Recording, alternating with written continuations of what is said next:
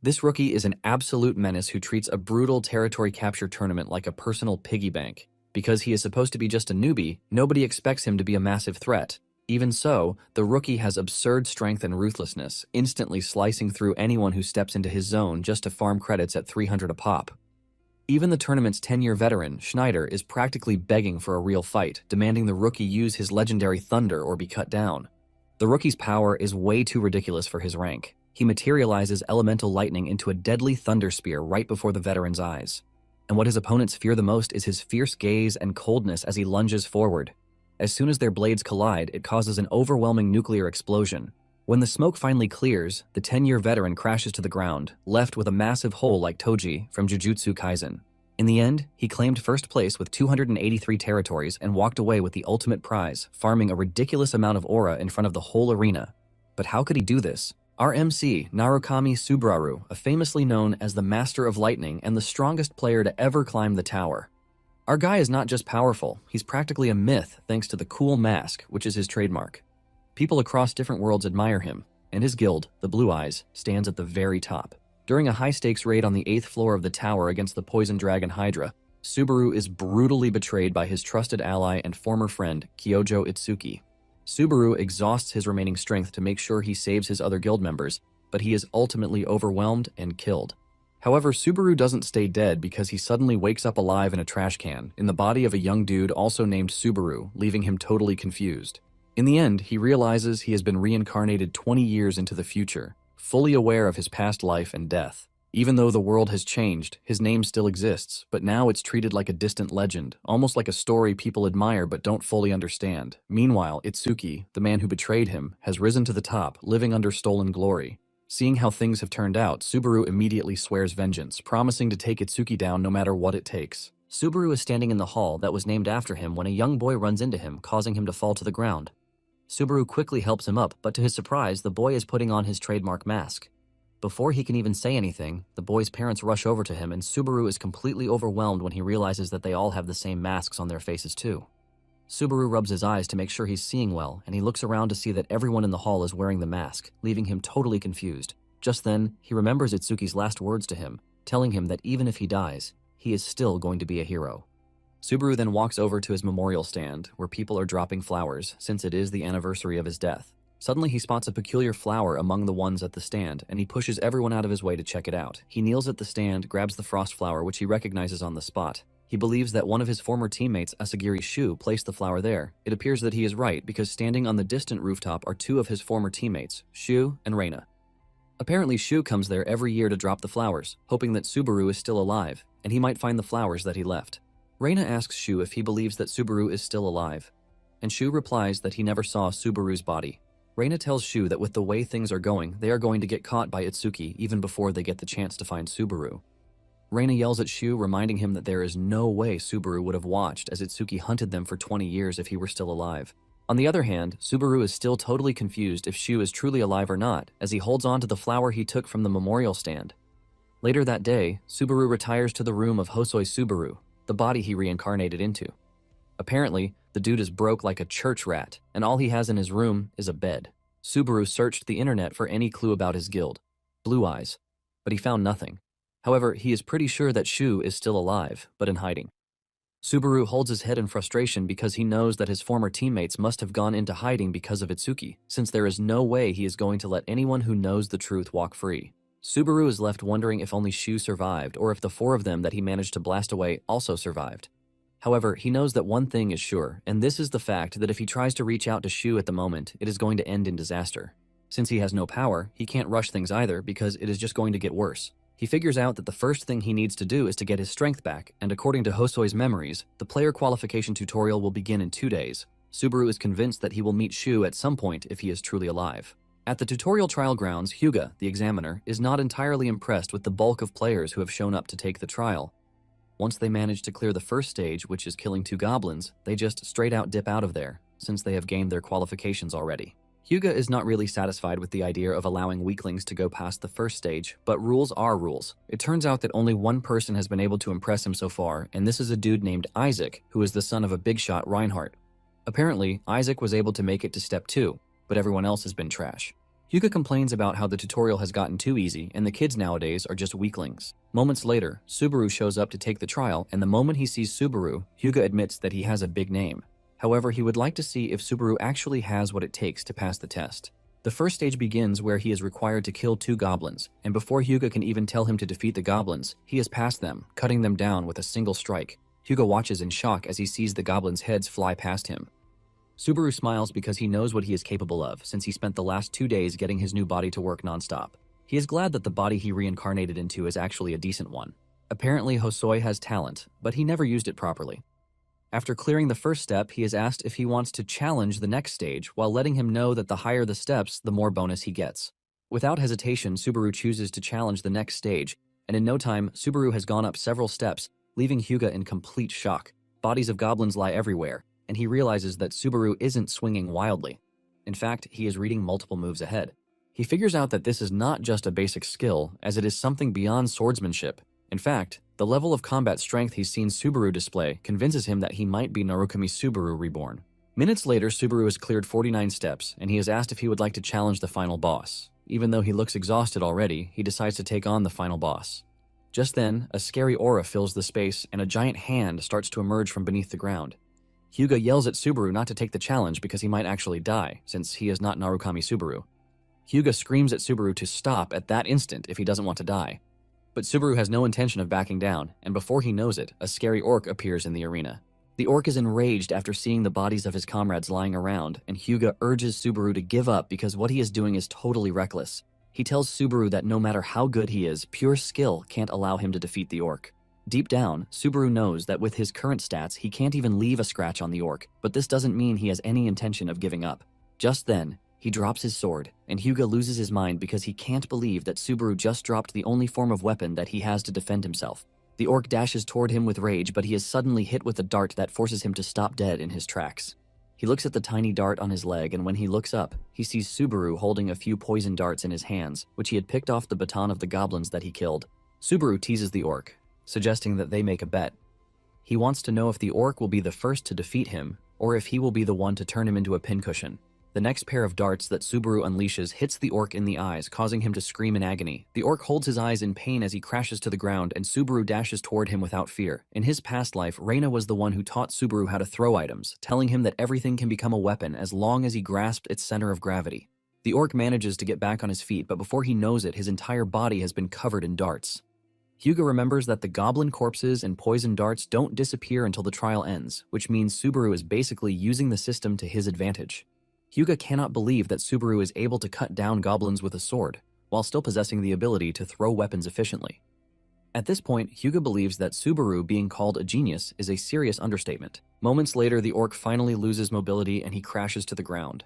Subaru then picks up his sword, and before he finishes off the orc, he lets him know that he holds no grudge against him. Subaru then pushes his sword into the orc's neck, finishing him off, and Subaru is informed that he is the first to clear the tutorial step, 50. Subaru is glad that he finished the tutorial, but he can't believe that they added such a tough monster to a training stage. On the status screen, Subaru is informed that he has leveled up and has been granted a ton of achievement points. He has also unlocked the tutorial shop, which is only available during his current stage. His current points are just over 2,000 points, and he wonders what he can buy with them. Since it is his first time seeing the shop, he excitedly opens it and he realizes that there are a ton of items listed in the shop. The lowest item he can get is 5 points, while the highest is around 200 points. Just then, he notices that the Demon Blade is available for sale, and it costs 1,000 achievement points. This is a rare weapon that consumes the user's stamina and mental energy to boost cutting power and physical ability. Because it is a failed creation by the Demon Smith kindred, it remains unnamed. Subaru admits that it is tempting, but the ability to drain stamina and lightning is something huge. On the other hand, there is the Holy Sword, Miranda. It is also a rare weapon that lessens fatigue accumulation and extends combat endurance. It is a mithril sword that is blessed by the temple. Subaru believes that what he needs is the Holy Sword, not the Demon Sword. He is left wondering what he should choose between the sword that gives raw power and the Holy Sword that increases survivability. Subaru stands there thinking about it because the first purchase is the most important of all, and he has to choose carefully. Just then, he notices that there are still more items in the shop, and he just has to scroll further. He runs into a skill called the Wedge of Greed, and this skill costs 1,400 points. It is an F-rank skill, which is still stuck on level 1. The skill suppresses the side effects of skills or items used by the user. Apparently, the skill can be leveled up but requires 10,000 credits. Subaru is blown away when he sees this, since this is the first time he has seen a skill like this. He wonders if it will be able to suppress the debuff from the Demon Blade or Lightning. He proceeds to buy the Wedge of Greed skill, and he also buys the Demon Blade. He believes that it is going to be a perfect match as long as it works the way he wants it to.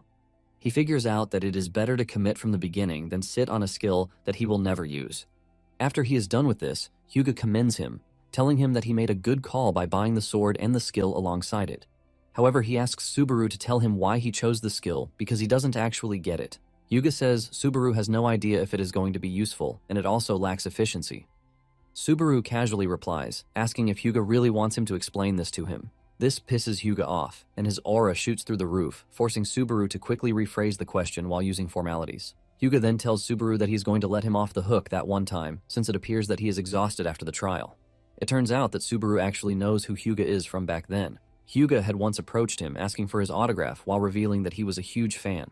Subaru told him that he doesn't have one, and Hyuga urged him to just sign with his name instead. Subaru smiles as he remembers the past and how much things have changed, including Hyuga's receding hairline. Subaru then tells Hyuga that he has no intention of explaining anything to him, but he urges him to keep the trial results confidential. Hyuga laughs, saying Subaru clearly lacks manners and he plans to drill them into him. He asks him if he wants to join the Knightly Way Guild, but Subaru's no is sharper than his blade. Hyuga tries to convince Subaru, telling him that it is actually rare to see an examiner personally scouting someone, but Subaru ignores him and just moves up to the second floor of the tower, leaving Hyuga hanging. Subaru emerges on the second floor, which is buzzing with other players, and since he is back on a familiar floor, Subaru promises himself that he is going to play his new life smarter. He has been given a second chance to correct his mistakes, and he doesn't plan on wasting it. He is prepared to do everything for his teammates who are waiting for him and for the revenge that they never got in their brutal final moments. At the solo private training grounds, one can personally train, test skills that they have just acquired, and also try out equipment durability. Subaru walks up to the old attendant who asks him which floor he came from. Subaru replies that he just moved from floor 1, and the man suggests that he use the first training room where there are straw dummies. However, Subaru tells him that he wants to use the 5th room, leaving the old attendant shocked as he wants to believe that he's gone deaf. The old attendant tells Subaru that he is basically going to waste his money, and he suggests that he take his advice and use the first room. Subaru lets him know that he actually appreciates his concern, but he would like to use the room for 30 minutes. As Subaru heads to the room, the old attendant lets him know that he is responsible for whatever happens to him inside, while reminding him that they don't do refunds even if he leaves the room early. Subaru spends 50 credits to get the room, and he has 10,000 credits left. Basically, the higher the room number, the more challenging it is, and it is normal for anyone to look at him like a fool because he is a newbie with no decent gear. But he decided to take on the 5th room. Upon stepping into the room, Subaru grabs his weapon, the Demon Blade, and the moment the blade verifies the user, he is informed that all stats have been temporarily enhanced. His stamina and MP are consumed, and this immediately puts a strain on him. The Wedge of Greed then comes in to resist the secondary effects of the Demon Blade to recover a portion of Subaru's stamina and MP. However, the Wedge of Greed fails to do its job because it is still a level 1 skill. The Demon Blade continues to drain Subaru, causing him great pain. Seeing how crazy it is, Subaru quickly spends 10,000 credits to level up the Wedge of Greed skill. The skill moves from F rank to E rank, and with this, it is finally able to resist the effects of the Demon Blade to some extent. Subaru could finally hold the sword straight, and once his stats are enhanced, he dashes into the training grounds for a test run. Minutes later, the old attendant is sleeping and drooling when Subaru walks past him. He catches a faint image of Subaru leaving the premises with his body totally battered. The old attendant finally rubs his eyes to wake himself properly to check if he is seeing right. He doesn't want to believe that Subaru is the dude who went into the 5th room because it is not even up to 10 minutes yet. The old attendant walks over to the 5th room to knock on the door, asking Subaru if he is still in there. When he doesn't get a response, the old attendant opens the door to check, and to his utmost shock, the room has been turned upside down with almost every piece of equipment in the room shattered and destroyed. He freaks out while asking himself what happened in the room. Later on, Subaru wakes up in his room and he figures out that he must have been out for quite some time. He stretches to try to move his stiffened body. He knows that he would have been screwed inside the training ground if he were using any other weapon, which is not the Demon Blade. Subaru then heads to a cafe to chill out, while the strain on his body gradually reduces. He checks out his stats and realizes that if not for the Wedge of Greed skill, he wouldn't be able to even hold the demon sword, let alone wield it. Subaru smiles because he believes that this will definitely work well with lightning. However, Subaru figures out that his next problem is how he is going to level up the Wedge of Greed skill because the next cost is 20,000 credits, and he is left with 5 credits. Subaru cannot believe just how broke he is, and he is thinking about his trash life when he sees a dude talking to his phone. The dude looks like a pop star, and he is chatting with people on his phone while they are sending money to him. Subaru watches in the distance as he sees the dude do a lot of weird stuff with joy on his face because he obviously doesn't know that his viewers are paying him to do the goofy stuff. Subaru then checks out his phone, and he searches for how to save points.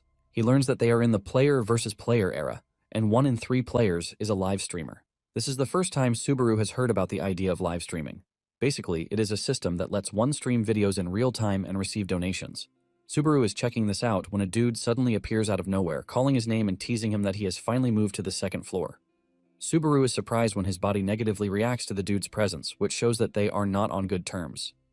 Subaru remains mute, and the dude, Isaac, scolds Subaru for ignoring him, even though a friend is talking to him.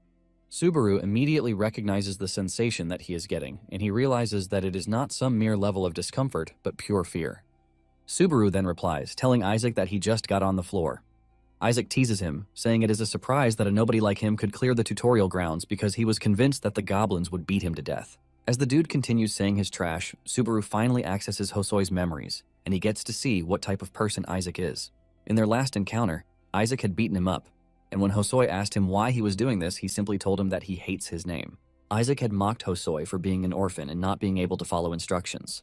Hosoi tried to explain that the credits Isaac gave him weren't enough, but Isaac kicked him in the chest to shut him up. Hosoi crashes into the waste bin while Isaac mocks him, telling him that he is never going to be able to leave the trashy place. He even threatens to beat him up if he tries to climb the tower. After seeing this, Subaru realizes that the former owner of the body was a fool for allowing himself to get pushed around. It also dawns on him that this must have been why he woke up in a trash can. Isaac starts boasting to Subaru, telling him that he broke his father's record and made it till step 20, and Hyuga showered him with praise, saying it is expected of Reinhardt's son. Subaru sits there hearing the dude yap as he talks about how he got a reward for clearing the steps, and it was a B rank skill. He tells Subaru that it is the highest tier skill one could get from the tutorial ground, and after he is done yapping, he says his throat is dry and would like a drink. Subaru gulps down his drink, and he tells Isaac to take things easy because he is about to leave. However, Isaac tells him that he should get him a cup of coffee before he leaves, and he is also free to add whatever snacks he believes suit him. Subaru puts on a confusing face when he hears this, and Isaac loses it, asking Subaru why he's been acting weird since he got there. Subaru simply answers him that he doesn't have any spare credits, and if he really wants coffee, he should buy it himself. Subaru stands up to leave, but Isaac coldly tells him to sit down. Subaru ignores him because he has no time for another revenge plan unless Isaac decides to get in the way of his main revenge. Just as he is about to leave, Isaac grabs his arm, asking Subaru if he wants to find out what he can do to him, but Subaru coldly urges him to let him go if he knows what is good for him. Isaac gets even angrier, telling Subaru not to get cocky, but just then he realizes that he can't cause a scene in the presence of this many people because it would only come back to bite him. Isaac then switches it up, laughing out loud, telling Subaru that he was only messing with him.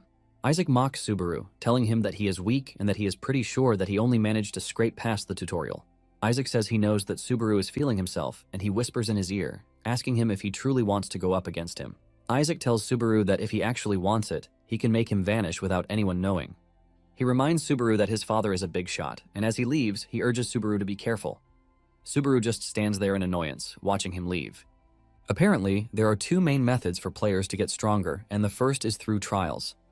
The player climbs the tower, passes its trials one by one, and earns rewards to grow stronger in a natural way. The first method is one that requires the player to pay credits to undergo trials, but in exchange, one can grow stronger inside a safe virtual space. Even if one dies there, all the player loses are the credits they paid and the progress. However, the second method is hunting, and the player grows by taking down monsters outside the safe zones or by clearing special dungeons on each floor.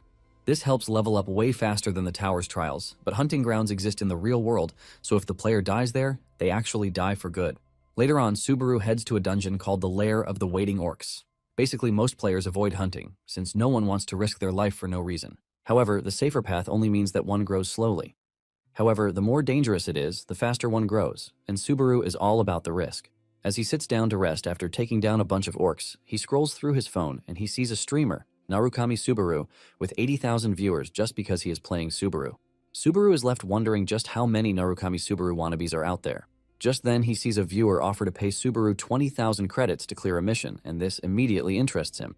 As he sits there, he sees Subaru get a ton of missions for several credits. Subaru cannot believe how unfair it is because a wannabe is earning cool cash through streaming, while he, the real deal, is fighting monsters with his life on the line. After he is tired of watching, Subaru finally gets back on his feet to take on the boss of the dungeon, the orc general that just appeared. Even though he doesn't have poison like the last time, he believes that he has something even better this time around. Subaru grabs his weapon and all the effects come into action. Subaru cuts through the regular orcs without mercy, since his main target is the orc general. In no time, he reaches the orc general before the orc even realizes what is going on. He cuts down the orc and clears the dungeon. After this, Subaru acquires his trademark mask because he plans to start streaming, so he can also rake in credits while doing what he is good at. Subaru puts on the mask with the intention of going all out, since he is the real deal. He uses his normal name, and he starts a live stream as he enters a dungeon. Meanwhile, at Azure Sky Entertainment, one of their managers, Uika, is scrolling through live streams for talents, but all she is getting are trash. Even Uika's colleague, Kiyoharu, is having a tough time because of how many Subaru ripoffs are out there. There is even one fool who calls himself Subekchi, and he is nothing but a clown. Uika tells her colleague that since the original Narukami Subaru never shows up, whoever gets the most attention becomes the real one. Since everything is revolving around Subaru, she believes that live streaming might actually be dying out, but her colleague yells at her to stop saying such negative stuff, since they basically live off live streamers. Uika agrees with him, but she is pissed that the live streamers don't even know the basics, and it is basically disrespectful to the majority of players, who are risking their lives to climb the tower. Her colleague then asks her why she is still on the lower floors if this is her conviction. Uika sighs and replies that it is because it is boring, while reminding the dude that he also gave up. She yells at the dude, telling him to go and find rookies who are worth scouting instead of nagging her. Apparently, Uika started climbing the tower to see Narukami Subaru in person, but when she didn't, she just gave up. Just then, Uika finds a new streamer, Narukami Subaru, who is our guy. However, Uika's colleague yells at her for even tuning in, since she is the only viewer. In fact, Subaru is still on the second floor, but Uika replies that anytime he sees someone wear the mask, she gets some sense of hope. Subaru then commences the Floor 2 trial, which requires that he clear the Dungeon of Beginnings and reach the exit. He is informed that achievement points will be awarded based on monsters defeated. As he prepares to take on the trial, Subaru realizes that he actually has someone watching, which adds pressure. Just then, another viewer, Love Money, shows up on the stream, asking Subaru if it is his first try. Subaru says yes, and the dude asks him if it is proper for him to stream it, since he doesn't even know the route on his first try. While looking at his phone, a one-eyed bat dashes toward him, but Subaru casually grabs it without even looking, and he smacks it into the ground, defeating it to Aura Farm, while asking Love Money if there is any problem with him streaming on his first try. Another viewer soon joined, commending Subaru for his insane reflexes, while expressing his surprise that people have started streaming on the second floor. Love Money says some have done this before, but they always quit whenever their views don't grow. Love Money urges Subaru not to be greedy and just wait for a party, so that they can move together. Subaru thanks Love Money for the advice, but lets him know that he won't follow it because he likes doing things solo. Before he knows it, the stream has jumped to 6 viewers, but they still believe that he is a joke, who is just getting views thanks to the fact that he is using Narukami Subaru's name. Moments later, a mud mermaid runs toward him, but all it takes Subaru is one slash. It was so fast that even some of the viewers didn't notice this. As Subaru proceeds, he continues taking down monsters with ease, leaving the viewers stunned since Subaru kills monsters as if they don't pose a threat to him. In no time, the viewers move up to 10, and while taking down monsters, Subaru is awarded achievement points. Subaru tells his viewers that if they focus on the sound, they can actually tell where the monsters are coming from and how many of them are there. Most of the viewers reply that they actually know this, and Subaru tells them that they should be able to do it if they know it. However, they inform him that no normal person can do what he is doing, since talent decides everything in the game. Subaru figures out that he is just going to stack up plenty of achievement points before leaving the dungeon. Just then, one of the viewers warns Subaru that he should stop charging forward because he might actually die. Moments later, he runs into a pack of one-eyed bats, and the moment the viewers see this, they all assume that he is done for. Surprisingly, one of the viewers, My Deadstream, gives him a mission to kill all the bats for 100 credits. The other viewers laugh at this, saying there is no way Subaru is going to clear it. However, Subaru thanks Deadstream for the 100 credits. Meanwhile, Uika is glued to her screen, trying to see what Subaru is going to do, while her colleague is losing his mind. The dude moves over to check what Uika is watching, and Uika suddenly screams out in surprise. The dude believes that Uika is yelling at him for losing money on a gamble, and he tries to clear the air, but Uika tells him that he has it all wrong. She mentions Subaru's name, and her colleague cannot believe that she is still watching Subaru's stream. He decides to take a glance, and he is stunned when he sees Subaru cut down bats like paper. Subaru remembers when Shu lectured him on how to properly use his sword angle. It turns out that Subaru was just moving out of instinct back then until Shu mentioned it. Basically, when clearing one-eyed bats, one shouldn't aim for their eyes one by one because they always lunge head first. The more they are, the bigger the opening that they leave, and Subaru demonstrates this to his viewers by cutting down the bats at once. The viewers are left stunned, and those who believed in him from the start are calling out those who called Subaru a noob. One of the viewers says he can't believe that he is currently on the 4th floor, but a 2nd floor noob is tutoring him. Most of the viewers don't even get the explanation because Subaru is basically a bad teacher. Just then, Love Money tells him not to forget to claim his credits, but this is where Subaru ran into an issue. They notice that he is not moving, and they ask him if there is something wrong. Subaru finally speaks up, asking them how he is supposed to claim the credits, and his viewers laugh out of their heads when they hear this. They realize that Subaru is cracked when it comes to fighting, but he is basically a noob when it comes to streaming. Love Money then explains to him, telling him to tap the claim button at the top of the mission list in chat. Subaru thanks him and then proceeds to do so. At this point, his viewers have jumped to 20 and he decides to go for the last push. Back at Azure Sky, Uika is losing her mind because she can't believe what she just watched. Her colleague scolds her, telling her that she is basically insane, but she asks him if he has ever seen a stream like this before. The dude urges Uika to stop freaking out because it is just the 2nd floor, but this only makes Uika freak out more. Uika is totally sold as she stares at her screen, and she even starts cooking up assumptions that Subaru might be Narukami Subaru reincarnated.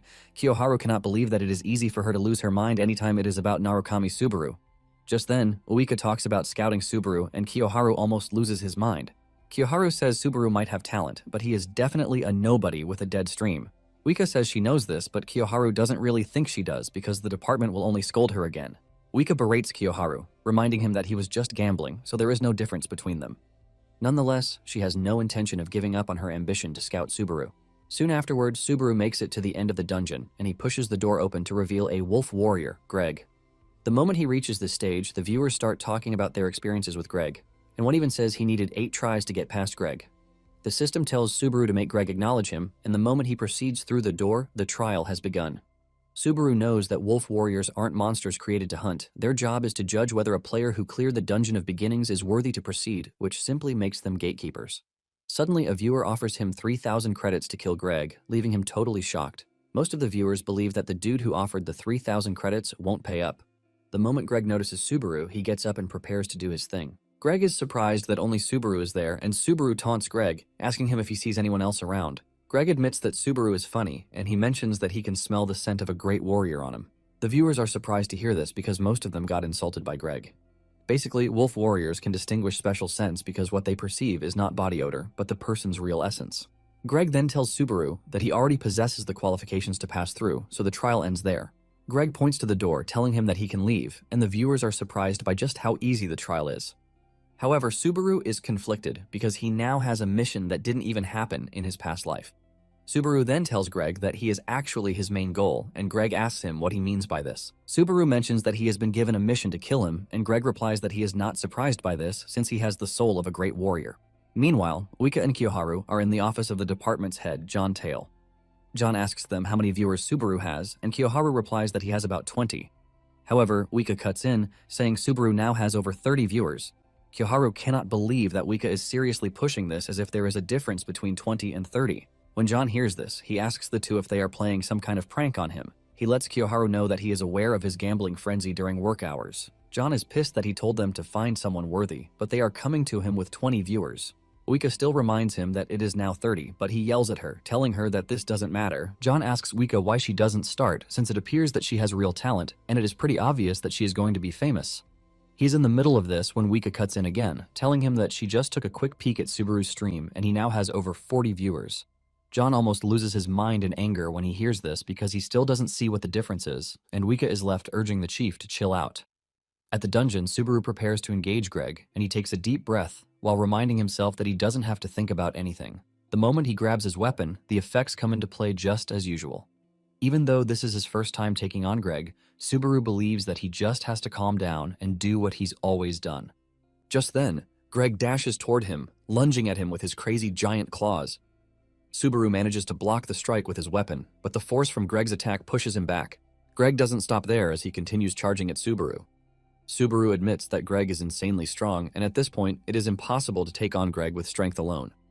After a few strikes without landing a hit, Greg admits that Subaru is an impressive warrior. However, this doesn't stop him from continuing to swing crazily at him since he is pretty confident that Subaru is no match for him. Greg pushes Subaru backwards, forcing him on the defensive while he stands tall above him. The viewers are left in awe, and some have already written Subaru off, saying he can't take on Greg because it is basically impossible. One viewer believes that Subaru will get it done after 2 to 3 tries. One viewer even scolds whoever gave Subaru the mission because he could have moved past Greg without having to go through stress. On the other hand, Subaru is analyzing the situation, and he knows that there are methods more effective than using pure strength. Minutes later, Greg decides to finish Subaru off, since he is already tired of the fight. He lunges at Subaru with one crazy push, but he misses Subaru.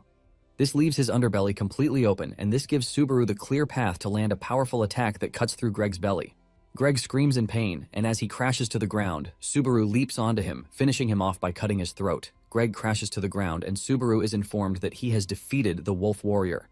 The system tells Subaru that he has leveled up twice, and his strength has also increased by 2. His other stats also enjoy increases, and he is given 500 achievement points. The viewers are left in confusion because they can't believe that Subaru just took down Greg. Basically, this is the first time Greg has been taken down, which makes it all crazy. The viewers continue heaping praises on Subaru because he just did something that he never thought was possible. At this point in time, his current viewer count has gone up to 56, and the viewer who promised him the credits immediately deposits the credit. Subaru thanks him for the credits, assuring him that he is going to make good use of them. The door then opens, and the moment he walks through it, he is hit with 13 trials at once, shocking the viewers again. It turns out that the number of trials is proportional to the player's talent, and the system asks him if he would like to choose the Thunder trial. Without hesitation, the viewers urge him to pick the Thunder trial, since this is Narukami Subaru's trademark. Subaru then picks the Thunder trial, and he is transferred to the site of the trial. Meanwhile, Uika, John, and Kiyoharu are losing their minds because Subaru just did something they didn't expect. Uika then turns to John, asking him what he thinks about Subaru because she is pretty sure that there's been no streamer like him in the past. In addition, he was given 13 trials at once, which is insane because a normal player gets 2 to 3 missions. John admits that Subaru is impressive because he even defeated the Wolf Warrior that has never been defeated in the past. However, John is worried about scouting a streamer who is still on the second floor. Just then, Uika suggests that they make a bet. Uika tells John that if Subaru fails to master Thunder, she and Kiyoharu's salary will be fixed for the next 5 years. Kiyoharu degrades to his black and white version when he hears this, while asking Uika why she is dragging him into the wager. Uika lets her boss know that they have to sign a contract with Subaru if he does master it, but Kiyoharu is still freaking out about it, telling his boss not to mind Uika because he has no idea what she is talking about. John then reminds Uika that only the player has been able to master Thunder, and this is the original Narukami Subaru himself. Uika replies that they are never going to know unless they try, and John immediately takes the bet, while Kiyoharu is freaking out about it. On the other hand, Subaru has started the Thunder trial, and he suddenly finds himself in a strange area.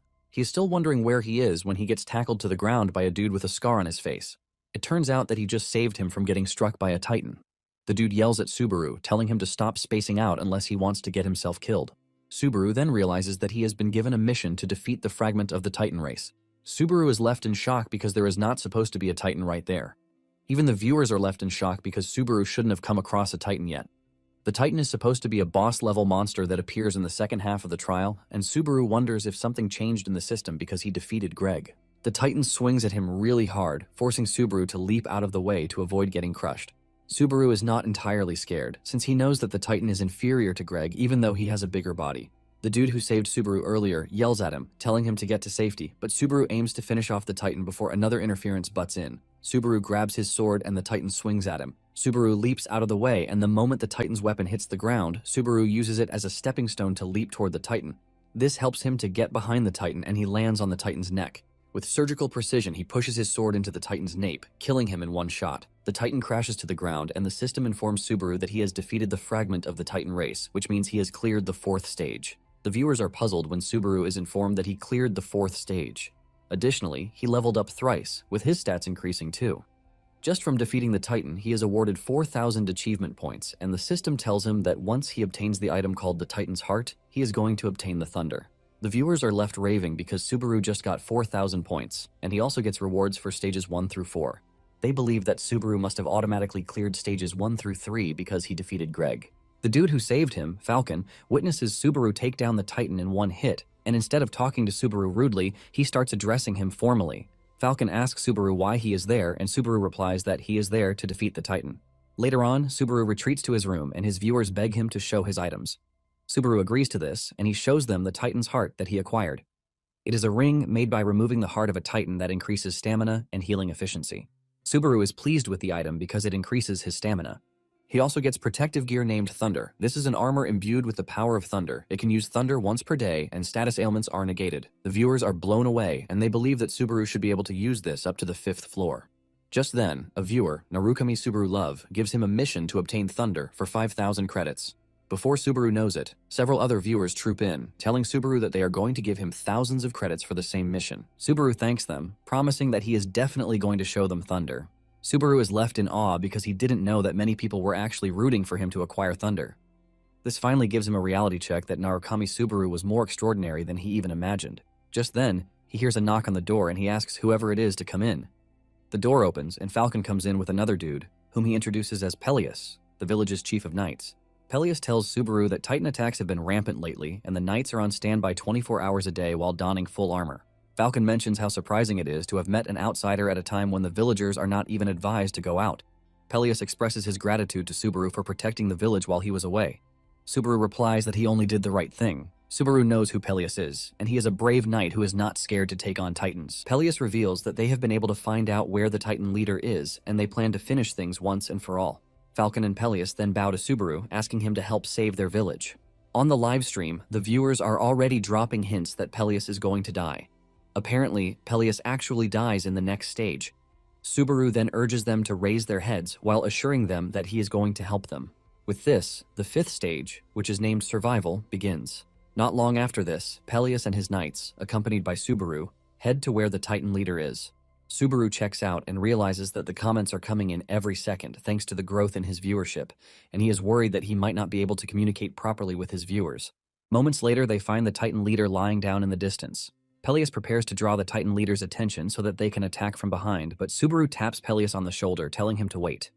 Peleus wonders why he is stopped, and he soon understands when he sees a ton of Titans emerge from their hiding places, revealing that the Titan leader is not alone.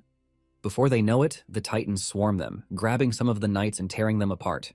The knights scream for help as the Titans feast on them, and Peleus yells at the knights, telling them to retreat to the foot of the mountain. Some of the knights don't want to leave as they watch their loved ones get shredded by the Titans, but Peleus shouts an order at them, telling them to leave the battlefield. He tells them to think about the village and their families who are waiting for them at home because their fight isn't over yet. The knights start making a run for it, and Peleus urges Falcon to lead the way.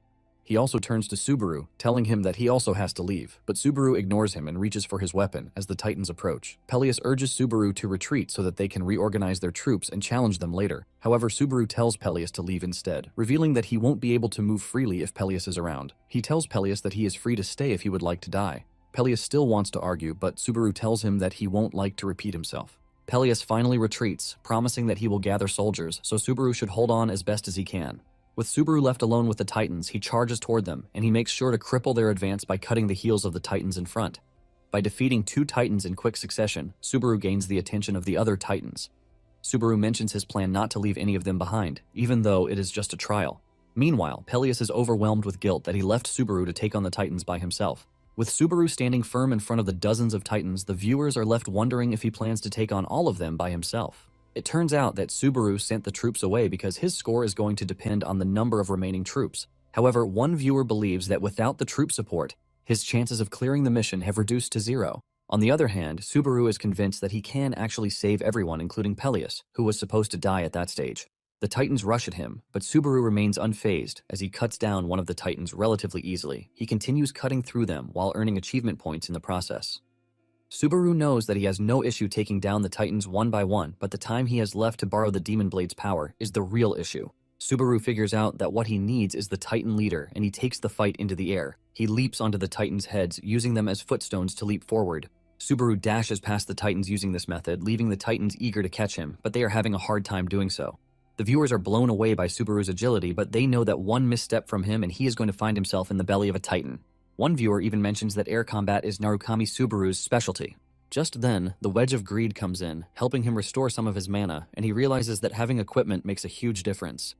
However, Subaru knows that he has to take down the Titan leader before he reaches his limit. Moments later, he spots the Titan leader in the distance, smiling at him, teasing him to give it a try. Subaru doesn't hesitate, even though the Titan leader is more than capable of finishing him with one strike, thanks to the Titan leader's big baton. Nonetheless, Subaru knows that he has just one chance to take down the Titan leader, and he has to do it in one hit or else he is done for. He has a plan in hand, but he can only beg that it works, or else he is screwed. Just as he is about to reach the leader, Subaru snaps his finger and activates the thunderclap. The thunderclap hits the battlefield in the most brutal way. As it reverberates throughout the entire battlefield, the Titans are critically affected and they grab their heads in agony, including the Titans' leader. He screams in pain while calling Subaru a vile human, but with the leader covering his ears with his hands, Subaru gets a free chance at his neck. While doing this, the demon blade is excessively consuming his mana. Without wasting too much time, Subaru puts all his energy into the attack and he pushed his sword into the leader's neck. In one strike, Subaru takes out the leader by exploiting the only weakness he has. Before the other Titans can even recover, Subaru has taken down their leader, and the system informs him that he has cleared the 5th stage. The system admits that Subaru has accomplished an astounding feat, and because of this, he is leveled twice. His stats also get significant increases. The viewers are left in awe, and messages start flooding. They are totally blown away because they don't even defeat the Titans in this current stage. They don't even understand when the Titans became killable, and they admit that Subaru is an impressive person to have been able to defeat monsters that are not meant to be defeated. Even some of the viewers hate that they are so weak that they can't do what Subaru is doing. Just then, the Titans start recovering from the thunderclap that hit them. At the same time, Subaru is informed that the Wedge of Greed can no longer resist the secondary effects of the Demon Blade. This is when it dawns on Subaru that even though he has cleared the stage, the monsters will only keep respawning until he finishes the actual trial. Subaru can't believe that he is about to be bitten in the back by the same mechanism that he exploited. Subaru finds it hard to stand straight as he loses his strength with every second that passes. Just as he is about to be overwhelmed by the Titans, thunder hits from above, running through Subaru's body in an overwhelming amount. Meanwhile, in a distant, remote area, Reina is on her phone when Shu steps out of the cabin, asking her what she is doing. Reina talks about how nice the weather is, while sadly revealing that this is the only thing that they can indulge in now. Shu tells Reina that it is about time for them to put an end to things. Shu then notices that Reina is focused on her phone, and he decides to take a glance. Reina explains that she is watching the stream of a player named Narukami Subaru, and Shu freaks out when he hears this. However, Reina urges him to chill out because she is pretty sure that he is not the one they know. Reina believes that this Subaru is just calling himself that, since he is a streamer who has just started taking his second-floor trials. Reina then tells Shu that it is pretty obvious that if Subaru were still alive, Itsuki would have been long gone from the tower.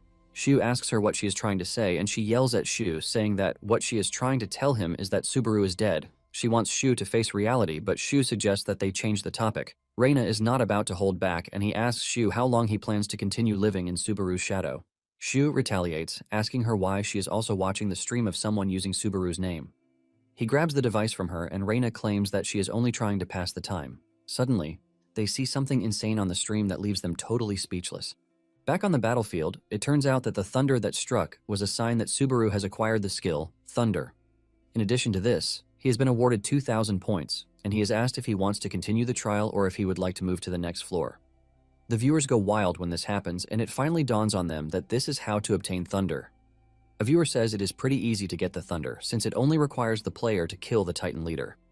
One replies that they finally understand why Narukami Subaru didn't tell anyone, but another lets them know that even if Subaru had revealed this, there is no way any of them is pulling it off. It turns out that the Thunder skill is an A-rank skill that drains stamina and magic to use the power of Thunder. Since it is still at level 1, it can be leveled up using additional Thunder shards. Nonetheless, Subaru is glad that he survived the stamina drain because the trial ended at the right time. Because he cleared the mission, his credits started rolling in from people who gave him the mission to do so. Subaru thanks them, and at this point, he has 20,000 credits. Subaru then decides to put on a thank you show for the support, and he resumes the trial. He wastes no time spending 20,000 credits to level up the Wedge of Greed so that it can finally hold back the Demon Blade's debuff. Even though he would like to cover his entire body with thunder at that moment, he knows that he can't, and he limits the use to his hand in the meantime. As the Titans rush toward him, he envelops the Demon Blade with thunder, and he unleashes a powerful strike that slices through the Titans with just one strike. With just a single strike, he wipes out the Titans, but it is only after he is done that he realizes that he has expended all of his strength. He planned to save some strength so he would be able to go back, but he is completely out. Subaru loses his balance, but rests on his sword to try and hold on. Meanwhile, Peleus and his men are returning to the battlefield, and Peleus is shocked when he sees the bodies on the ground. He rushes towards Subaru, who is barely holding on. The moment Subaru sees Peleus, he finally gives in, and he passes out. Later on, Kiyoharu and John are seen watching Uika freak out over how she is supposed to approach Subaru now that they are finally ready to sign a contract with him. She already sent him a business proposal, but she is still feeling like Subaru might count it as a love confession. Kiyoharu cannot believe just how far she has gone when it comes to loving up. and he lets her know that she has nothing to worry about because it's nothing but business. John cannot believe that Wika was begging to be a manager for a streamer, but she is panicking when it is time for her to do the job. Wika tells John that this is different, and this is because she was a devoted fan even before she became a manager. She is also raving about Subaru getting the thunder, but Kiyoharu is just relieved that they are keeping their pay. John admits that thunder is not something a random person can learn, which shows that Subaru is worth keeping an eye on. Just then, Kiyoharu informs them that Subaru has read their mail. Wika hears this and almost dies from happiness, but she freezes up in shock when she learns that Subaru left the mail on read. It gets progressively worse as she degrades into her soulless art form, leaving her colleagues ultimately speechless. Meanwhile, there is a streamer out there, Hawkeyes, who specializes in analyzing player combat capability. He has established himself firmly by using insight and streaming expertise to beat his competitors. Hawkeyes has reviewed a ton of footage from various players, and he has provided an accurate analysis of them. He recently covered Kurokawa Amon, who joined the Blue Zone Guild recently. He talks about how he is a dark horse who is climbing the tower at an insane speed, which is why people even call Amon the second coming of Subaru. Hawkeyes also provides insight on Itsuki, asking if Itsuki can become the strongest. Basically, Itsuki is now the world's greatest player, and there is a lot of pressure on him. After taking a deep dive into Itsuki's skills, he still digresses to Narukami Subaru, talking about how he is the best man, and that thunder belongs to him. Hawkeyes then takes a dive at the hottest player of the moment, which is Narukami Subaru. Hawkeye's viewers are left in shock when they hear about this. He plays Subaru's footage for everyone to watch, and they are all left in shock. Even Hawkeyes is stunned when he sees the things that Subaru is pulling off. Hawkeyes mentions that Subaru has an insane level of concentration for him to be able to use a skill he has only just learned in such an impressive manner. Hawkeyes continues leaving his comments on Subaru's performance, glazing him in the process. Deep down, Hawkeyes is even more blown away than what he is showing on his stream because Subaru has the concentration and technique needed for fine control of his skills, while also making the right calls throughout the battle. Hawkeyes cannot believe that Subaru didn't actually make a single mistake in battle. He realizes that half of those who are watching don't even understand what is currently happening. Hawkeyes then tells his viewers that Subaru is definitely going to be a big player, and he is worth keeping an eye on. Hawkeyes is totally overwhelmed that he almost ends his stream without giving his viewers a closing remark, which is totally unlike him. His viewers are forced to remind him, and he leaves them with a big fact. He tells them that in terms of control alone, Subaru might even be better than Narukami Subaru at his peak. Soon afterward, Subaru wakes up in his room after he passed out on the battlefield. The system informs him that the stage is currently pending, and his fatigue has fully recovered. He is asked if he wants to suspend the trial, and there are two conditions that must be met for a trial to be suspended. The first one is that the previous stage must have been completed without the next stage having started, and the second is that the player's fatigue level must be 0. Subaru figures out that his fatigue has recovered, but his mental exhaustion is still there. He decides that he is just going to take some time off, and he thanks his viewers for watching.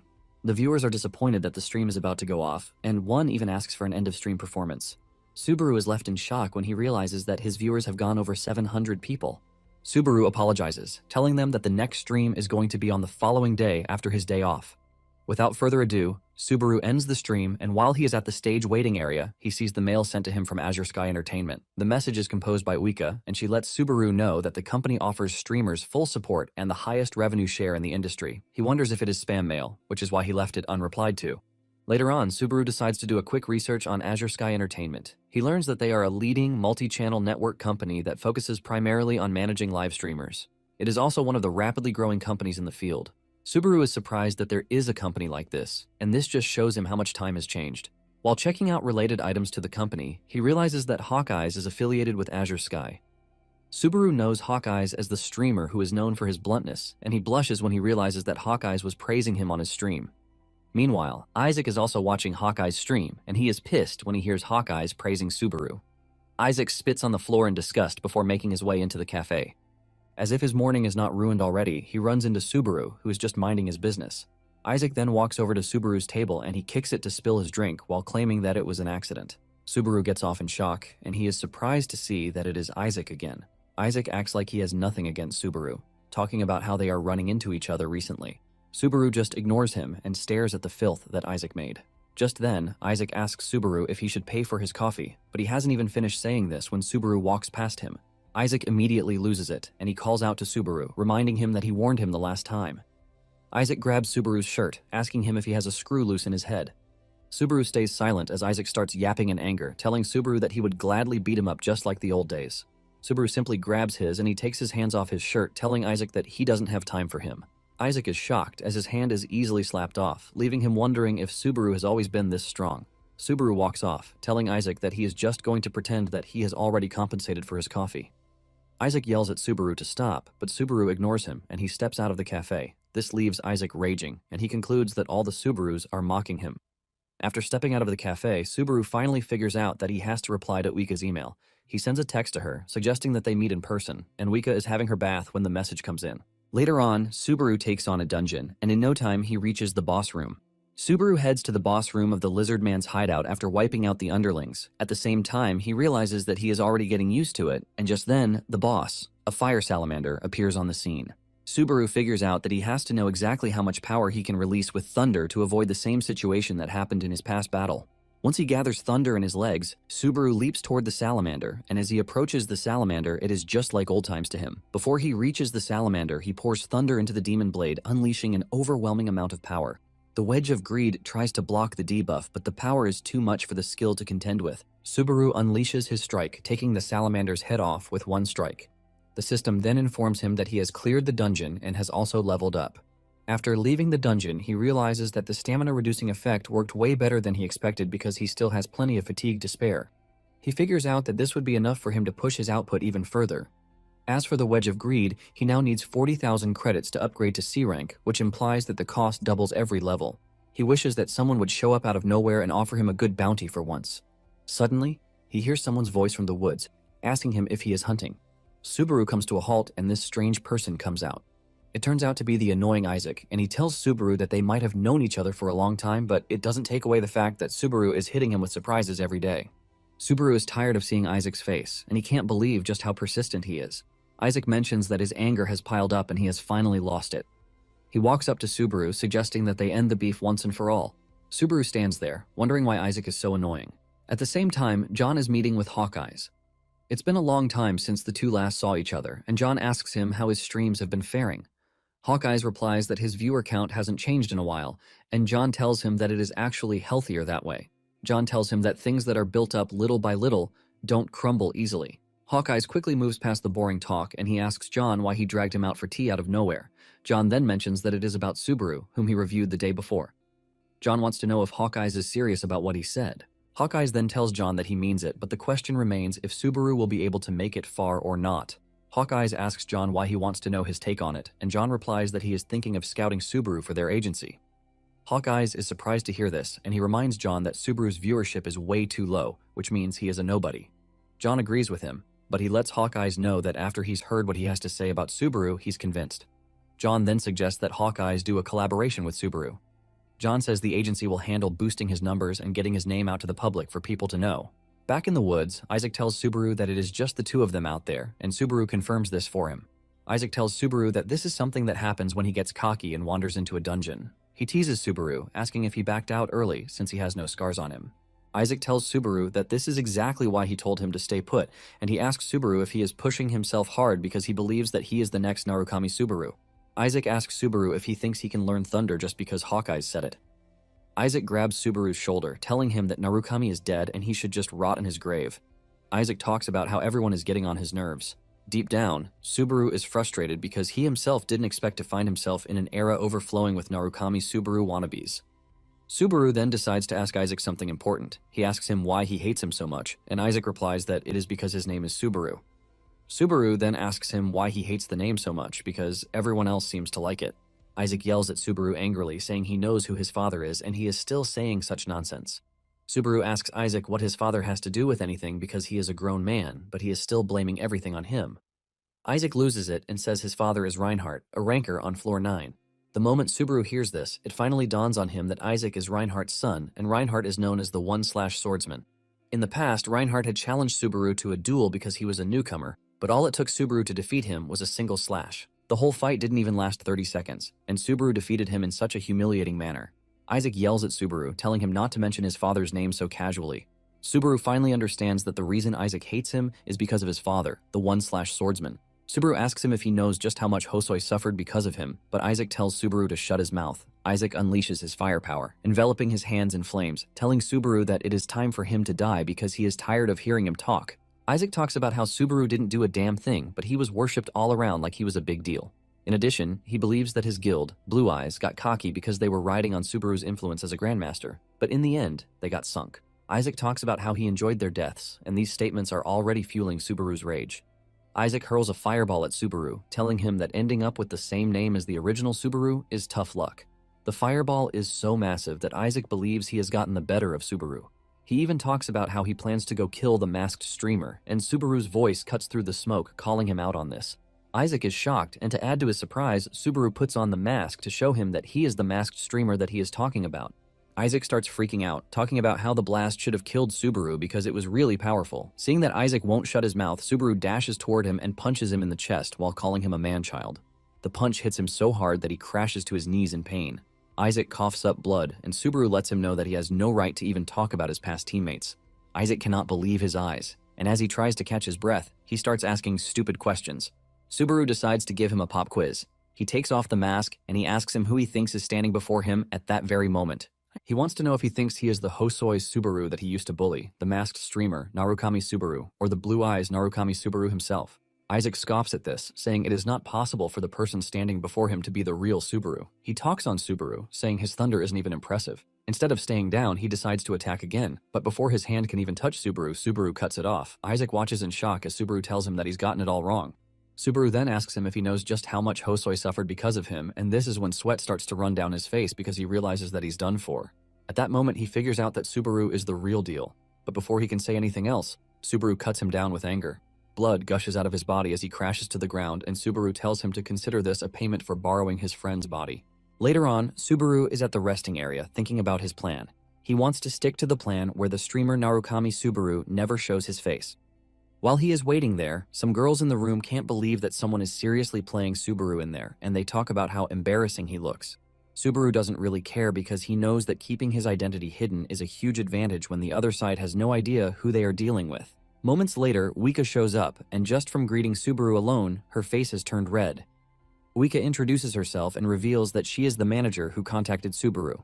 Subaru shakes her hand, introducing himself, and Wika almost dies from excessive blushing while telling Subaru that it is good to meet him.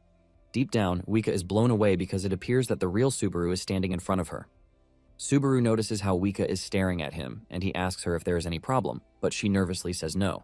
Before coming to meet Subaru, John had told Wika that she had to get everything right, since it was her first time meeting a client. However, seeing how she has just messed up her intro, she can't believe that her boss's words went to waste. Subaru notices how she is acting all nervous, and he asks her if she is a fan of the late Narukami Subaru, and she says yes. In fact, she lets him know that she is a die-hard supporter. Subaru then urges her to relax because he is not the real one, and he is pretty sure that he is younger than her too. Uika argues that she is also a fan of the streamer Subaru. She starts talking about the first time she watched Subaru's stream when he went into the dungeon to defeat the one-eyed bats, and all. This is when Subaru starts to wonder if Uika is his first viewer because she basically remembers everything in detail even more than him. Subaru commends her, saying he was sloppy back then, but it now feels dreamlike to hear Wika talk about how she watched everything. Wika boasts about this, and mentions that this is exactly why she told the company to assign her to be his manager. It then dawns on Uika that it is finally time for her to act professionally so she can win Subaru over. Uika mentions that they have already drafted the contract, and since it is bulky, she will try to summarize. She places the contract book on the table, revealing that their company will handle everything from commercials, event highlights, merchandising, and anything that they can build using the brand, Narukami Subaru. Subaru asks her what he needs to do in return, and Uika says all he has to do is keep streaming as he has always done. Subaru then asks Uika if being a streamer is this convenient, and Uika replies with a smile that Subaru is the first streamer to have learned Thunder. In addition, she mentions that John thinks highly of Subaru. Uika is about to push for the final part when Subaru cuts her short, asking her if this is how all the managers in Azure Sky act. Uika replies truthfully, saying everybody else is way cooler and even more reliable than her. However, Subaru tells her that this is not what he means. Deep down, Subaru can see that the aura she gives off is not like a typical player, which leaves him wondering if the average level has gone up so much that someone like her is only working as a manager. Uika is already freaking out because she believes that she's messed the whole thing up. Unknown to her, Subaru is just thinking about how decent she is, which means he has to get stronger because it appears that the people he will be facing from there on won't be regular guys. Uika is about to burst out in naivety when Subaru stretches his hand to her to shake her, telling her that she looks like someone that he can trust, which is why he is going to accept the contract. Subaru lets her know that he looks forward to working with her. and with her whole face red already, Wika takes his hand, replying that she feels the same. Later on, Subaru restarts his stream, and to his surprise, there are over 700 viewers already. It dawns on him that the announcement from Wika must have worked, and without wasting time, Subaru suggests that they get down to business for the day. Subaru then continues with Stage 6, which was already pending, and this is named Legend. While holding out in the military camp, Peleus asks his men if their savior Subaru has woken up yet, and Falcon says no. One of the knights expresses his doubts, revealing that he doesn't even think that they can trust someone who is not a knight. Another knight agrees with him, saying Subaru is a random outsider who showed up out of nowhere just to kill the Titan boss himself. They find this really hard to believe, and they ask Peleus if he knows what he saw because he might have been tricked. Peleus yells at them in anger, asking them how they are able to say things like this. Just then, Peleus is informed that Subaru is awake, and Subaru makes his way into the tent. Peleus welcomes him with all excitement, asking him how he feels, and Subaru thanks him, telling him that he is pretty good. The knights start mumbling when they see Subaru because they can't believe that he is the one who took down the boss, since he doesn't even look that strong. Subaru then asks if they really don't believe that he did it, or if they just don't want to believe it. Before he started streaming, Uwika had explained a mic function to him to help him get past situations that might bore out his viewers. Just then, one of the older knights, Dale, stretches his hand forward to shake Subaru and to thank him.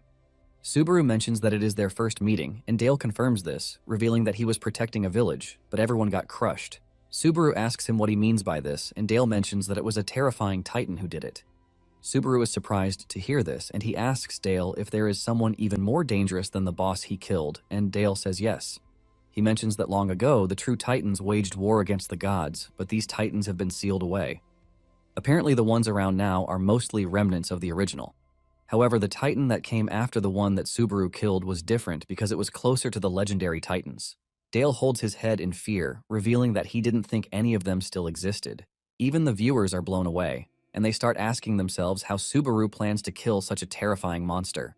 Subaru simply tells Dale that all they have to do is kill the Titan, and Dale is blown away by Subaru's confidence. Dale tells Subaru that it is a pretty dangerous mission, which might even lead to his death. Just then, Peleus mentions that there is an ancient legend that was passed down. He reveals that on the Millennium Mountain's peak, there is a thunder shard that he believes only Subaru can find. While they are talking, the scary Titan, which is 3 times bigger than the regular Titans, is already wreaking havoc on villages. It turns out that the boss that Subaru killed is his son, and he promises that he is going to avenge him. He grabs humans like nuts and crushes them just to use their blood to wash his hands. Later on, Subaru rides toward the front line and he spots the scary Titan leader in the distance. The viewers are left in shock when they see this, and even Subaru can see how desperate the Titan is to kill him. His viewers tell him that the mission seems impossible because what they are staring at is no ordinary Titan. According to the information and the distance, Peleus tells Subaru that it is going to take the Titans around 3 days to reach where they are. Peleus tells him that he has to run away by that time if he can't find the shard, because this is the only way he is going to survive. Subaru then rushes over to the Millennium Mountain on horseback because he has to get his hands on the Thunder Shard no matter what. The viewers urge him to quit and retry later, telling him that he should be able to clear it in 2 tries at best. However, Subaru disagrees with them, telling them that there is no trial that cannot be cleared. He has just finished saying this when it dawns on him that he just accidentally slipped out his old catchphrase. One of the viewers recognizes this catchphrase, but can't pinpoint where exactly. Just then, viewers start to drop credits for him to beat the mission. Subaru is only glad that they didn't catch on to what he just said. Moments later, he arrives at the peak of the mountain where the shard is said to be. He remembers Peleus telling him that the Thunder Shard only appears in legends and no one even knows if it is a unique power item or even a person. Subaru had asked Peleus if he knew how to obtain it, but Peleus told him that the only thing they knew was the location. However, he lets Subaru know that someone who once wielded the thunder wiped out the Titans entirely. Meanwhile, when Wika told her boss that it was a success, they celebrated this as if they had just won the jackpot. John teases Wika, telling her that she's finally becoming someone reliable.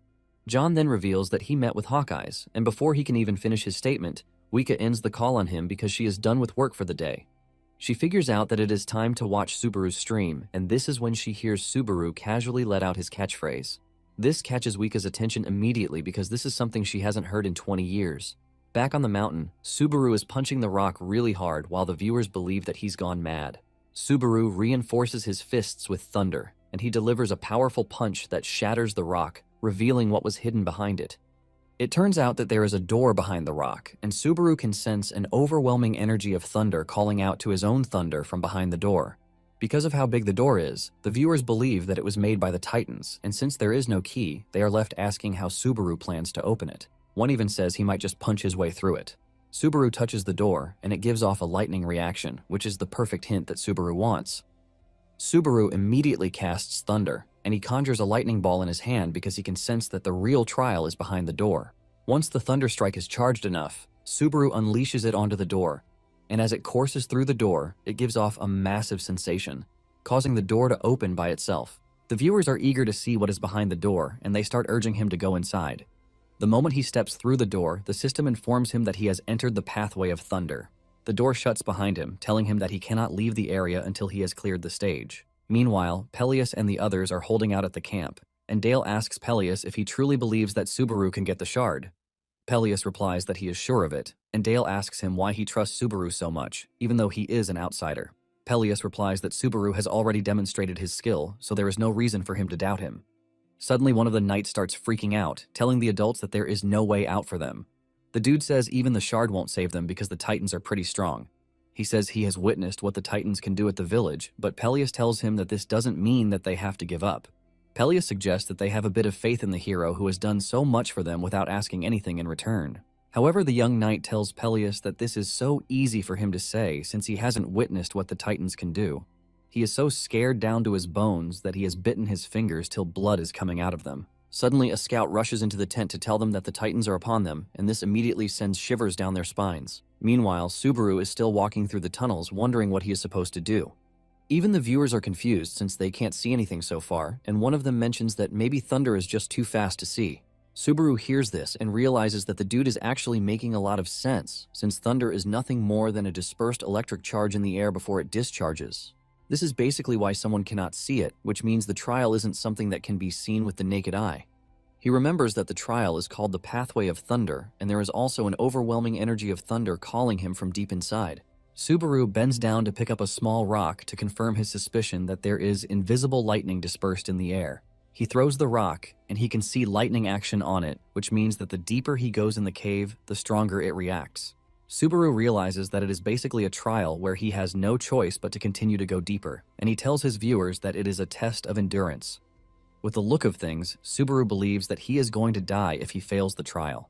The viewers start to donate credits for him to cheer him on, telling him not to be scared.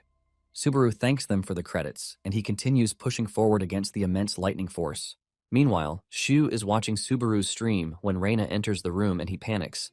He quickly hides the device and Reina can sense that something is up. She asks him why he is hiding the device, assuming that he is watching adult videos. Shu argues that he is not hiding it, and Reina is just seeing things. Reina sits beside him to tease him, telling him that people who are secretly pervy grow hair faster, but Shu tells her to stop saying trash, while reminding her that it is not what she thinks. Reina then says she has stopped watching Subaru's stream since Shu told her to, and now she is bored out of her mind. Shu sympathizes with her and then asks her why she is there with him. Reina turns around to look at him, asking him what sort of dumb question he is asking. She wants to know if she can no longer chill on the sofa, and Shu nervously replies that this is not what he means. Just then, Subaru's voice comes from the device, talking about how he has no choice but to endure for as long as he can. Shu tries to cover this up by asking Reina in a loud voice why she is twisting his words. Reina holds her ear, demanding to know why Shu is suddenly raising his voice. Shu continues shouting loudly, telling Reina that she is free to sit on the couch for as long as she wants, and in the process, Shu has managed to mute the phone. Reina calls him a weirdo and finally gets up to leave. Shu sarcastically asks her where she is going, while telling her that she can stay a little longer to have some bread or even laze around if she wants. Reina ignores him and walks into her room, and Shu heaves a sigh of relief because he almost got caught. Without wasting time, Shu brings out his device, and he continues with the stream. He knows that Reina must not know that he is watching the stream because she is definitely going to yell at him for it. In fact, he can't imagine what would happen. Deep down, Shu knows that Subaru would never have forgotten about them if the case were reversed. Shu is surprised that the way the streamer Subaru speaks and even his personality resemble that of the original Subaru. Shu focuses fully on the stream, and when he hears Subaru thanking the viewers for the credits, he realizes that this is what makes him different from the original Subaru because the original is never eager to earn credits. Shu smiles while asking himself what exactly is going on. Reina's hand pats him on the shoulder, replying to this question that nothing much is going on. Shu freaks out the moment he hears this, and he turns around in fear. He is right to be scared because Reina looks absolutely menacing as she stares down on him, asking him if he seriously thinks she wouldn't notice. She lets him know that it is 100 years too early for him to hide things from her. Back in the tunnels, Subaru is still at 2% completion, and he can already feel the immense sensation on his body. His body is slowly getting burned, and he realizes that there is still a long way for him to go from there. Nonetheless, he is happy that the system lets him know where the finish line is. The viewers believe that Subaru should be rushing toward the finish line already, but little do they know what is at stake. As the mission gets more serious, Subaru tells them that he won't be able to read the chat from that moment forward. This is when it dawns on the viewers that the mission might be more serious than they think, since Subaru can't even spare the time to read chats. Even though the goal is his target, Subaru plans to go higher than that if he can. Subaru continues pushing forward with the lightning coursing through his body. Meanwhile, Hawkeyes is watching the stream, and he remembers what John told him about doing a collaboration with Subaru. Hawkeyes is surprised by this because John doesn't really involve himself in creating content, which basically means this is a great deal. During their meeting, John had told him that when it comes to making a stream blow up, the only thing he can do is half the work, and Hawkeyes lets him know that he is aware of this. He mentions that popularity depends on who gets boosted and what kind of players are around at the moment. John confirms this, saying Subaru's stream feels less like chatting with fans and more like a seasoned player's vlog.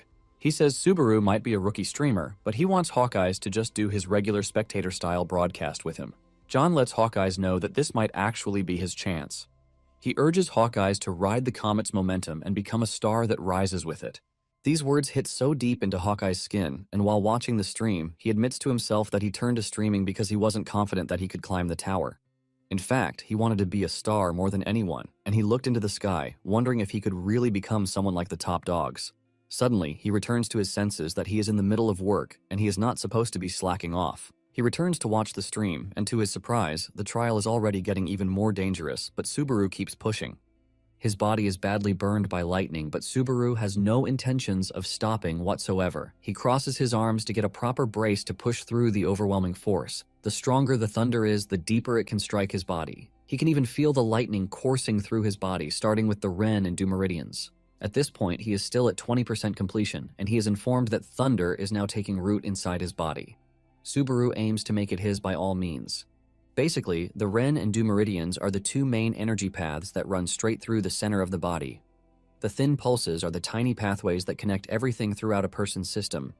Penetrating these thin pulses now represents the energy reaching every last endpoint.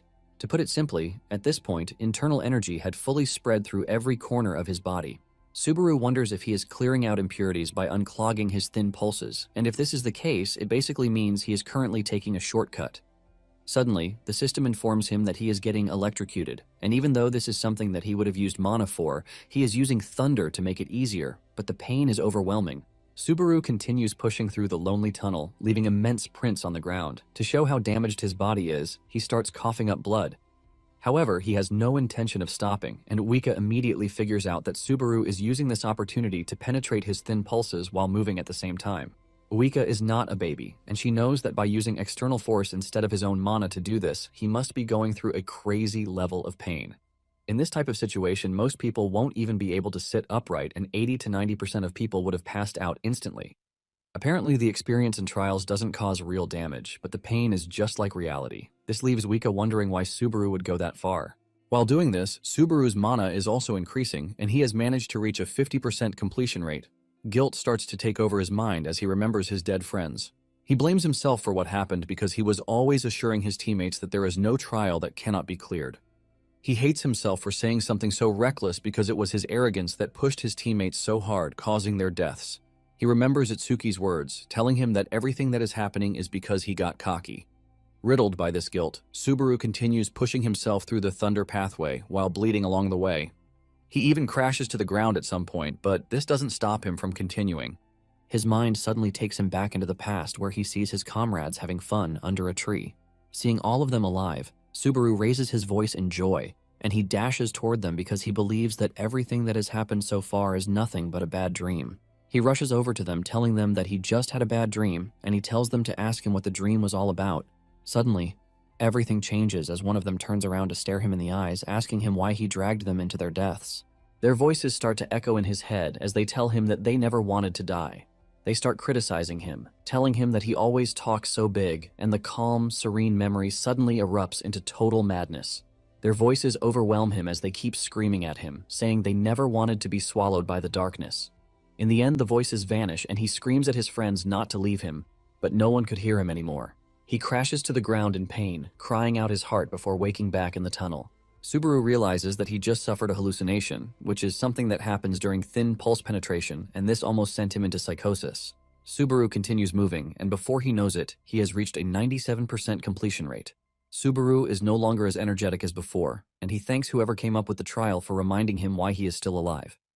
Itsuki's face flashes before him to show that his revenge course is the only way forward. On the outside, the Titans have descended on the villagers. They see a bald-headed Titan appear behind the wall, smiling down on them, and the knights freak out. The Titan is so scary that they believe that he is the boss, and one of the knights talks down on Subaru, saying he ran away when the fight came to meet them. However, Peleus defends Subaru, saying he is pretty sure that he is going to make a triumphant return. Peleus cannot believe that they are already putting all their burdens on an outsider, but they are still doubting him on top of it.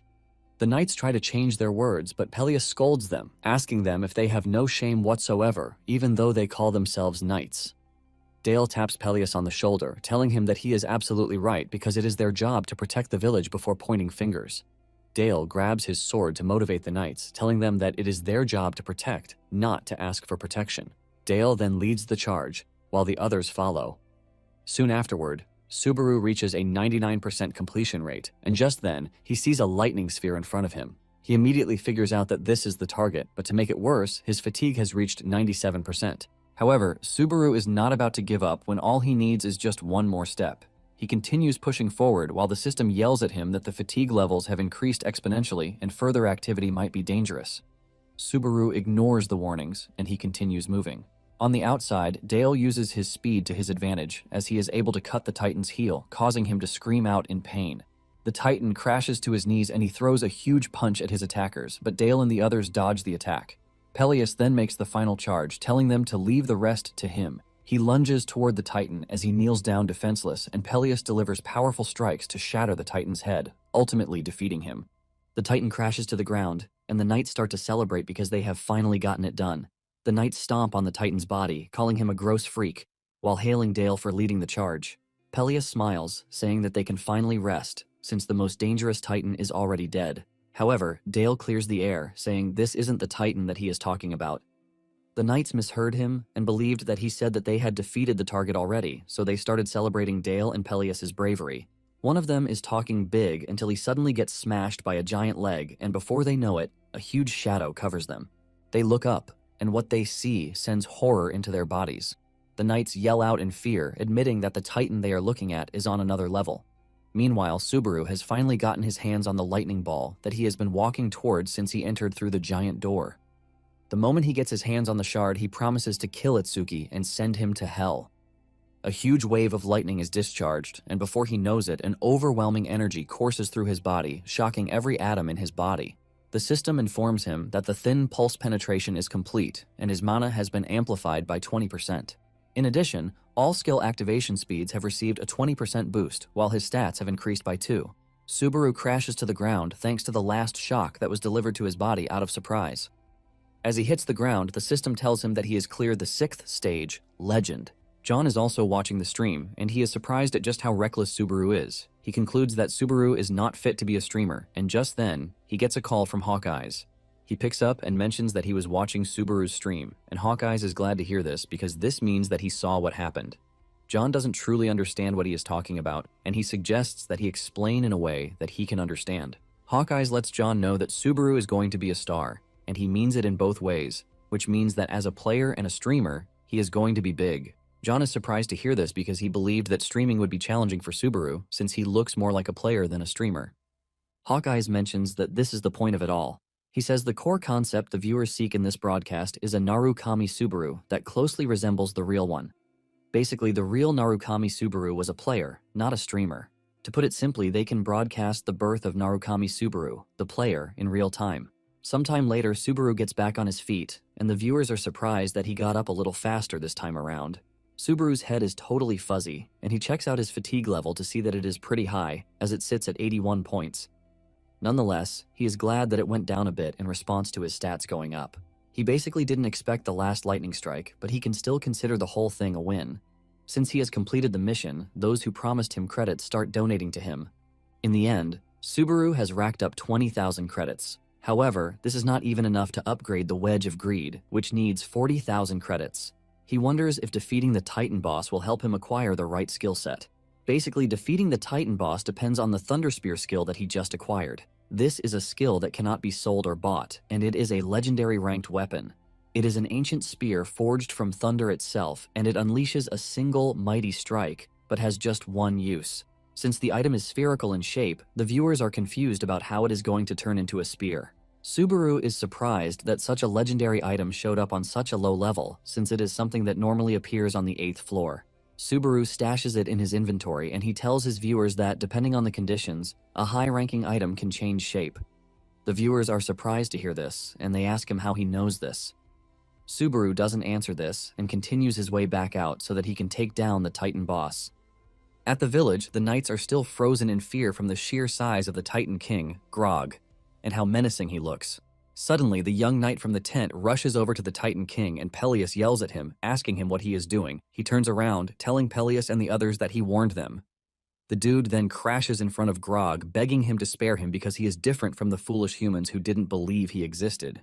He even addresses Grog as a god, and the moment Grog hears this, he loses it because he can't believe that the dude is lumping him with the despicable gods. Dale suddenly appears beside the dude, asking him what exactly he thinks he is doing. Dale screams at Peleus to take the villagers to safety because he knows that there is no escape for him and the young knight. He hasn't even finished saying this when Grog crushes Dale and the scared knight to death. It dawns on Peleus that they can't win in a situation like this because their exit has been blocked by regular titans. Even the villagers are rushing back to the middle, since there is no way forward for them again, and Peleus comes up with a plan right on the spot. He screams out, telling Grog that he knows who killed his son. Grog demands to know who it is, and Peleus whips out his blade, pointing to his right. He mentions that the person who killed his son went in that direction, and he is accumulating power to kill him. Deep down, Peleus is begging that Grog take the bait and go where he is pointing. However, Grog refuses to take the bait, and he immediately figures out that Peleus is lying. Grog's expression changes immediately, and he asks Peleus if he only pointed to a random direction, while telling him that he is going to kill him if he doesn't answer the question quickly. Suddenly, a bright ball of lightning appears on the left at the top of a mountain. The lightning ball is so big and overwhelming that even Peleus is left in complete shock. With Subaru's appearance in the distance, he has finally activated the 7th stage, which is lightning. The viewers spot Grog in the distance, and they are left in shock because it appears that he has gotten bigger again, which shows that he is still in his growing stage. Subaru agrees with them because Grog is so enormous that Subaru concludes that if someone stronger than him shows up, then it cannot be counted as a Floor 2 trial anymore. The viewers start suggesting that he run away because running might even be the whole point of the trial. Subaru then tells his viewers not to worry because he only has to hit Grog once. He reaches into his inventory, and he grabs Thunder Spear because he knows that at the moment Grog is no match for him. Subaru figures out that the plan is to take Grog out even before he attacks. Subaru then activates Thunder Spear, and it shoots a strand of lightning into the sky as it starts to charge. However, the moment he starts charging the skill, his fatigue begins to climb too. Nonetheless, he continues charging it, and in no time it reaches a 33% charge rate, and the Wedge of Greed tries to help him resist the effects of Thunder Spear, but the Wedge of Greed fails, since it is currently no match for the overwhelming power of Thunder Spear. Subaru is not surprised because he already suspected that the skill is way too low to contend with a legendary item. In no time, the charge rate reaches 50%, and Subaru figures out that he just has to endure the effects with his already exhausted body. The viewers can see how he is struggling, and they talk about how he has been suffering since he acquired Thunder. Moments later, Grog turns his attention towards Subaru, and Subaru is surprised that he finally notices him. The viewers let him know that there is no way anyone wouldn't notice him with the amount of energy he is pulling. Subaru agrees with them, saying there is no way he won't actually notice him. At this point, the Thunder Spear has charged up to 70%, and Grog is already coming toward him. Peleus tries to distract Grog, but he is already fixated on the one who killed his son. In no time, Grog picks up the pace, and he starts dashing towards Subaru's position with the intention of causing him so much pain just as he did to his son. Grog closes the distance in no time, but the spear is still at 88% charge rate, and as Grog climbs the rock toward him, Subaru realizes that there is only a 50-50% chance. The viewers are freaking out that he might not be able to land the hit because Grog is pretty fast. However, Subaru doesn't even move from where he is as he keeps his eyes fixated on Grog. During one of his training sessions in the past, one of his former teammates, Sako, had told him never to take his eyes off the target. In fact, Sako lets him know that he is not allowed to even look away for a second. Sako tells him that he must forget about trying to make a clean throw or an arc throw. Sako had told him that he didn't even need predictions because he is not like the regular spearmen. Grog has closed down the distance already, and the charge rate is still at 95%, leaving Subaru wondering what he is supposed to do in situations like this.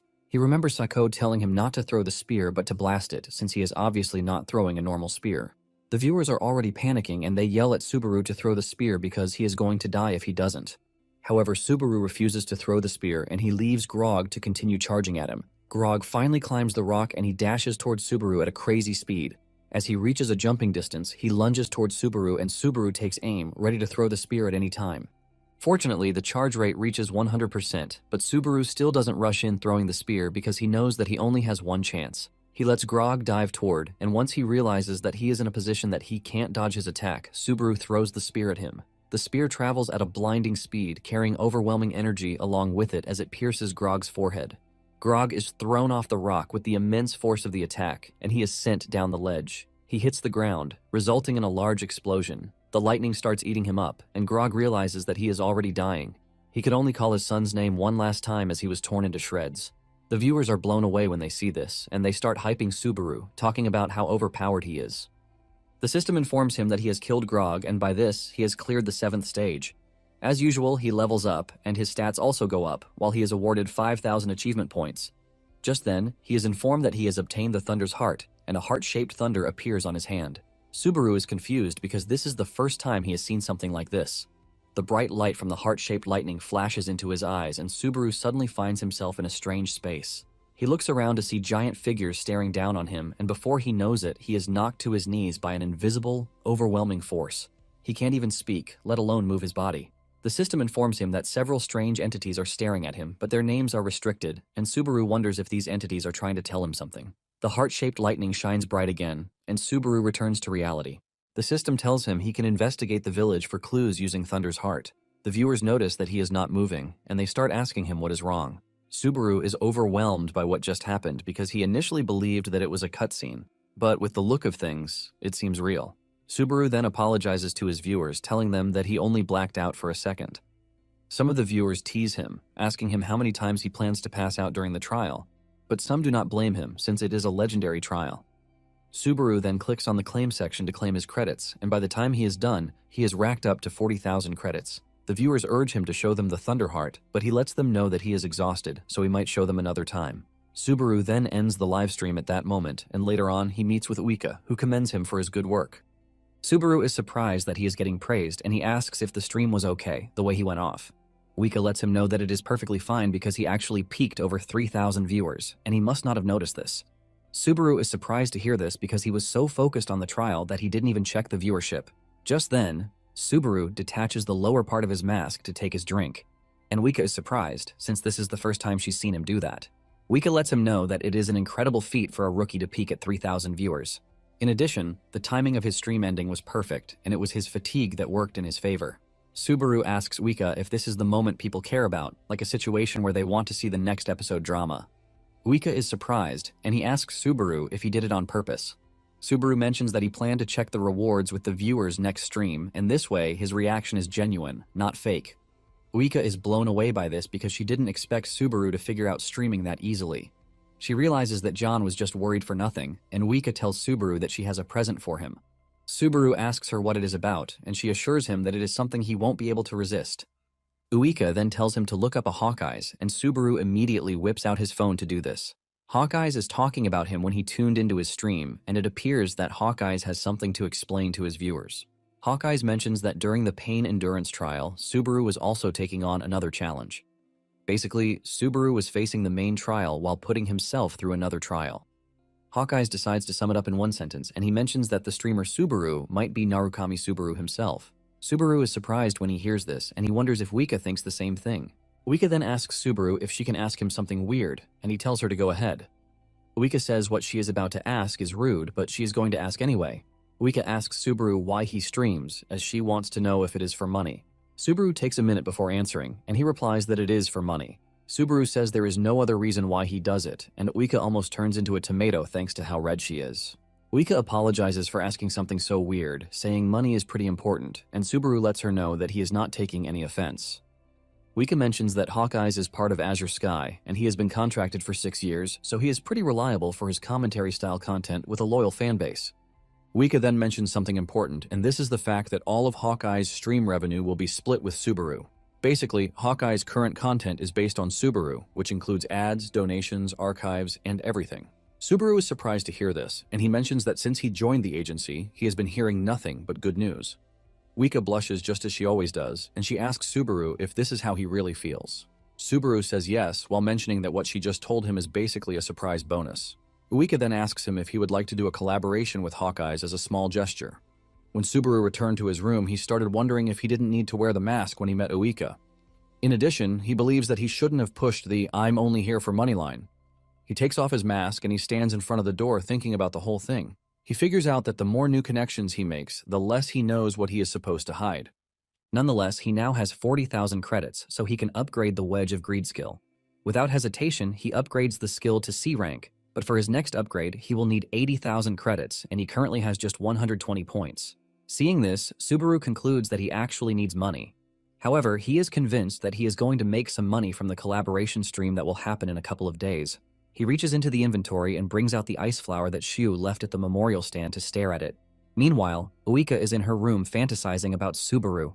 She is basically twisting everything Subaru to fit into her own delusional thinking. After satisfying herself with enough delusion, she concludes that Narukami is a man with a secret nobody knows. Meanwhile, on the 7th floor, Amon of the Blue Zone Guild is training while also training, and he hears Hawkeyes conclude that Subaru might be the original. This pisses Amon off, but this also gets him curious about who Hawkeyes is. His assistant informs him that he is a streamer called Hawkeyes, and he averages 8,000 viewers. Amon replies that he once tried his hand at streaming too. His assistant then tells him to forget about Hawkeyes and focus on Narukami Subaru, whom Hawkeyes mentioned in his stream. Amon believes that Subaru is just a fake who managed to learn Thunder. He then watches a clip of Subaru using Thunder, and he has no choice but to admit that it is impressive. Amon mentions that Sako, one of Subaru's former teammates, once mentioned that keeping one's eyes on the target is everything in spear throwing. Amon's assistant is surprised that Amon remembers lines like this, and Amon mentions that he tried his best to copy everything that revolves around Blue Eyes Guild since it was filled with players who stood at the very top. In addition, he believes that everyone intentionally avoids the fact that every single member of Blue Eyes was at the pinnacle, not just Narukami Subaru. Amon mentions that the way they even died didn't make sense. Amon is pissed that Hawkeyes just kept mentioning Subaru's name like they are buddies or something. His attendants let him know that this is the problem streamers have. As long as it makes good content, streamers will basically toss their pride and conviction right out the window. Amon angrily turns off the screen, asking his assistant why he would show him something as annoying as that. The dude then replies that it wasn't his intention but Itsuki's decision. Amon is surprised to hear this, and the dude mentions that lightning was Blue Eyes' symbol, and the same Blue Eyes as Blue Zone's predecessor. The assistant says that they have received intel that Subaru is obsessed with money. A background character wheels in a cart, and the assistant takes off the cloth covering the cart to reveal what is stored there. Amon is completely blown when he sees what was just brought in. The entire consists of a stack of gold, and the assistant mentions that Itsuki has ordered that they bring Subaru in no matter what. Amon can't believe his eyes, and he concludes that Itsuki is a moneymonger. Later on, Subaru continues the trial, and he shows up when Peleus and the knights are putting everything in order. The moment Peleus sees him, his face lights up in joy, and he rushes over to ask him how he is feeling because he collapsed right in front of the village, so they were all worried. Subaru lets him know that he is still a bit dizzy, and Peleus understands this, since it's just been a day. Subaru then suggests they talk at the inn later because there are things he would like to ask him. Peleus assures him that he is up to answering whatever question he has. Peleus then rushes off, telling Subaru that he is going to see him later. Subaru admits that Peleus is such an honest person, and his viewers tease him, telling him to get a bromance going. Subaru then heads to his room so that they can check the reward together. He whips out the Thunder's heart, and the system lets him know that it can never be traded or sold. As for its rank, it's classified as a unique item. Its other stats also look insane, and it even has fire resistance. Subaru reads everything, and his expression causes him to say, "No way." The viewers ask him what this means, as they don't know if he is impressed or disappointed with the expression he just gave off. Deep down, Subaru realizes that the Thunder Heart has perfect stats for Thunder users, which is insane. He smiles under his mask, and he makes a fist bump because he has just stumbled on gold. Just then, he hears a knock on the door, and he tells the person to come in. Peleus enters the room bearing fruits, while asking Subaru if he slept well. The viewers see this and start teasing him, saying his lover has come to visit him and even brought a fruit basket. Subaru and Peleus then sit to talk, and Subaru lets him know that the legend was true. Peleus agrees with him, saying he was also blown away when he saw the light. Subaru then whips out the Thunder's heart and Peleus's face is covered in shock. Subaru asks him if he knows what it is, but Peleus lies that he doesn't. However, his expression basically contradicts what he is saying. Peleus finally comes clean, revealing that he's only ever heard of it in legends. In fact, he doesn't know if it is real or even if it happened at all. Subaru then tells him to tell him anything he knows, and Peleus says he only knows 2 legends. The first is that thunder was used to wipe out the Titans, just like Subaru took down Grog with thunder. And the second is the legend about the gods and Titans fighting over thunder. Subaru is surprised to hear this, and Peleus says it is basically a legend among legends. Apparently, the gods and Titans waged war over thunder, and the Titans lost. This basically means the Thunder's heart was most likely crafted by someone, but Subaru can't wrap his head around who would make something like this. However, this part doesn't appear in the legends, but the purpose is for humans to be able to wield thunder. The reason humans needed thunder is because of the gods and Titans, since they are beings so powerful that humans cannot compare to them. Thunder's heart was made so that humans could fight and defeat these powerful beings, and after Peleus mentions this, the system informs Subaru that he has viewed all chapters of the Forgotten Human.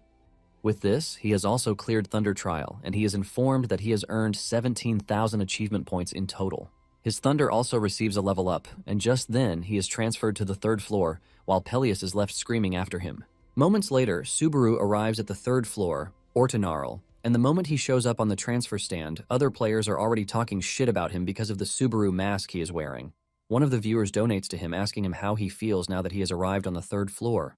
This question eats deep into him, and he remembers the first time he arrived on the 3rd floor in his past life. This was when he met Reina, who approached him, telling him that she had gotten separated from her party. She tries to describe who she is looking for, and Subaru points her in the direction she is supposed to go. Reina rushes off with excitement, revealing that she was always a happy girl. However, she couldn't even get the direction that Subaru pointed her to, and Subaru is forced to lead the way since he is also heading in this direction. Subaru showed her the way that day, and it was the day they got to know each other. This leaves Subaru wondering if Reina and the others would still be alive if he had only shown her the way and nothing more that day. After thinking about this beautiful but sad memory, Subaru answers the question he was asked. He replies that he feels as if he has lost something important, and this leaves his viewers asking themselves what he meant by this. Subaru then tells his viewers that for his next stream, he will be doing a collaboration with Hawkeyes, and after passing along the information, he ends the stream. Later on, Subaru meets with John in the cafe, and he lets him know that Wika is going to join them very soon. He explains that moving between floors takes time, unlike when a player just clears a trial and they are automatically transferred. John introduces himself, and Subaru is surprised that he is the nagging boss that Wika talked about. John asks him what he means by this, but Subaru quickly changes the topic, telling John that Wika has told him a lot about him. John also mentions that this is something he would have passed on to Wika, but he wanted to meet Subaru in person, which is why he showed up himself. John mentions that Wika has only ever praised 2 players so much, which is why he got curious. John reveals that the first player Wika loves so much is Blue Eyes' Narukami Subaru. Subaru is shocked to hear this, and John lets him know that he is also shocked. John didn't expect that the harsh Wika would take interest in someone with the same name as Narukami Subaru. John then asks Subaru if he is interested in the Blue Eyes Guild. This question stuns Subaru, and John immediately figures out that he is not different from those who love Blue Eyes. Subaru then asks him why he is bringing this up, and John mentions that this is actually one of the reasons he wanted to meet him. John brings out his device to show him some important information on it. John explains that what he is currently showing him is the championship prize for the tournament happening on the 3rd floor, which will be held 5 days from that day. Subaru is completely enraged when he sees what is being offered as the prize. At Reina and Shu's hideout, Shu catches some intruders who were able to find their hideout. He freezes them up with his power, and he is left with the decision of whether to kill them or not. Reina tells him to just kill them already because they know who definitely sent them.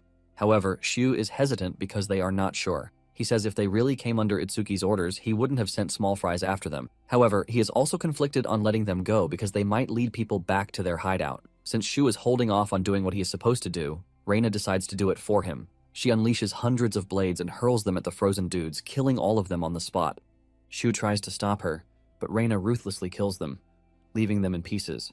Shu yells at her, asking her what she thinks she is doing, and Reina replies that it doesn't really matter if they were sent by Itsuki or not, because if they let them walk out alive, everyone will know that they are still alive.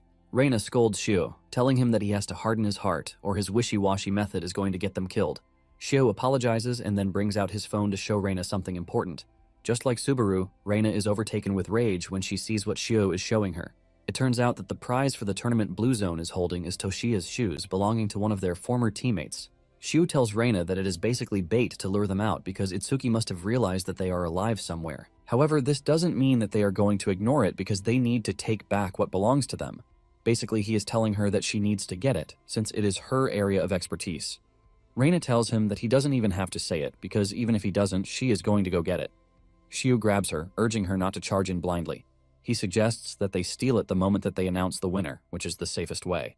Back in the cafe, John asks Subaru if he is interested in the shoes, and he wastes no time before saying yes. John is happy to hear this, since he didn't even expect Subaru to immediately accept. John mentions that the whole project depends on his willingness. Subaru asks him what project he is talking about, and John mentions that they have figured out a storyline about hunting Blue Eye's relics, because this would blow up. Subaru is completely overwhelmed by rage as he can't believe that they are using Toshiya's relic as a circus prop. John notices that he is not saying anything, and he asks him if there is anything wrong with him. Subaru simply replies that he is going to do what they want, and John expresses his happiness again. However, Subaru gets up to leave the moment he expresses his interest in the relic. As he leaves, Subaru's inner self is burning with rage as he plans to collect the shoe and make sure no one else gets it. In fact, he is willing to die if that is what it takes to get back Toshiya's shoes. While lying in his bed, Subaru is left wondering what sort of events will be featured in the tournament, and he hopes that these events are individual events. Nonetheless, he is not about to get picky at all. He is in the middle of this thought process when he hears a knock on the door, and it turns out to be Uika. Subaru thinks of wearing his mask or not, but in the end, he still chooses to wear the mask.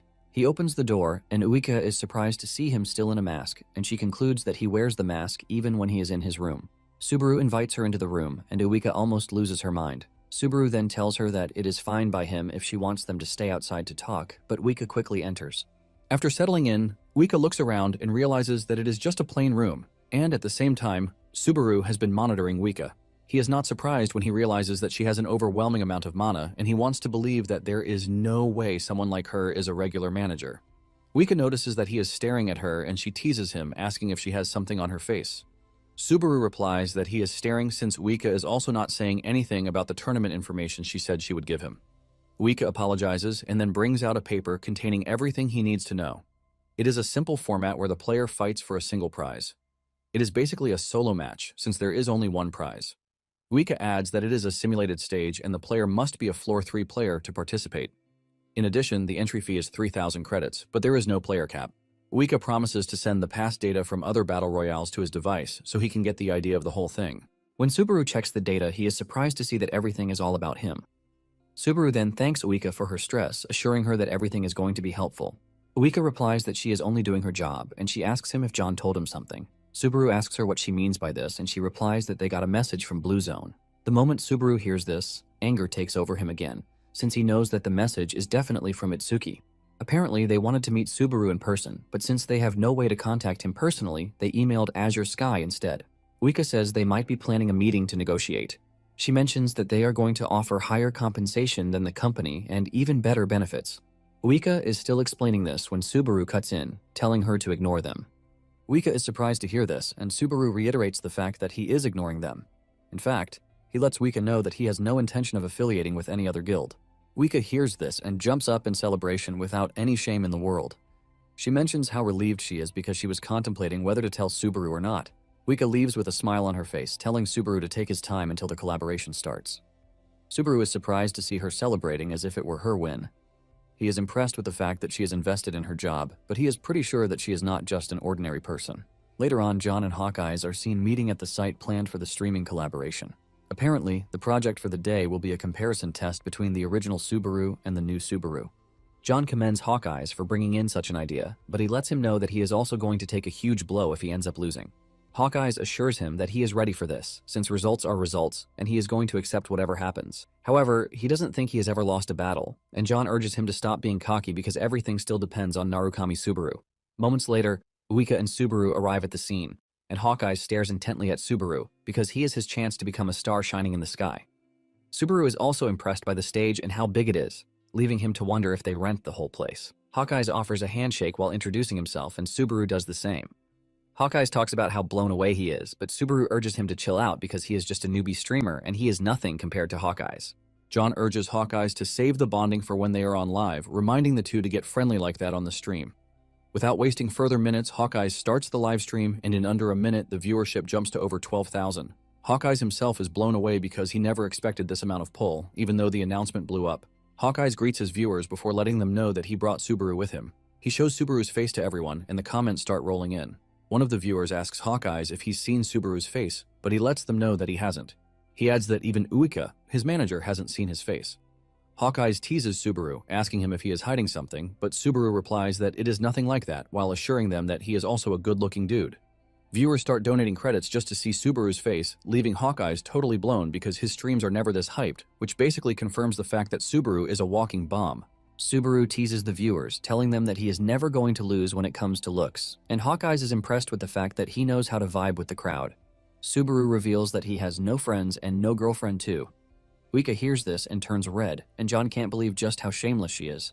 Hawkeyes then suggests that they stop teasing Subaru so that they can move to the main topic of the day. Hawkeyes starts the trial, and he decides to explain the reason why he picked this particular trial. Hawkeyes says this is a trial that is perfect for measuring control, and secondly, he gets to prove his claim that Subaru is goated.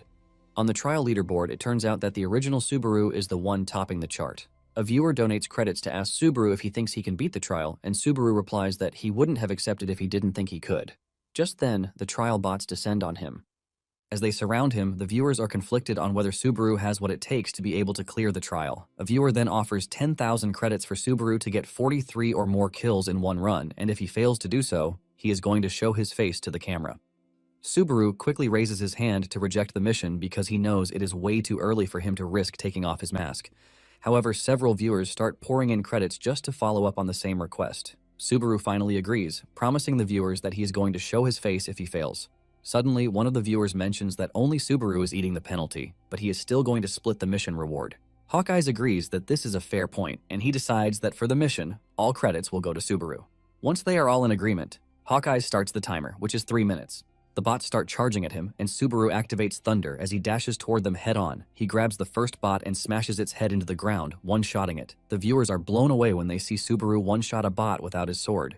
Even Hawkeyes is hyped because he never thought he would see Thunder live in action. To take things seriously, Subaru unleashes his demon blade and he cuts down 4 bots at the same time. Before they know it, 20 seconds have gone by already, but the viewers are still impressed with how fast Subaru is. With the way he is moving, one of them believes that he can even get 70 kills. However, another viewer lets them know that it is only going to get harder from there on. In no time, the bots start to swarm him, and Subaru decides to use one of them as a springboard to lunge himself into the air. This leaves the viewers raving again, since aerial combat was the specialty of the OG Subaru. After gaining enough momentum in the air, Subaru dives down, hitting the ground with his sword and unleashing a massive wave of force that wipes out a bunch of bots. With 1 minute and 26 seconds to go, Subaru is still on 26 kills, but he is not slowing down. Even John and the other two, who are watching it live, are left in awe.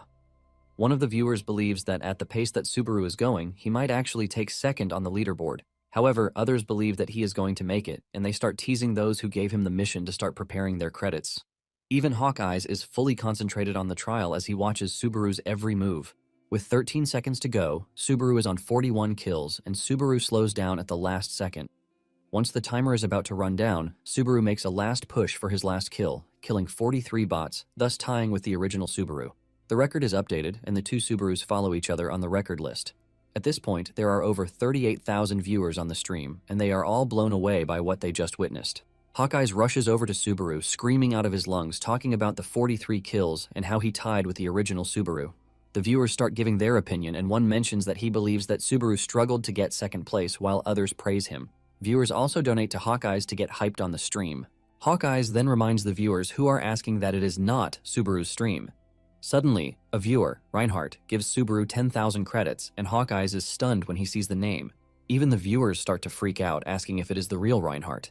They want to believe that it is a fake because they don't see why the 1/swordsman is watching the stream. Hawkeyes thanks Reinhardt, mentioning his disbelief that a high ranker is watching the stream. Even Subaru is surprised when he hears this. Reinhardt then donates another 1,000 credits, revealing that he always watches Hawkeyes' stream and Subaru's run inspired him. Hawkeyes is blown away and he lets Reinhardt know that he is highly honored to hear this. Meanwhile, Subaru is left wondering why Reinhardt is watching the stream. He keeps asking himself if Reinhardt has found out about what he did to Isaac. Reinhardt then donates another 1,000 credits to ask Subaru if he is going to do a collaboration with him. The viewers are blown away when they see this, since they know what it means. Even Uika and John are already jumping for joy, but Subaru shocks everyone, revealing that he is going to decline because he has to focus on trials in the meantime. The trio on the scene almost dies from shock, and even the viewers start spamming the chat with question marks, as they cannot believe what just happened. Subaru then takes a bow, saying he has to leave because he used up too much energy. Hawkeyes tries to call him back, but he refuses, and he just continues walking. John is forced to ask Subaru why he turned Reinhardt down because he is basically a chance to boost his streaming career. Subaru asks John if the whole thing is really a big deal, and John lets him know that doing a collaboration with rankers, especially a high ranker, rarely happens. Subaru then tells John that if being a ranker matters that much, he is just going to become one himself. After ending the stream, Hawkeyes walks up to Subaru to commend him for the amazing performance, while promising to send his own share of the stream once it comes in. However, Hawkeyes lets him know that there is something he is curious about. Hawkeyes mentions that he noticed that Subaru felt different when he was fighting earlier. It was as if he wasn't in top condition, and Hawkeyes asks him if he is hurt. Subaru is surprised that Hawkeyes noticed this because he actually did his best to hide it well, but this shows why the dude is called Hawkeyes. Subaru replies that whether he won or lost, he would have been screwed either way. Hawkeyes asks him to explain, and Subaru mentions that the highlight of the stream is to see whether he can surpass the original Subaru, which is where growth lies. Subaru says if he had won, he definitely would have gotten a temporary boost, but the hype around the rivalry would eventually take a nosedive. If he had lost, people would just say that he is no match for the real Narukami Subaru. This basically meant that in the test, he needed a result where both characters are on equal grounds, which is why he picked the draw, since it was the only optimal outcome. Hawkeyes then mentions that this means Subaru could have overtaken the original if he wanted, but Subaru doesn't give a definite answer to this, saying it is over and they can't change the results again. He makes sure to aura farm as he walks away, letting them know that it all depends on how people interpret it. Meanwhile, Reinhardt is going crazy in his office after his proposal was turned down. He smashes his table while calling Subaru an insolent brat. His assistant rushes into the office to check if everything is fine, and Reinhardt tells the dude that he is pissed because of Subaru. He lets his secretary know that Subaru actually turned down his offer. It turns out that Reinhardt was planning to crush Subaru in front of everyone and shut down the annoying rumors that are already circulating, but his efforts have already gone down the drain. Reinhardt says he doesn't care about the credits that he wasted, but the fact that a rookie dared to scratch his pride is what pisses him off. The assistant then picked up the device that he had smashed to the ground and handed it over to him. Reinhardt asks the dude if there is any progress on the matter. He asked him. The dude replies that they are still searching, but haven't found anything about Isaac. The dude then continues yapping, talking about how it is not a big deal for Isaac to have disappeared for a few days, since he is not a kid. He hasn't finished saying this when Reinhardt grabs him hard by the neck using his power. He starts choking him out, asking the dude if he is also trying to mock him. With his life flashing before his eyes, the dude apologizes, and Reinhardt slams him into the wall. Reinhardt asks him when he started nitpicking his orders. The dude quickly goes on his knees, begging for forgiveness, while assuring Reinhardt that he is going to resume the search immediately. Later on, Wika is having a good day until she receives a call from her boss. Just from the way she speaks, John can see that she is frustrated, and he yells at her, asking her if his call is that unbearable to her. John tells Wika to at least talk to him the way she talks to Subaru, but this only makes it worse. Before John continues yapping, Wika cuts him off, asking him if what he called about is the Reinhardt proposal. John says yes, revealing that they cannot afford to blow such a big opportunity. Wika replies that their hands are tied, but John reminds her that Subaru is a streamer, and since it is a huge chance for him also, he urges Wika to convince him as his manager. Wika explains to John that Subaru cares more about climbing the tower than doing collabs, and this is basically the right mindset for a player. John scolds her, saying she only has energy when she wants to argue with him, but before he can say anything else, Wika hangs up. Deep down, Wika knows that it is a big opportunity for Subaru, and she decides that she might just give it a try. Wika knocks on Subaru's door, and Subaru opens it, but he still wears his mask. Wika is forced to ask him if he always wears his mask, and Subaru replies that, in the meantime, he has to. Subaru goes hard at her, asking her if she is also curious about his real face. Wika stutters when she hears this, but it is pretty obvious that she is interested. She starts yapping about how Subaru will one day show his real face, and Subaru asks her why everyone is obsessed with Narukami Subaru. Wika replies that she can already think of a couple of reasons, like how he is a low-level Earthborn with bad stats. In addition, Subaru is just cool, just from existing alone. The most important part of all is that Subaru was their hope. Subaru asks her what she means by this, and Wika mentions that there is something that Subaru doesn't know. She mentions that when she first came to the tower, there was literally nothing. There were monsters everywhere and nothing to eat, no means to make money, and stability was a fantasy. There was only one way to survive, and this was to keep climbing because if a player climbs, they earn credits, and with credits, they can settle down. Little by little, people started believing the world could actually become theirs. The greatest players back then left the regular players like her with hope, and this is the hope that the tower can be conquered. It was a hope that the tower was a world where they could win, and the player who stood above them all was Narukami Subaru. Wika mentions that Subaru's achievements weren't just about clearing floors, but he was the first person to prove that it was possible. After hearing this, Subaru asks Wika if this is what she also thinks.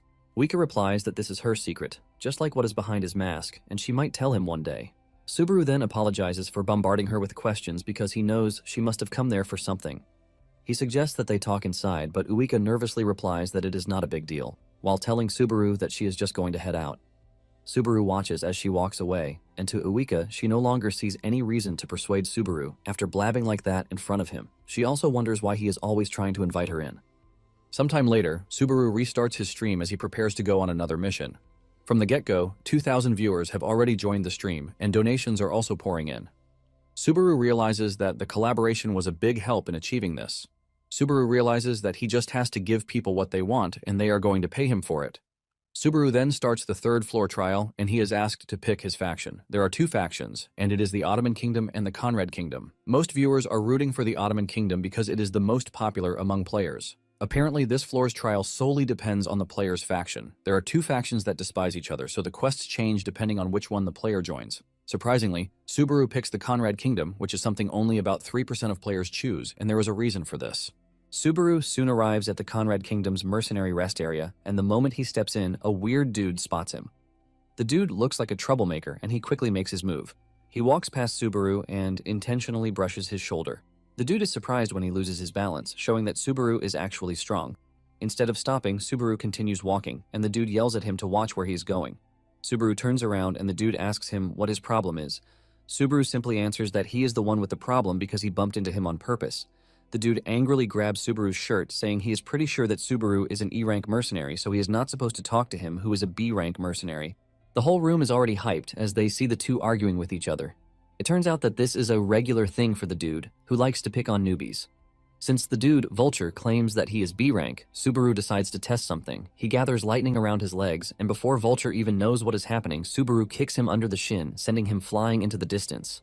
Vulture hits the ground hard and passes out right on the spot. The other mercenaries are stunned when they see this, and they start wondering what just happened right in front of them. The other mercenaries lose it when they realize that Subaru is an E-rank, but he is showing off. They rush toward him to attack him, but in no time, Subaru has beaten all of them to a pulp, leaving them in embarrassing positions. Just then, a strange man approaches him, admitting that he has talent, and he introduces himself as Raymond, an A-rank examiner. Raymond mentions that this is the first time he's seen Subaru around, and he asks him what jobs he's cleared so far. Subaru replies that he hasn't cleared a lot since E-rank mercenaries can only take limited jobs. The viewers immediately figure out that Subaru must have caused a scene just to speedrun jobs. Apparently, the third floor's trial is to take on various mercenary jobs and earn 10,000 achievement points. The completion reward for E-rank mercenaries is not more than 50 points, so players usually get stuck at the floor for over a year on average, which is why Subaru decided to take a shortcut. Subaru knows that he doesn't even have the time to waste. Raymond then asks him if he is an Otherworlder, revealing that it's been a long time since they have seen people like him. Raymond reveals that even though he appears to be impressive, he can't give him special treatment, since everything has its proper order. Subaru tells him that there must be a way to shorten the order, and Raymond asks him if he thinks that there is any point in giving special benefits to an Otherworlder who will eventually leave. Basically, the people refer to the players as Otherworlders. Subaru then tells Raymond that he is going to make his dream come true. It turns out that there is a way to clear all the floor trials at once, but this is something he didn't even try in his past life. Raymond asks him what he means, and Subaru replies that he is talking about the Cave of Thunder. Subaru assures Raymond that he is going to make sure that the cave gets into Conrad's hands. Raymond is shocked when he hears this, since only A-rank mercenaries can take the job. Subaru lets him know that he is aware of this, since it is a battle of pride between Ottoman and Conrad over an impregnable dungeon. Apparently, the Cave of Thunder has never been cleared in history. Between the Conrad and Ottoman kingdoms, there is an enormous impassable mountain range that the two nations have fought over for decades. This is the Cave of Thunder, which allows easy passage straight through the mountains, and it has long been their ambition to block invasions to gain military superiority. Subaru assures Raymond that if he issues him proof of A-rank status, he is definitely going to clear it, while assuring Raymond that he is not going to abuse it. Raymond takes a moment to think about it, and Subaru becomes worried, since he knows that if he gets turned down, he will have no choice but to take Raymond down.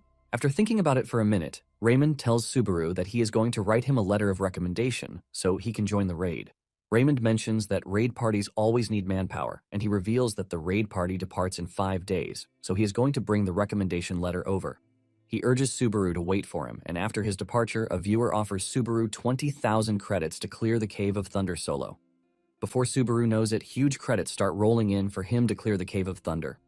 Subaru remembers that 5 days later is exactly when the Floor 3 tournament ends, and he wonders if Blue Zone planned the tournament schedule with this in mind. Raymond soon returns with the recommendation in his hand, expressing his disbelief that Subaru plans to clear the Cave of Thunder. Raymond mentions that he also challenged the cave when he was younger, and he lost half of his party members that very day. Subaru collects the recommendation letter, assuring Raymond that something like that won't happen this time around. Raymond then asks him why he asked for the recommendation letter, and Subaru replies that he plans to go in alone. The viewers are surprised when they hear this, because it basically means Subaru has agreed to accept their mission. Raymond yells at Subaru, asking him if he is out of his mind because the Cave of Thunder is meant for a 20-man raid, and Subaru is basically saying he is going to go alone. Subaru replies that he heard that Conrad is short on manpower compared to Ottoman, and he doesn't really think that Conrad can even gather 20 people.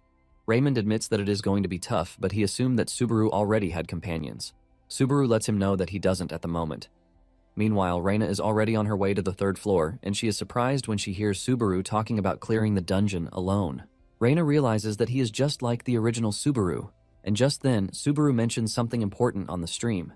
He lets them know that he won't be taking on any trials, and he will also be taking a break from streaming. The viewers are shocked, and before they even get the chance to convince him otherwise, he ends the stream. Reina laughs out loud, admitting that Subaru really resembles the OG Subaru. Since Subaru is also entering the tournament, she believes that it might be a good time to stick around to chat with him, but she hopes that he doesn't win.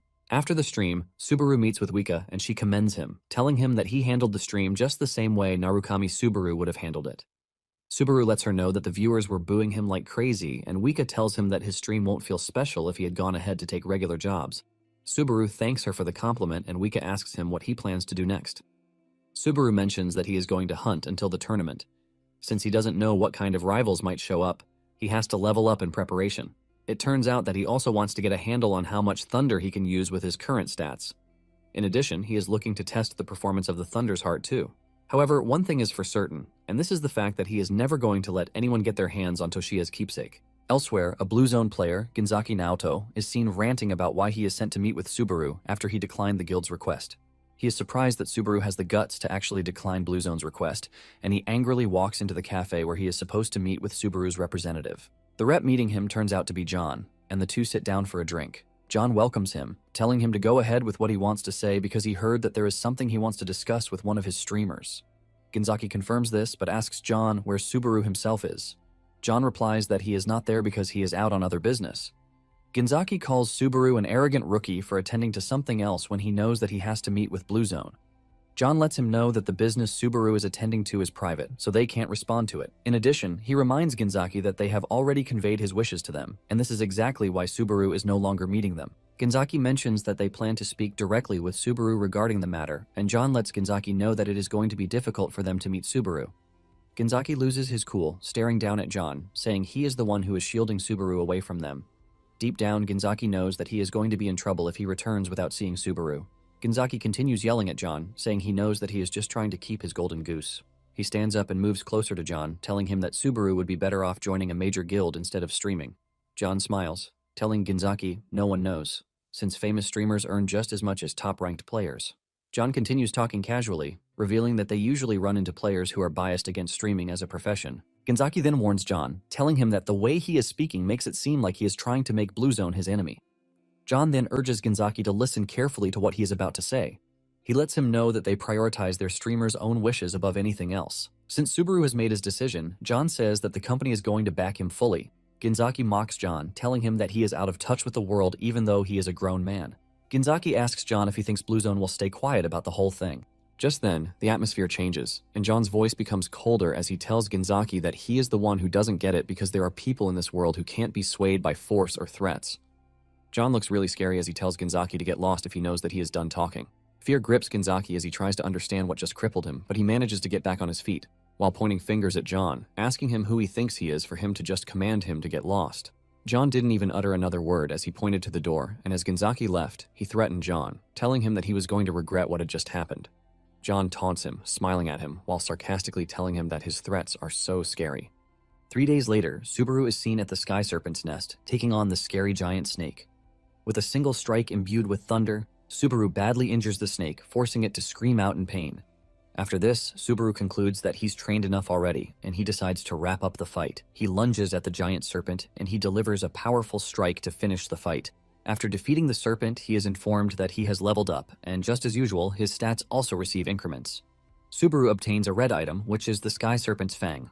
Subaru figures out that this will sell for around 10,000 credits, which was the rate 20 years ago.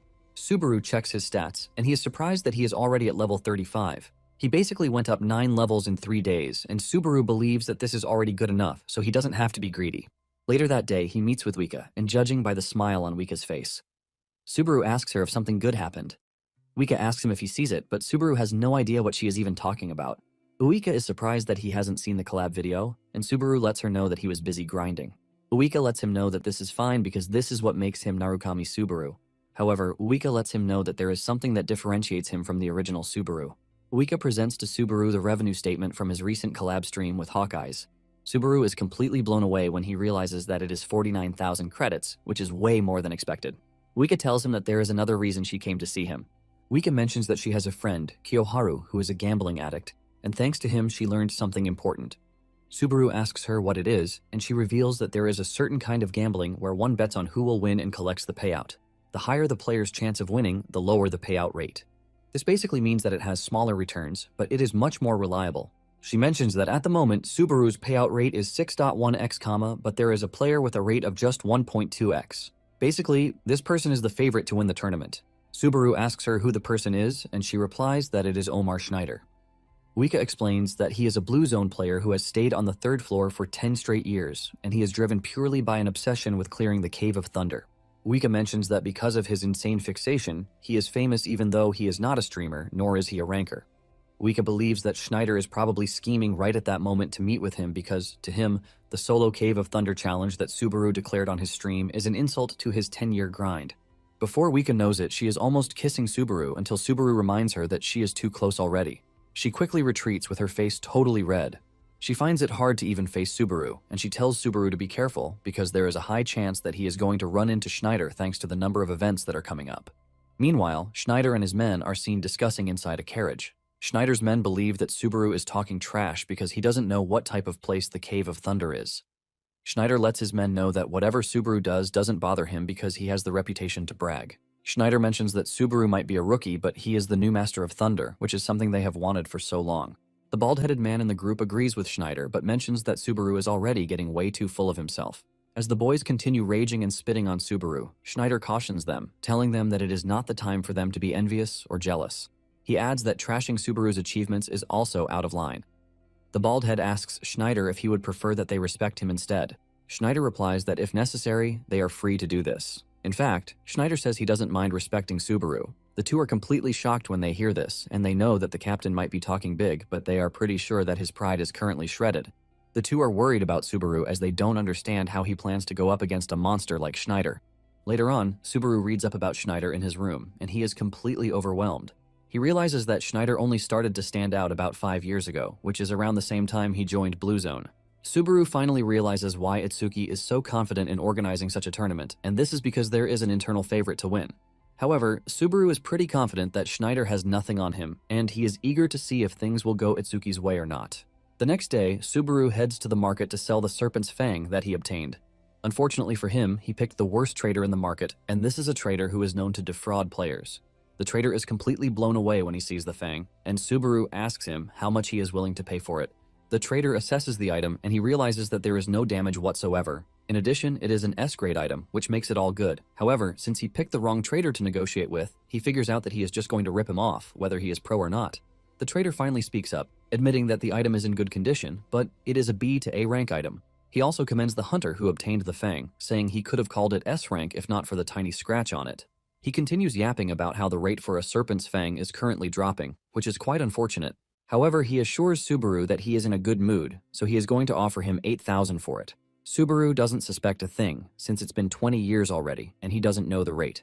He is considering accepting the offer when a voice appears from behind, saying the Fang is easily worth 15,000 credits. The person mentions that Sky Serpent's fangs are hard to come by, so they are basically items that name your price.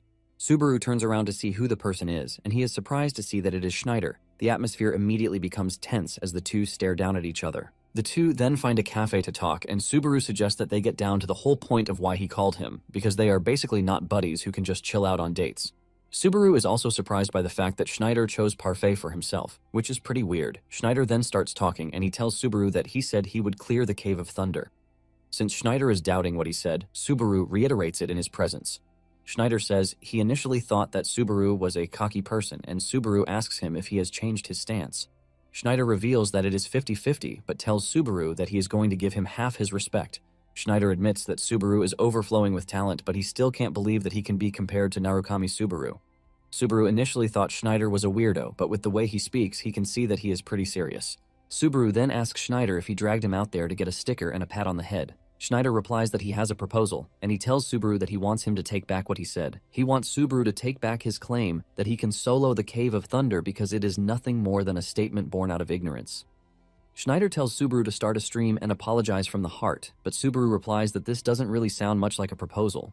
Schneider says he is not telling him to do it right at that moment. He tells Subaru that if he beats him in the coming tournament, he is going to admit his immaturity publicly. Subaru agrees to this, but also has his own condition. Subaru tells him that he is going to hand over everything he knows about the Cave of Thunder if he wins the tournament. Schneider agrees to this with a smile because he is pretty sure that there is no way he is going to lose, and he walks away after saying this. After his departure, Subaru admits that with what he's seen, Schneider didn't waste the 10 years for nothing. At Azure Sky, Kiyoharu is busy monitoring everything happening concerning the tournament, and he knows that he definitely would have joined if he were still on the 3rd floor. He is still conflicted on who to bet on between Schneider and Subaru. He believes that Schneider is guaranteed to win, even though the payout is a bit low, unlike Subaru, who has a higher payout, but the risks are high. Since he is a pro gambler, he concludes that he is going to bet on trust, not probability. He is about to make his bet when Wika's call comes in and he freaks out. He even throws away his device while accusing Wika of spying on him. Wika immediately figures out that Kiyoharu was busy gambling. Kiyoharu yells at her, asking her where she planted the bug, but Wika denies all of this. She lets him know that she called him because of something else, which is totally about gambling. Kiyoharu is surprised when he hears this, and Wika tells him that she is thinking of betting on Subaru, and Kiyoharu yells at her, saying that credits are hard to get. Wika immediately understands that Kiyoharu believes that Subaru is going to lose. Kiyoharu replies that he is not underestimating Subaru, but with the analysis he's done, Schneider is going to come out on top, since he is not even a player who belongs on the 3rd floor. Since Kiyoharu is hell-bent on betting on Schneider, Wika suggests that they make a bet between them using their next month's entire paycheck. Kiyoharu wastes no time accepting the bet, and just then, Reina walks past Wika. Even though she is wearing a hood, Wika can feel an overwhelming presence from her. She immediately hangs up to try to verify what she saw, leaving Kiyoharu to start wondering if something happened. Elsewhere, the baldhead asks Schneider what he thinks of Subaru, and Schneider admits that he is not a player to be joked with. However, he is pretty sure that he is not going to lose to him. Meanwhile, Reina is watching from a rooftop, and she can clearly see that Schneider's mana is overwhelming, which means he is insanely strong. With this, Reina believes that she can relax knowing that there won't be an upset. It is finally tournament day, and the Coliseum is already filled with people. The moment Subaru enters the arena, everyone starts hyping him up. However, it is not a secret that he is still second on the ratings, and the first is none other than Schneider. Schneider steps into the arena and the noise triples with everyone shouting his name. Moments later, the lady host shows up in the sky, welcoming everyone to the arena. She introduces herself as Mizuha, and she is also from Blue Zone, the organizing guild. She mentions that the tournament will be divided into qualifiers and the main event, and she shows everyone the prize to be won, the shoes, Talaria, which belongs to Toshiya. The moment Subaru spots the shoes, he makes a silent vow that he is definitely going to get Toshiya's shoes back. Meanwhile, Wika is watching from the stands and she is waiting for Subaru to restart his stream. Just then, she hears someone spitting out curse words beside her, and when she turns around, she realizes that it is the same lady who walked past her in the street before. This time around, she is wearing a Subaru mask to conceal her face. Before the tournament begins, Subaru starts the live stream, and the viewers go crazy again, since they are all waiting to see how the tournament is going to end. Subaru apologizes for disappearing, but they assure him that they are there for him. Subaru is surprised to see how hyped up they are, and with the number of messages coming in, he can hardly keep up. A viewer then gives him a mission to win the tournament to get 30,000 credits, which blows Subaru's mind, and he thanks the viewer. Some viewers don't believe that Subaru can win, and they are just there to make sure they witness him lose. Once everything has been spelled out, the tournament begins. The host casts a large greenish umbrella over the arena, which blows everyone away. Once the entire arena is covered, the players are thrown into the preliminaries, and they are informed that once they die, they are out. They are informed that the round is going to end when the number of survivors drops to 1,000. At the start of the preliminaries, there are over 10,000 players in the arena. Subaru takes a moment to think about his strategy.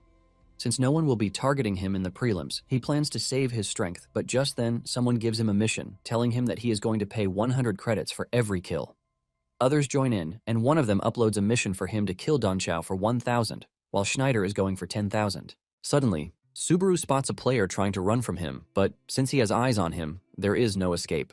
At the same time, Schneider has been surrounded by some other players, but he doesn't even want to fight them since his entire focus is on Subaru.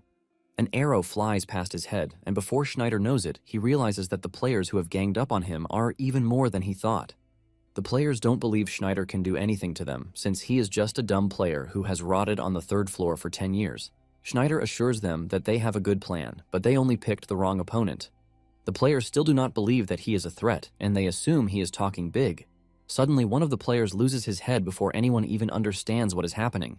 The fear immediately kicks in, since they couldn't even see Schneider's attack until the dude's head flew off. Schneider figures out that it is time to aura farm, and he starts spinning his spear so fast that it can even hypnotize whoever is staring at it.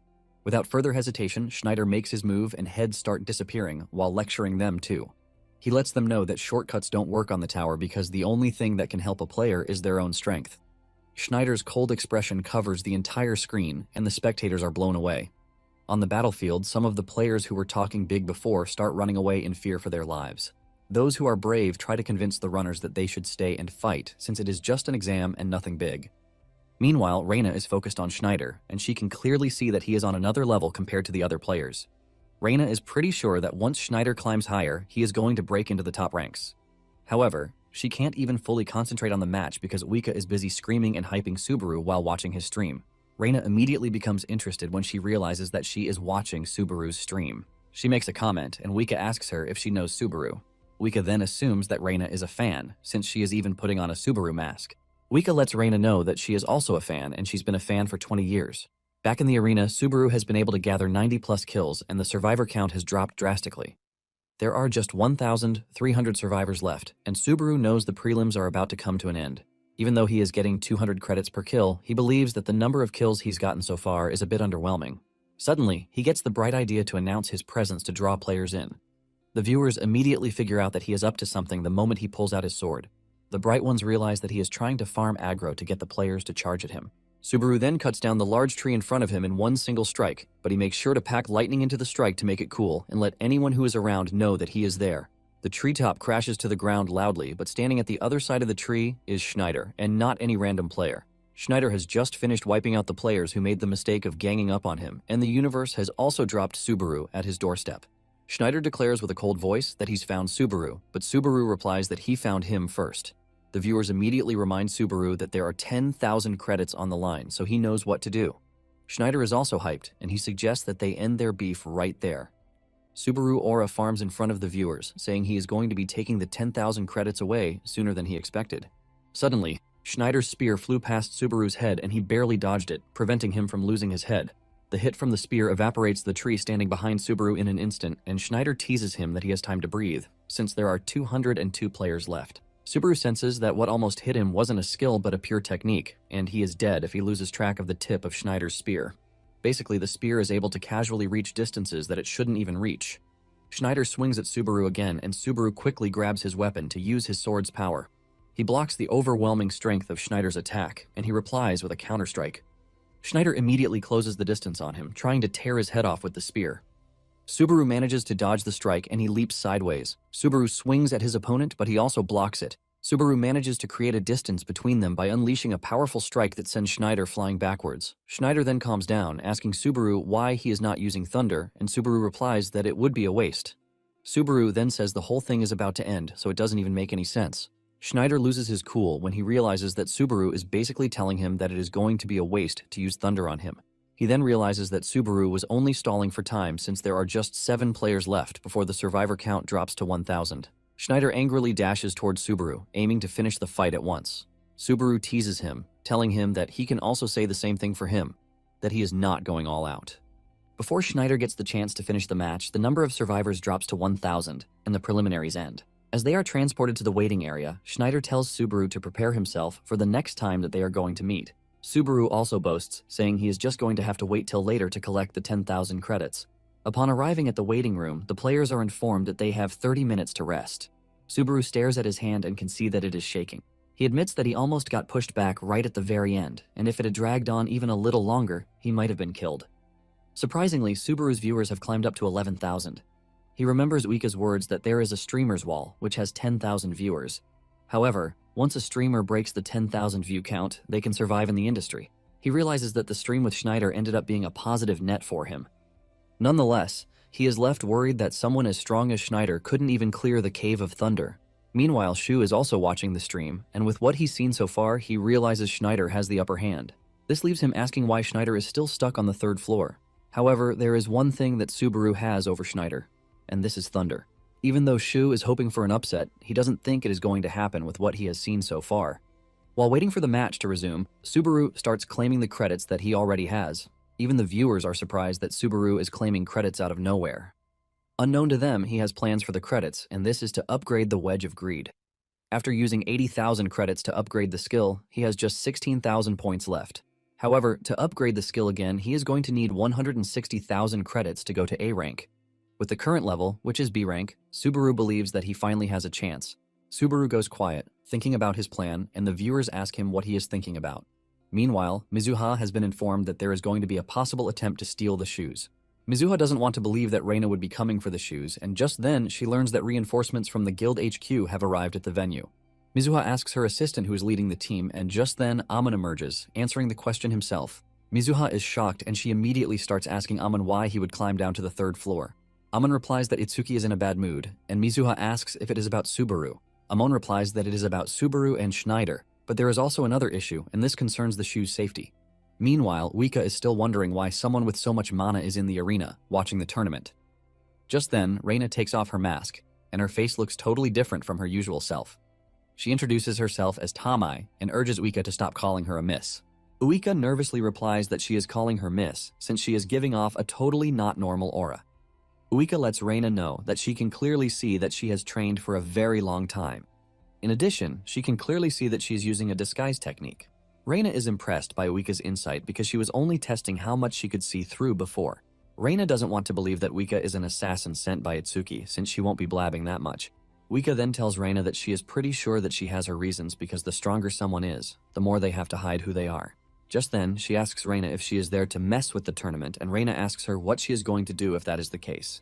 Uika unleashes her overwhelming aura and tells Reina that she is going to stop her, no matter what it takes, if she is there to mess with the tournament. Once the 30 minutes are up, the finals commence, and the players are informed that the finals will be held in territory capture format. Basically, they are expected to capture each other's territory, and Mizuha decides to explain to them. She mentions that once the match starts, each player is assigned a territory, and only up to 2 people can enter a single territory. They are expected to defend, steal, and hold on while taking over other players' territories. Once a player defeats another player, they automatically take their territory. Basically, up to 2 people can stay in one territory, and if they beat the opponent, the territory becomes theirs. The player controlling the most territory when the time runs out wins. This leaves Mizuha asking who is going to become the new owner of Talaria, and this is a question that they are going to find out in 2 hours. After Mizuha is done with the explanation, the players are sent to their respective territories. Subaru figures out that the whole thing is going to be slow at first, but it is going to get bloody as time goes on. Subaru knows that waiting around is the standard procedure, but at the moment, he is getting paid 300 credits per person, so he can't afford to be idle. Without hesitation, he starts cutting through his opponents without mercy. At the same time, Schneider is trashing his opponents, trying to look for Subaru. The other opponents are just little flies to be taken out of the way for the two to get to each other. The whole scene soon becomes really bloodied, and when Schneider finally spots Subaru, he is surprised to see him turning the other way.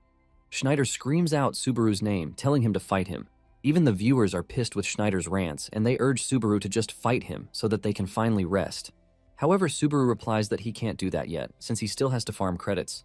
The viewers are not even surprised when they hear this, since they already know how greedy he is. Minutes later, Subaru has wiped out a bulk load of players, and he is surprised that the players on the 3rd floor are all weak compared to Schneider. Not long after this, Schneider's bald-headed sidekick, Don Chao, enters Subaru's territory. The viewers are hyped when they see this because they know things are about to become more interesting. Subaru learns from his viewers that Don Chao is Schneider's subordinate, and he is also from Blue Zone. Donchao dashes towards Subaru, aiming to kill him before his captain even gets the chance to fight him. He swings his spear at Subaru, but Subaru dodges before slicing Donchao's weapon in half. Donchao freaks out when he is suddenly knocked to the ground before he even gets a chance to land a hit. With Donchao lying helplessly on the ground, Subaru finishes him off. The viewers start mocking Donchao, saying he is pure trash because he couldn't even stand up to Subaru. Just after taking out Donchao, Schneider enters Subaru's territory, and Subaru's viewers tease him that everyone wants his head. Without even wasting a second, Schneider dashes towards Subaru with the intention of cutting him down. Subaru stands firm this time around, blocking Schneider's attack. Schneider increases the pace of his attack while yelling at Subaru to use thunder. Schneider tells him that if he doesn't use thunder, he is definitely going to cut him down with his next attack.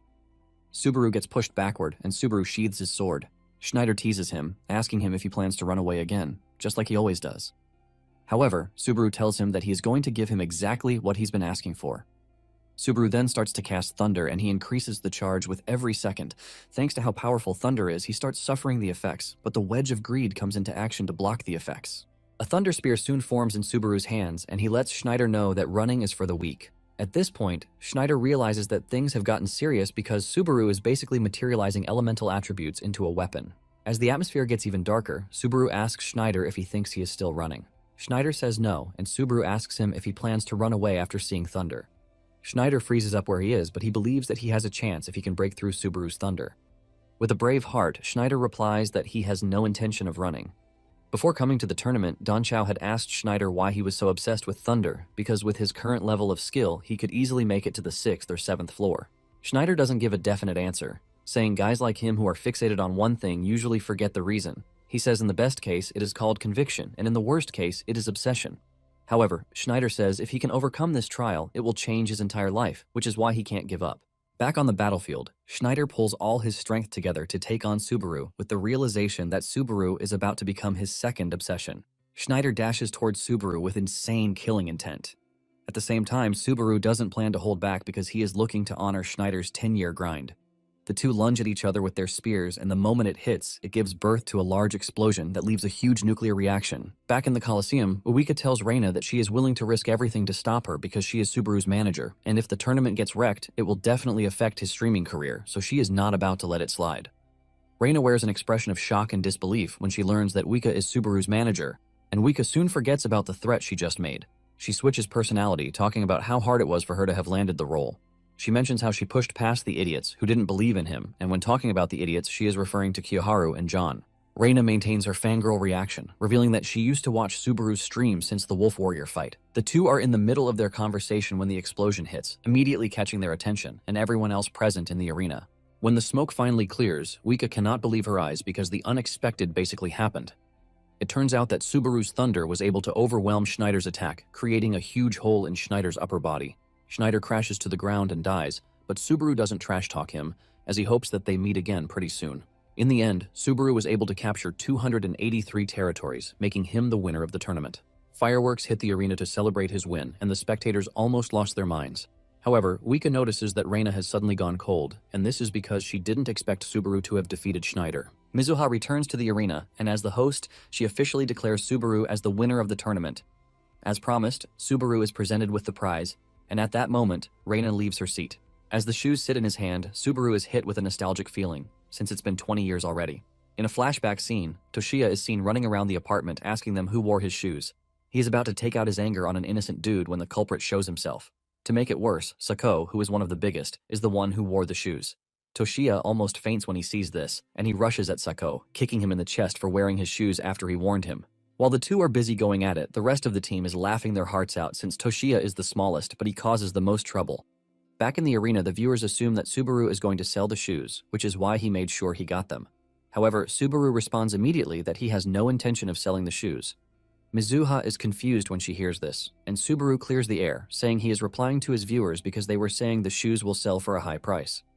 Mizuha confirms this, saying the shoes can go as high as 1,000,000 credits, but Subaru quickly cuts her off, saying no matter how much the shoe is worth, he has no intention of selling it.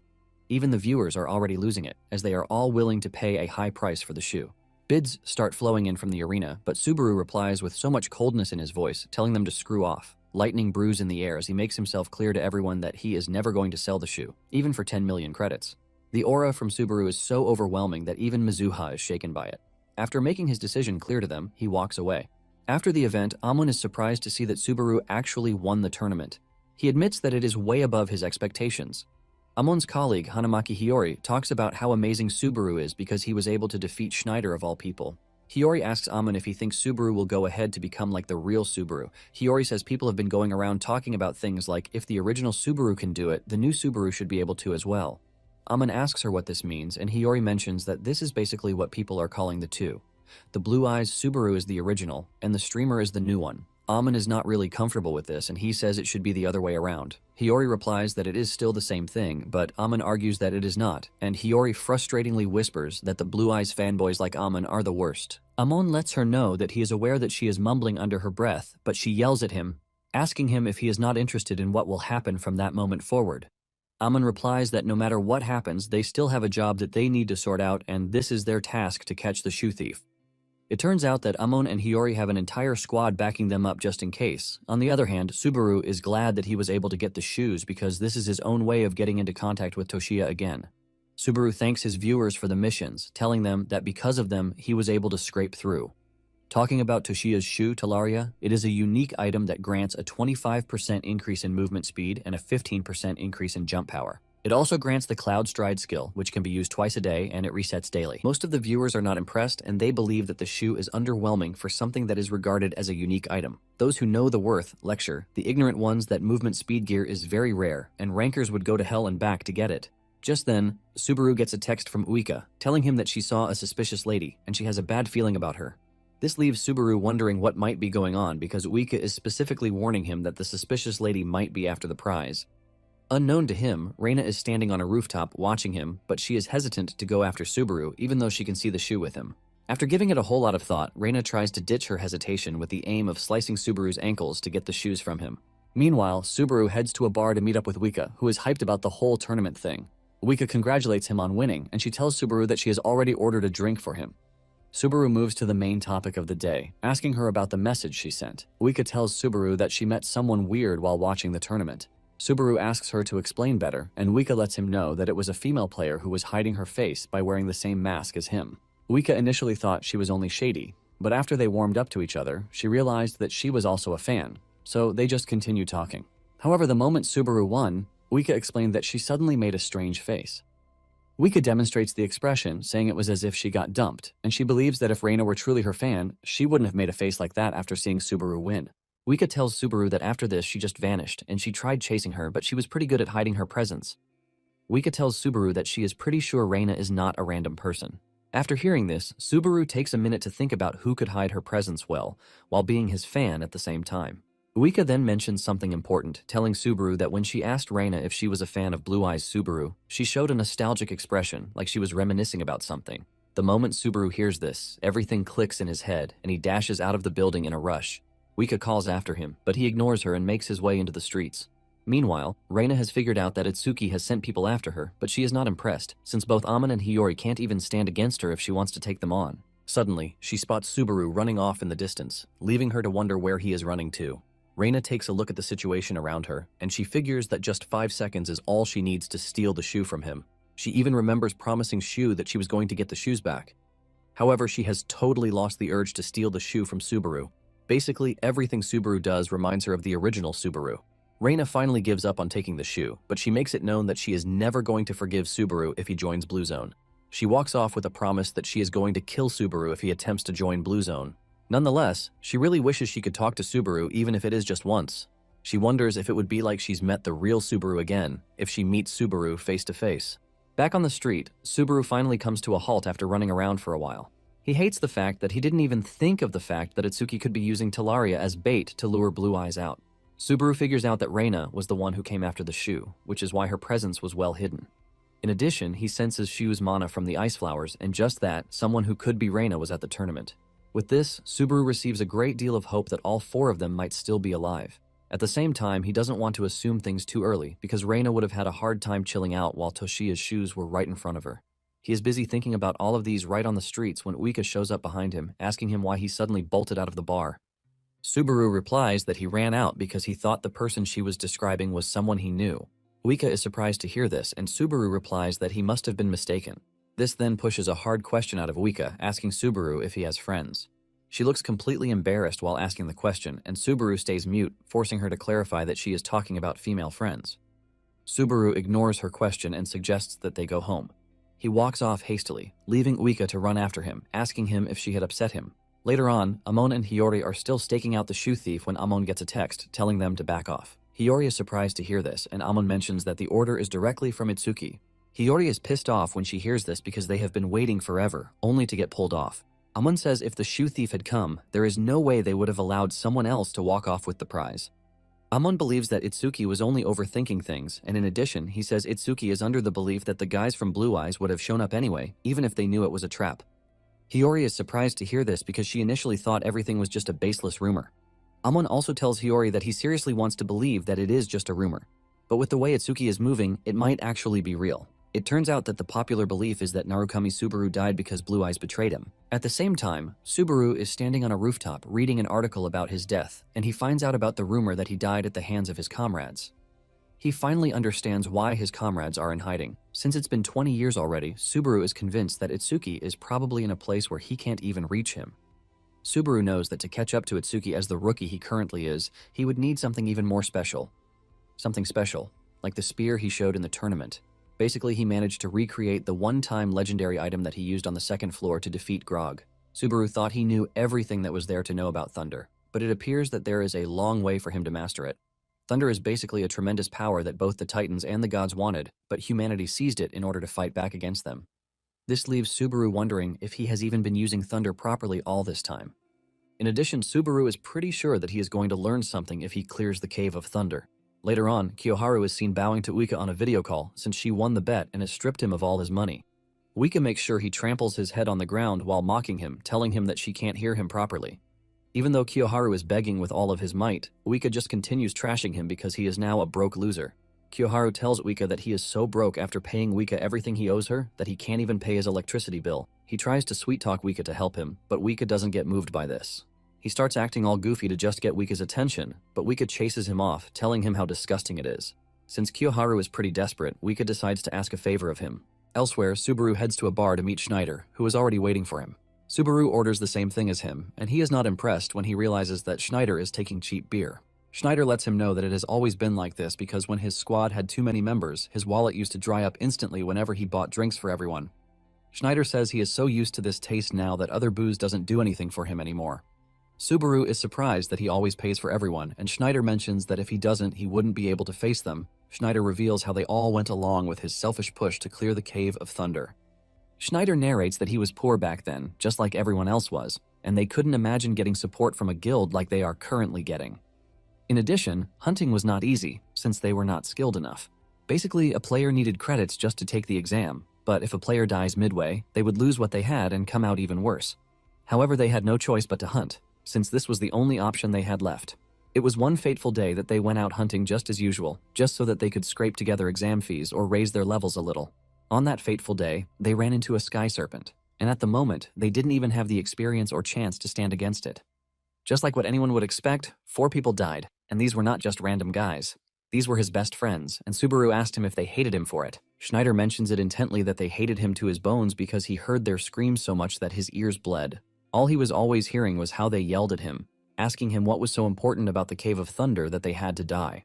Schneider narrates with pain the sad things he heard from them, and Subaru imagines that this is the same thing his former teammates will be yelling in his ears. He quickly tells Schneider to stop narrating, saying he's heard enough. Schneider asks him if he's pitying him, and Subaru mentions that anyone else would have given up after something like that happened. Schneider tells Subaru that there is no way he is going to give up. His friends died because he invited them. He asks Subaru what he thinks would happen to the dead ones if he gave up. He reminds Subaru that it would basically mean that their sacrifice was in vain. Schneider mentions that this is the reason he has been obsessed with the Cave of Thunder all this time, and he doesn't actually expect Subaru to understand. However, it is thanks to Subaru that he finally sees hope. Subaru is confused when he hears that he is now the embodiment of hope, but Schneider lets him know that it is finally time to tell him what kind of place the Cave of Thunder really is. Back at the hideout, Shu is freaking out because he hasn't heard from Reina. He is worried that Itsuki has caught on to them and something bad has happened to Reina. Shu unleashes an overwhelming amount of mana that freezes the entire space just from the slight thought of Reina dying, and he promises Itsuki that he is going to kill him in a merciless manner. Shu is still raging and making threats when he gets a text from Reina apologizing for not getting back the shoes. Shu reads this and screams at the top of his lungs in shock because Reina had already promised that she would get the shoes back. Sometime later, Subaru restarts the stream, and the viewers are surprised when they see him in an unfamiliar building. They ask him if he is challenging the Cave of Thunder that day, and he replies that he has the intention of doing so, which is why he went live, to make it happen. He is having a chat with his viewers when a player suddenly shows up asking Subaru if he is the streamer. Subaru confirms this, and the player nervously replies that they also got a request to clear the Cave of Thunder. Subaru looks behind the dude to see a whole party lined up. The dude casually asks Subaru if he would be willing to team up with them since he is also on the same quest. At the same time, Subaru gets a private DM from Uika, telling him that the players he is looking at are a party that was put together in haste just to ride on his clout. Subaru then turns to them, asking them what they mean. The player replies that they are also going to the Cave of Thunder, so they are pretty sure that they are going to be useful to Subaru during the course of the challenge. One of them even claims that they are not trying to ride on his clout or anything like that. Subaru takes a deep breath before replying, telling the players that he hopes that everyone does their absolute best. Subaru lets them know that he is accepting because if people say he took the request and bailed, he would have no excuse. The leader of the party tells him that this is how the system works, and Subaru turns around, telling the party that he basically can't kill everyone just because he is not feeling it. The leader of the party is shocked to hear this, and he asks Subaru to repeat what he just said. Subaru then informs the party that there is one thing that they have to make clear, and this is the fact that they are not comrades. He lets them know that they are only traveling together. Later on, they meet at the Conrad Kingdom gathering point on the outskirts of the kingdom. They meet with the S-Rank mercenary in charge, Demon. He is surprised when he sees the loads of people coming with Subaru, and he complains that there are a lot. He even trash-talks Subaru, calling him an E-Rank mercenary. Demon intensifies the trash talk when he realizes that Subaru is an otherworlder, and he mocks him, saying people like him love to throw their lives away. Subaru is pissed, and he asks his viewers if he should turn Demon into a vulture bait. The viewers are surprised to learn that Subaru actually knows what vultures are.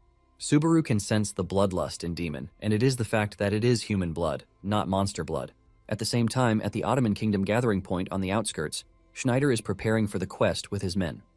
Out of nowhere, a Blue Zone player, Poliman, shows up, telling Schneider that he and his squad have been sent by the headquarters to join the raid. In fact, Schneider will have to drop half of his men. Schneider is surprised that such an order was passed from above, and Poliman teases Schneider, telling him that this is happening because he messed up. Poliman says Schneider lost to Subaru, which made the guild lose valuable assets. Schneider asks Poliman if he thinks he would have done better, and Poliman replies that it is pretty obvious that he wouldn't have lost to a rookie who just got to the 3rd floor. In addition, Poliman doesn't think he would even have to waste 10 years on the 3rd floor. Don Chao almost unsheathes his weapon when he hears this, but Schneider stops him. Poliman boastfully tells Schneider that he should be grateful that he showed up because they might finally have the chance to clear the Cave of Thunder now. Don Chao yells in anger, eager to shut Poliman up, but Schneider tells him to leave the dude, and since the raid team is full of rookies, swapping people out won't matter. Schneider lets Don Chao know that Poliman actually said one thing right, and Don Chao asks what it is. Schneider replies that it is the fact that he said they would definitely clear the Cave of Thunder this time around. On the other hand, as Subaru and his opportunist teammates head to the Cave of Thunder, the viewers are pretty sure that Subaru is pissed that they have just come to ruin his vibe. Demon mentions that the whole area feels really off because doors opening on a fixed cycle feel way too man-made. Subaru doesn't really understand what he is saying, but just then, they arrive at the Cave of Thunder. There is a giant door at the entrance, and Demon mentions that insane lightning keeps striking the entrance repeatedly, which is why one can't get in at specific times. The leader of the opportunist party rushes over, asking Demon how many times he's challenged the Cave of Thunder. Demon replies that this is his 3rd time, and fewer than 10 mercenaries have ever gone in and made it out alive, which means he is one of them. The dude gets closer to Demon, asking him if he kept challenging the Cave of Thunder afterward, but Demon replies that he is not dumb like the otherworlders. The dude asks Demon why he is now coming with them, and he replies that there is only one thing he is after, and this is the traces of Thunder itself. Demon mentions that if he can get this, he will be able to quit his job for good because he is done with a job that wants his life every minute. The party leader is surprised that Demon is not planning to go all the way, and he replies that he has no intention of doing this. He tells the dude that they are acting all jovial the way they are because they have not witnessed the Cave of Thunder firsthand. Demon still makes sure to turn around to trash talk Subaru, telling him to die quickly if he wants to. Upon arriving at the entrance, the party comes to a halt, and Demon tells them that in about an hour the thunder will stop and the entrance will open. One unlucky rat runs past at that moment, and Demon slaps it toward the door. The rat gets electrocuted to death, and Demon basically uses this to show them what will happen if they try to approach the door when the lightning is still active. He urges them to stay put until then, and the viewers urge Subaru to tell them a story while they wait. However, Subaru shocks everyone as he walks toward the door, ignoring Demon's warning. Deep down, Subaru could see that it looked like the test back on the second floor when he went to the Millennium Mountain. The party members start calling on Subaru, asking him if he is trying to get himself killed. Upon arriving at the gate, Subaru places his hand on it and the Heart of Thunder starts to resist the gate. His body composition also prevents him from getting electrocuted, and after this, the gate verifies the qualifications. This unleashes a massive thunder strike that shocks the party members, who keep asking themselves how Subaru is still able to stand. After the verifications are done, the Thunder Gate disappears, thus revealing the Traces of Thunder. Traces of Thunder drops on the floor, and Demon freaks out when he sees this because it is what he is after. He immediately grabs his weapon, asking Subaru to explain how he was able to call out the Traces of Thunder. Subaru stays quiet, wondering if the item was waiting until someone qualified actually showed up. Even the viewers are surprised that Subaru got his hands on the item right at the entrance of the cave. Just then, Demon swings his big axe at Subaru and he barely dodges it, but the axe cuts him on the shoulder. The system immediately detects that he is being attacked by his own party members, and because of this, no counterattack penalty will be applied. Demon believes that Subaru must have gotten lucky, and he demands that he hands over the item to him. Subaru asks him why he has to do his bidding, and Demon mentions that items gotten from the cave should belong to the locals, like him, instead of people like Subaru who are outsiders. Demon tells Subaru that he is pretty sure that he is scared of dying, even though he is not from that world. Subaru agrees with him because even if dying in the trial doesn't mean that the player would die, the pain still feels 100% real. Dying in the trial leads to extreme fear and mental breakdowns, or even PTSD. Demon lets Subaru know that everyone fears when there is death staring them right in the face. On the other hand, Demon lets everyone know that the locals are used to killing each other. The party starts freaking out, regretting that they came because the rumors about Conrad's mercenaries killing players were real. The party starts to urge Subaru to have a rethink about what is happening. They are still begging him to be rational when one of the mercs loses his head. Subaru confidently declares his intention to wipe out those who want him dead. Even Demon is shocked because Subaru is supposed to be E-rank, but the way he is moving is not even explainable.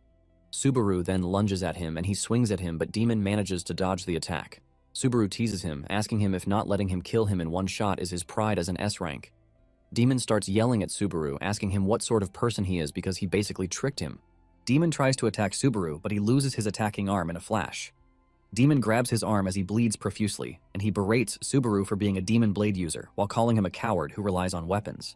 Subaru walks up to him, telling him not to assume that he is trash like him. Subaru taunts him, telling him to save up some money and buy a demon blade for himself if he is mad. However, at this point in time, it is already too late. Before Demon can even blink, Subaru cuts him down, ultimately defeating him. The opportunist party members see this and they freak out. Subaru turns to them, asking them if they also would like a chance to take the Traces of Thunder away from him. The leader of the party nervously replies that he has no intention of doing this while addressing Subaru as a lord. The viewers almost die of laughter when they hear this because Subaru has basically been promoted to God tier.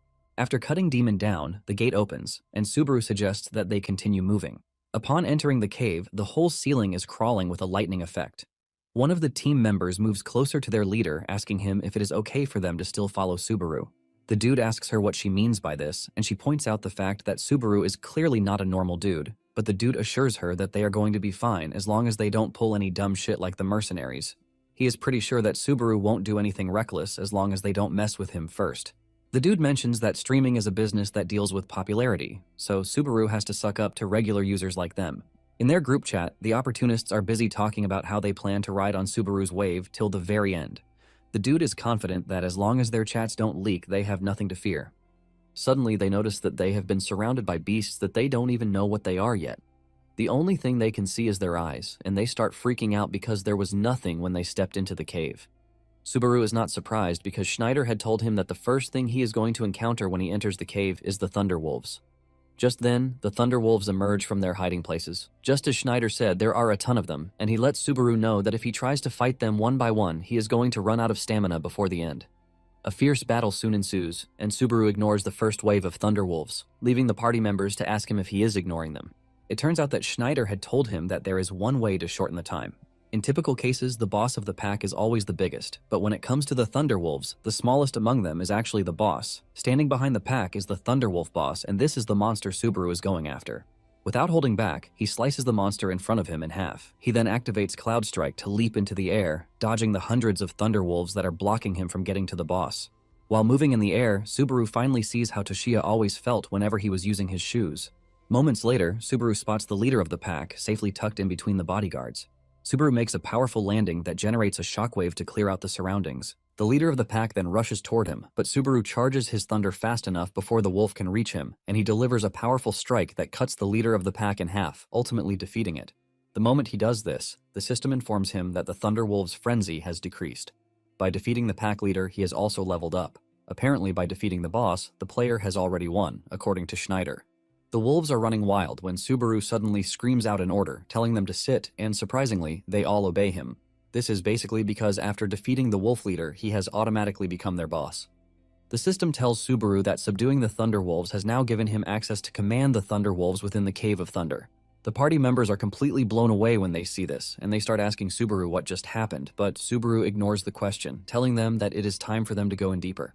Subaru orders the Thunderwolves to follow him, and the wolves heed his command, leaving the party members completely speechless. Subaru walks in front like a general while the wolves follow him obediently like his soldiers. Moments later, they reach a hollow part of the cave and Subaru orders the wolves to howl, which they immediately do. They start howling like crazy while the party members freak out, asking Subaru what he is trying to do. In no time, monsters start emerging from every corner of the cave, surrounding the team. The party freaks out, urging Subaru to calm down because he is going to draw all the monsters here if the wolves continue howling. They ask Subaru what he is thinking, and he replies that he wants a surrounded hunt, which is how he does his things. Subaru tells the team that they don't have to worry about him because he has the Thunderwolves, so he is definitely going to manage. However, the team leader reminds him that they are vulnerable. Subaru then reminds the team leader that he already told them from the start that they are all just tagging along, so at this point in time they have to survive on their own. After saying this, Subaru ignores them and starts cutting down the monsters on his own. Meanwhile, John and his assistant are watching the stream and they are surprised to see what Subaru is pulling off. The lady freaks out, asking John if Subaru is allowed to do this, and John casually replies that Subaru has already made his call, so it is left for him to do whatever he wants. However, with the team members getting trashed by the monsters, it is pretty obvious that he is going to get flamed. John then shows the girl a piece of info on his phone, telling her that it is a totally different case this time. It turns out that John has been able to get his hands on the group chat, detailing how the party quickly put themselves together just to tag along for Subaru's Cave of Thunder tour. John says this is solid proof that they are on a hitchhiking tour, so there is no reason for suspicion. Basically, they aren't even strong enough to clear the Cave of Thunder on their own, so they didn't hesitate when they saw an opportunity to hop on a free ride. The lady asks John if he thinks the viewers will see it this way, and John says if it is just for this one time. John explains that if Subaru had allowed them to take a ride with him, it would have continued to happen. Basically, at this point, Subaru is making an example of them so that no one would think of leeching off him. Back in the cave, after wiping out the bulk load of monsters that were attacking, Subaru turns around to see that the team has been wiped out already. Subaru is pleased with this because he just got back his solo run gig. The viewers are blown away when they see this because Subaru has just found a way to wipe them out. While some fully support what Subaru did, there are some who believe that it was overkill. Some of them even log out of the stream because of what happened. Without any care for what might happen, Subaru lets his viewers know that this is what will happen to anyone who tries to leech off him. John laughs out loud when he hears this, and he realizes that Subaru is not shallow enough to ignore how his words hit his viewers. This basically shows that every move he made and every line he spoke was calculated. John is forced to admit that Subaru is top tier when it comes to being a streamer and a player. John then puts a call through to Uika, and before she starts answering him coldly, he lets her know that he is calling because of Subaru. He wants to know if she told Subaru about the tag-along recruitment post, and Uika says yes. John then asks Uika if the whole thing was her plan from the start. Uika just hangs up on him, saying she is not ready to start chatting nonsense with him. After the call, John asks his assistant if she saved a copy of the group chat, and she assures him that everything is well prepared. John is glad to hear this, and he mentions that it is their turn to make the players understand that Narukami Subaru has a powerhouse agency backing him. Meanwhile, Schneider and Poliman are also taking on the Cave of Thunder. However, Schneider and his squad are not even making a move as they leave Poliman and his people to fight the Thunderwolves till they are breathless. Poliman yells at Schneider, asking him if he is not joining the fight because he is pissed that he joined the raid squad. However, Schneider ignores all his chat until he finally spots the leader of the pack. Schneider basically used Poliman and his squad to wear down the number of the Thunderwolves. Schneider then hurls a dagger at the leader of the pack. The dagger tears through the wolf's head, killing it on the spot. Poliman is not impressed as he believes that Schneider only managed to kill the runt of the pack. However, Schneider ignores him and calls out an order. Poliman assumes that Schneider is talking to him and he is about to start a fight when his men tell him that the wolves have suddenly stopped attacking. Surprisingly, they have all sat down after heeding Schneider's order. Schneider yells at him, asking him what he just did. Schneider lets him know that he knows nothing about the Cave of Thunder. and this includes the higher-ups in Blue Zone too. Schneider suggests that Polyman turn back at that point if he doesn't want to embarrass himself in front of his subordinates. With this, Schneider and his squad confidently lead the way while Polyman is left screaming in the back, trying his best not to lose his mind. Soon afterward, Subaru finds himself facing another monster boss, the Thunder Maw. It is an ugly monster that looks like a sandworm, but Subaru dashes toward it and defeats it with a single punch imbued with thunder to tear its head apart. This location, where Subaru took Schneider 3 years to get to, but it was after this that he realized something. It turns out that this is the point where the Cave of Thunder actually starts. Subaru finds himself standing in front of a giant door, and he finally understands what Schneider was talking about. He has just stepped into the true Cave of Thunder. As he steps through the door, the system tells him that he is now entering the first gate of Thunder, thus beginning the Thunder Trial. Subaru is not entirely surprised because up until that point, the Cave of Thunder was just like every other dungeon. However, everything is just about to change and he is about to witness the real Cave of Thunder. Covering the wall is an enormous painting of a dragon, leaving the viewers to ask what exactly it is. According to Schneider, it took him 5 years to get through the first gate of Thunder, so he wonders just how long it is going to take Subaru. Suddenly, one of the viewers notices that the painting on the wall might have just moved. At the same time, the system informs Subaru that his thunderclap qualifications are being assessed. Talking about the thunderclap, it is the earth-shaking roar when lightning strikes. However, the roar is still part of thunder, so basically it is all the same power. Subaru can only admit that he doesn't even know if the reward from the Cave of Thunder will match his own thunder. After a dramatic transformation, the painting on the wall fully transforms into a giant scary dragon, which is the judge of Thunderclap, and its name is Ragnall. Schneider had warned Subaru not to even think of taking down the dragon because he had heard that he had defeated Greg. Now that Subaru is facing Ragnall, he knows for sure that he stands no chance against the overwhelming presence of the dragon. In addition, he only fought Greg because he was part of the mission. Apparently, Ragnall's trials are always different. Sometimes he might make the player endure tens of millions of lightning strikes, and sometimes he seals off all 5 senses to trap the player in pitch-black darkness. He can even summon a massive monster and force the player to fight it. Once Ragnall is fully transformed, he asks Subaru if he is the one who will challenge the Trial of Thunder, and Subaru casually says yeah. The viewers are not surprised by his answer because they know how cocky he is. Ragnall commends Subaru, telling him that he has already proven countless qualifications. He then tells him to take out what he has in his pocket, which is the Trace of Thunder item. Subaru is surprised to hear this since Schneider never mentioned anything about this. After bringing out the item, Ragnall mentions that he could clearly see that Subaru opened the gate and walked in. Subaru asks him if there hasn't been anyone aside from him who has had the Trace of Thunder. He uses Schneider as an example, and Ragnall mentions that Schneider didn't enter by opening the gate. Ragnall says Schneider just happened to pick up a stone formed from the dungeon's condensed energy. It finally dawns on Subaru that he is the only one with thunder, so it basically makes perfect sense. Ragnall then tells him that it is time to impose a trial on him.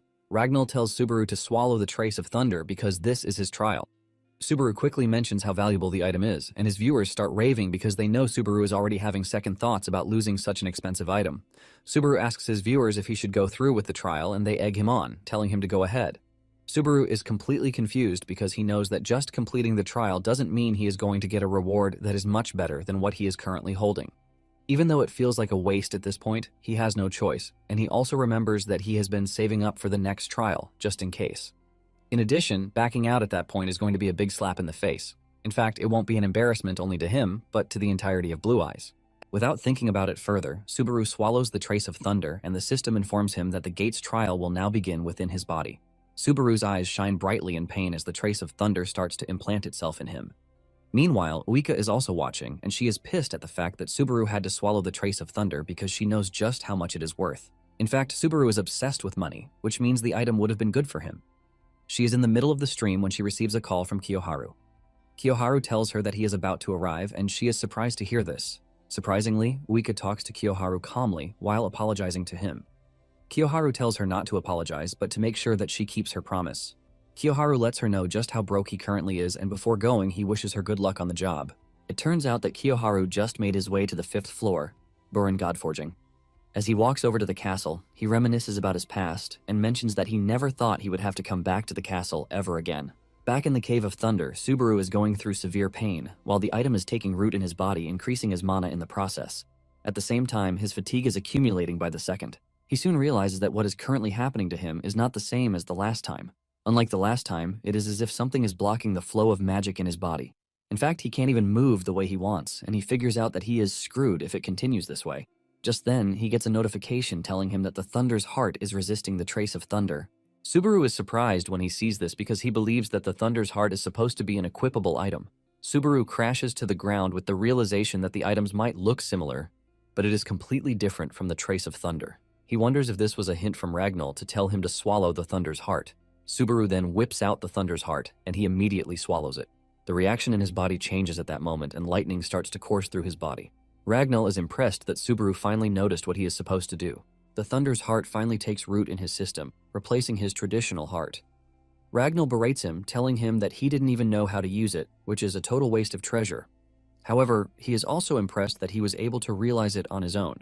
After everything settles down, Subaru scolds the dragon, telling him that he almost died thanks to him.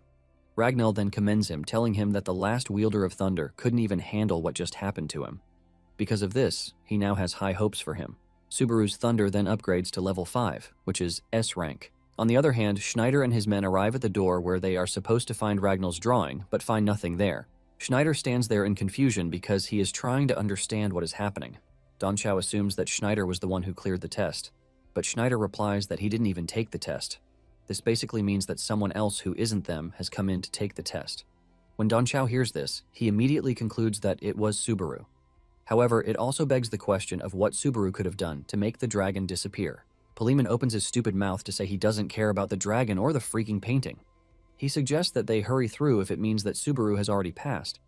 He asks Schneider if he is fine with Subaru snatching up all the rewards before they get there. Schneider bows his head in silence while saying he came for the reward. Poliman assumes that he is sad or something, but Schneider suddenly smiles while saying there is finally some change because someone besides him has actually made it to the end of the Cave of Thunder. Schneider moves closer to Poliman, telling him that he is currently more hyped than ever, so he shouldn't even try to ruin his mood. Poliman can sense the threat, and he backs off, telling Schneider that he gets it. Don Chow taps Poliman on his shoulder, telling him that he once got cut down with a single strike from Subaru. Poliman asks him why he is telling him this, and Don Chow says that what he is just trying to say is that even Subaru won't be able to make it through what lies ahead easily. Schneider then urges the team to stay sharp if they want to witness the historic first conquest of the Cave of Thunder. He lets them know that the bare minimum is surviving. Poliman is surprised to hear this, and this is when it dawns on him that Schneider didn't even have the intention of clearing the Cave of Thunder himself. At the same time, he wonders what is currently waiting for them ahead. Schneider tells them that beyond the door in front of them is the end of the Cave of Thunder, and he believes that Subaru is currently beyond the door. Schneider pushes the door open, and the system informs them that they have entered the second gate of Thunder. At the other end of the room is a throne, and they are informed to take a seat on the throne. Schneider is surprised that Subaru is not in the room, and Poliman yells at him, asking him what their next plan is. Schneider reiterates what he said, that Subaru is not there, and Poliman yells at him, saying he has been raving about Subaru since the beginning, urging him to give it a rest. Poliman says Subaru has most likely sat on the chair and moved on. However, Schneider argues with him, saying it is not possible. Schneider then takes a step forward. The moment he does this, they are informed that they have trespassed upon the domain of the throne, and a huge wave of lightning hits the hallway. The players are informed that the Knight of Thunder has appeared, and Poliman freaks out when the knight clad in full armor appears right in front of them. The players start freaking out, and Schneider tells them that they cannot move forward unless they defeat the Knight of Thunder. Schneider reveals that this is exactly where he encountered a wall that no one can ever surpass, and this knight is Peleus. When Schneider told Subaru about this, he was surprised because he didn't think there would be two people with the same name. Since both are tied to thunder, it makes the most sense to assume that they are the same person. Subaru asks Schneider if something like that has ever come to light before because there are plenty of people who know about Peleus. Schneider mentions that he is the only one who knows the Knight of Thunder's name, and yet he didn't know who he was until then. Schneider believed that Subaru's thunder skill and the Knight of Thunder were definitely connected, which is basically why he was hoping that Subaru would have made it to the throne room before him. The Knight of Thunder has armor covering his entire body, and he even wears a helmet to cover his face. He walks up to Schneider, revealing his surprise that he is back again. Schneider quickly figures out that the knight was waiting for someone else, and Peleus commends his intuition. Schneider then asks him if he has met the person he is waiting for, and the knight says no. Schneider smiles when he hears this, and he grabs his weapon, but before he can do anything, Poliman orders his men to surround Peleus to block off his escape. Schneider panics, and he screams at the players to stop whatever it is that they are trying to do. Before Schneider can even finish shouting out his warning, the Knight of Thunder has wiped out the players who surrounded him with a single strike. Schneider watches in horror as the players are killed, and he lets them know that such cheap tricks don't work on the Knight of Thunder. Instead of listening to Schneider, Poliman decides to do things himself, and he whips out his blade. He dashes toward the knight and tries to cut him, but Peleus easily blocks his attack, thus breaking his sword in the process.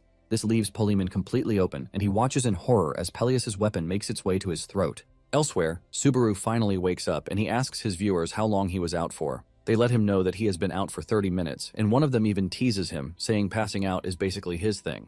One of the viewers then gives him a mission, telling him that the next time he passes out, he has to do a collab with Narukami Subaru. Some of the viewers believe that this is asking too much because Subaru is basically the king of destruction. Subaru figures out that the collab with Hawkeye turned into great publicity, so if it is a collab with Subaru, who has a huge audience, he believes that it would be much better. Subaru then accepts the mission, and the viewers are hyped that they are finally going to see Subaru through Subaru's stream. Subaru then pulls out his information and realizes that his fatigue is currently at 71 points, which is pretty worrying. Nonetheless, he is looking to shake it off and keep going. Back in the throne room, Poleman is about to lose his head, but Schneider comes in at the last second to block Peleus's weapon from cutting his head off. Schneider is able to push Peleus back with a single strike, and this leaves Poleman in complete shock. He finally sees the difference of 10 years playing out right in his very presence. Don Chao mocks him, asking if he seriously thinks the guild doesn't trust Schneider, which is why they sent him instead. Don Chao lets him know that he is nothing but a tool and bait to provoke Schneider's pride. Poleman watches as Schneider and Peleus go at each other, like proper seasoned fighters.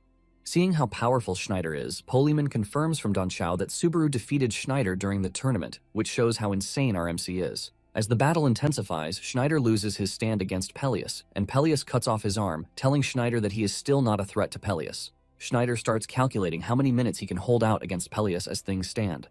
Seeing that he cannot last more than 1 minute, Schneider dashes toward Peleus with the intention of finishing the battle with one powerful strike. While Peleus is busy wiping out the other players, Schneider launches a surprise attack from behind, putting everything he has into the attack. Just as the attack is about to land, Peleus catches on to him and he turns around just in time to block the attack with his shield. This leaves Schneider completely open to Peleus's attack. Peleus commends him for having grown a bit, but it is still not enough, so it is time for him to die.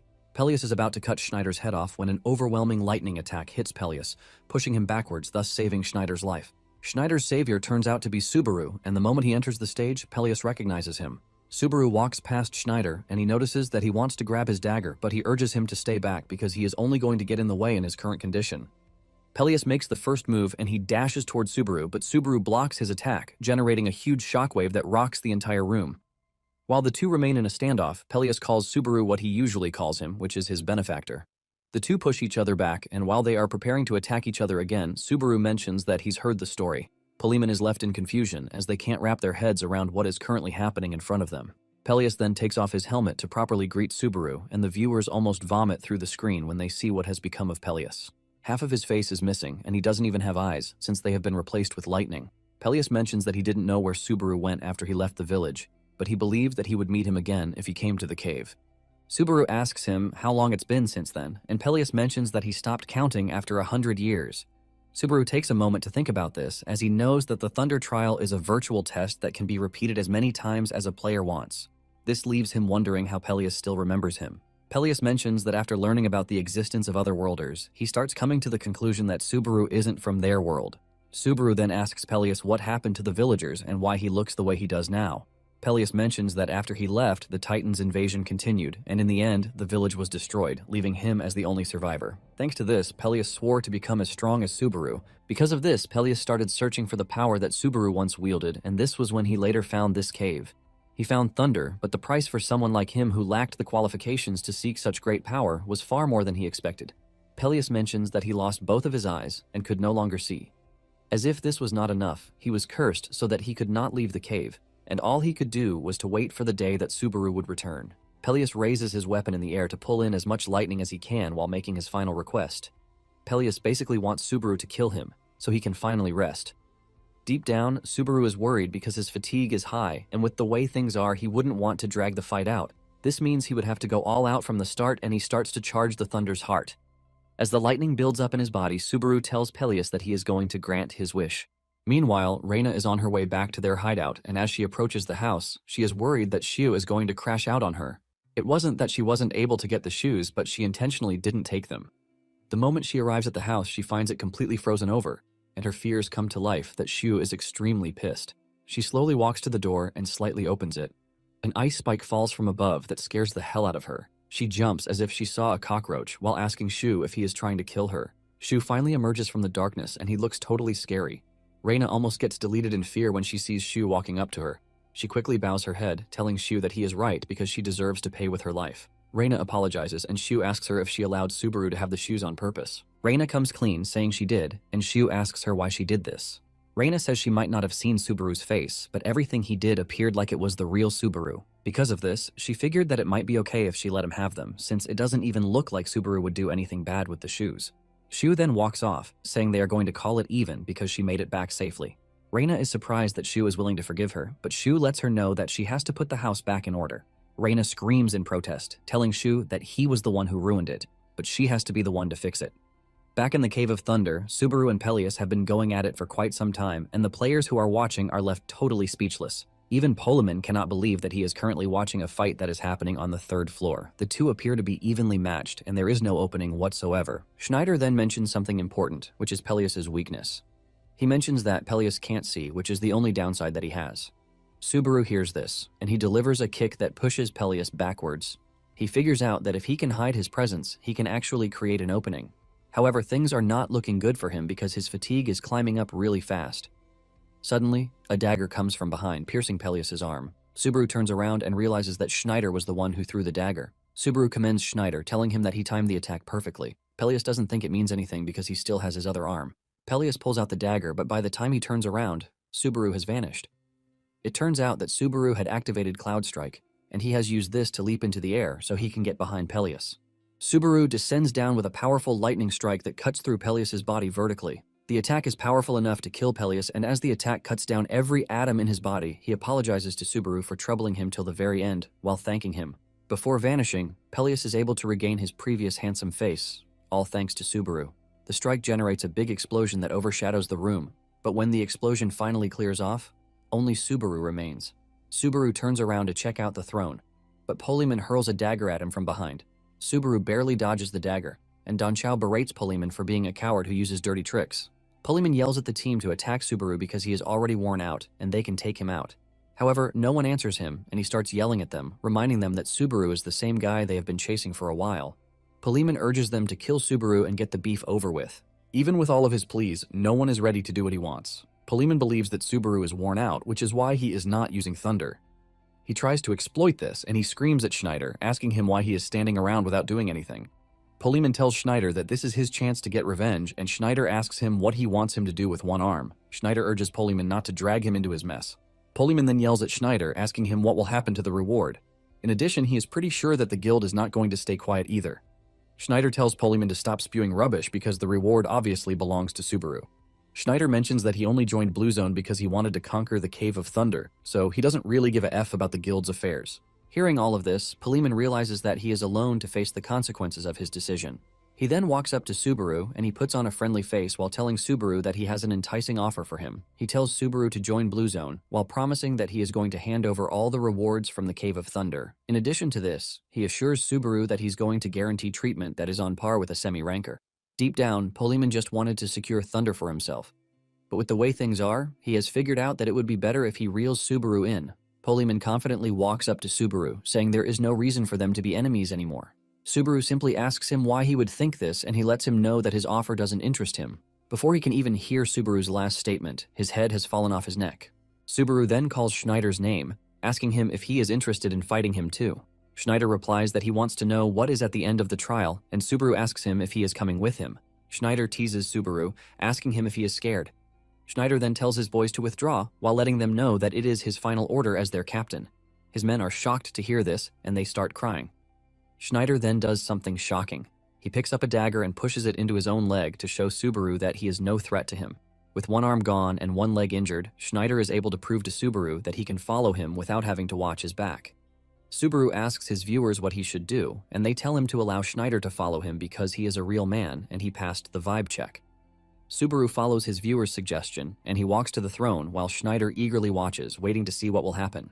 The moment Subaru's butt touches the throne, an eerie sensation fills the atmosphere, and Subaru is informed that he just sat upon the unused Thunder Throne. Subaru finds himself in another cutscene, and the giant throne room door opens. A red-headed dude clad in golden armor steps into the room.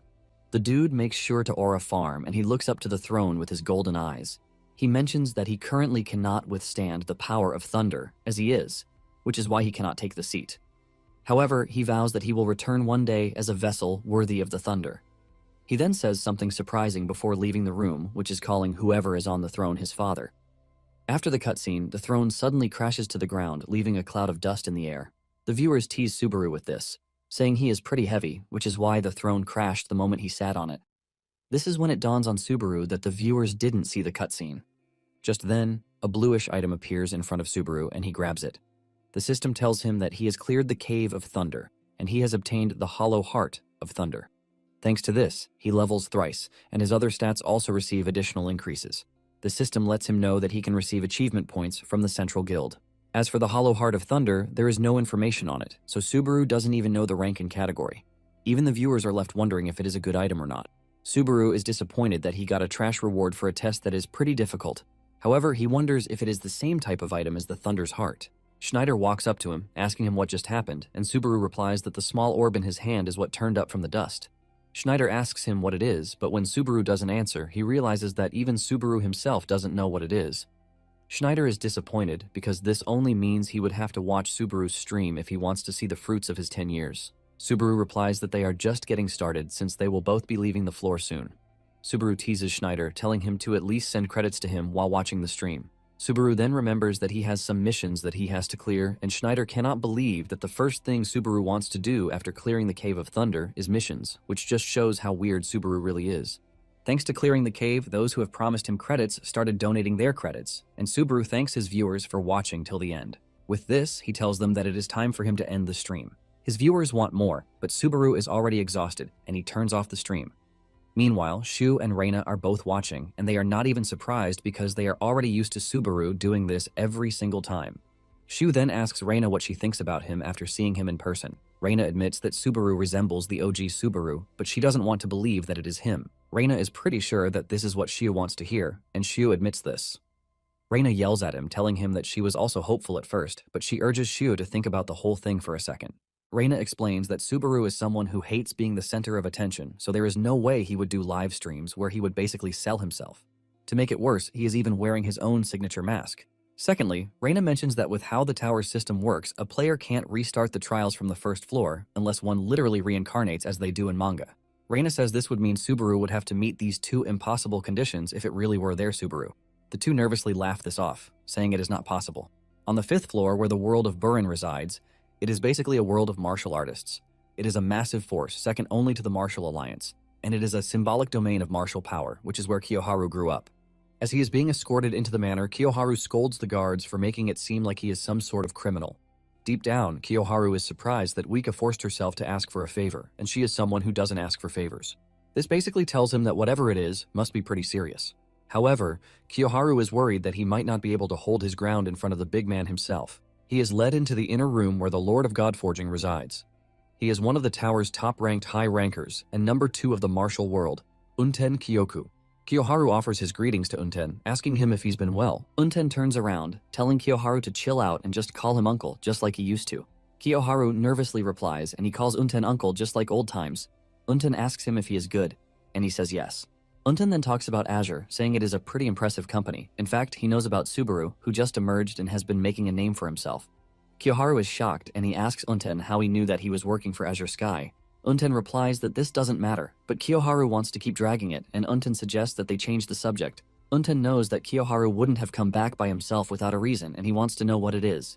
He wants to know if he is there to deliver Uika's answer, and Kiyoharu says yes, revealing that he heard it directly from her. Kiyoharu replies that Wika's answer remains no. The moment Unten hears this, he loses his cool, and a dark aura fills the air, and he asks Kiyoharu if he knows what question Wika's answer belongs to. But Kiyoharu says no.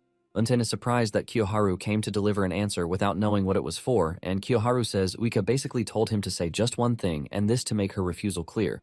Kiyoharu says Wika is an irreplaceable friend, but Unten cuts in, saying Kiyoharu is merely her messenger. Kiyoharu tries to tell the man that he is there because he lost a bet, but Unten knocks him to the ground with his aura, while giving Kiyoharu his own message too. Unten tells Kiyoharu to let Wika know that if she continues acting on her own, she is going to pay for it. Unten says this includes the place she's working at and every single person that is connected to her. Elsewhere, Wika and John are having a meeting about the recent scandal about Subaru wiping out the team that wanted to leech off him. Wika heaves a sigh of relief because John has managed to clear everything out. Wika asks him how he was able to get it done, and he replies that he investigated it and went through all the chats one by one. John mentions that public opinion wasn't great at first because there were some who believed that the players had no intention of leeching off Subaru. However, John made sure to spread the fact that they weren't good players and that they were all trolls. John tells Uika that she doesn't even have to blame Subaru because he made the right call. Uika replies that she is not blaming him because she was a fan before she became his manager. John then urges her to stay that way because a manager has to be a streamer's biggest fan. John mentions that Uika has been way more alive ever since she got assigned to Subaru because she always looked gloomy when she first joined the company. However, she has now become proactive at work, and she even smiles more. John says streamers matter, but his subordinates also matter to him, so he wants them to keep up the good work so that they can work together for a long time. He pats Uika on the head, leaving her totally embarrassed. He sees her face totally red and asks her what is wrong, but Uika slaps his hand away, saying she is going to head out first. She rushes off in the rain and John urges her to take his umbrella. However, Uika refuses, asking John why he brought just one umbrella in the first place. Back in Subaru's room, he is staring at the hollow heart of thunder that he got after clearing the cave, but he still has no idea how to use it.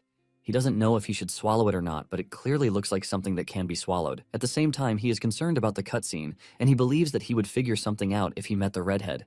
Just then, Uika shows up at his door, and Subaru tells her to come in. Uika sits beside him on the bed, and she finds it hard to even concentrate. She tells Subaru that they didn't have to meet in his room, and Subaru asks her if she would have preferred that they have the meeting outside in the rain.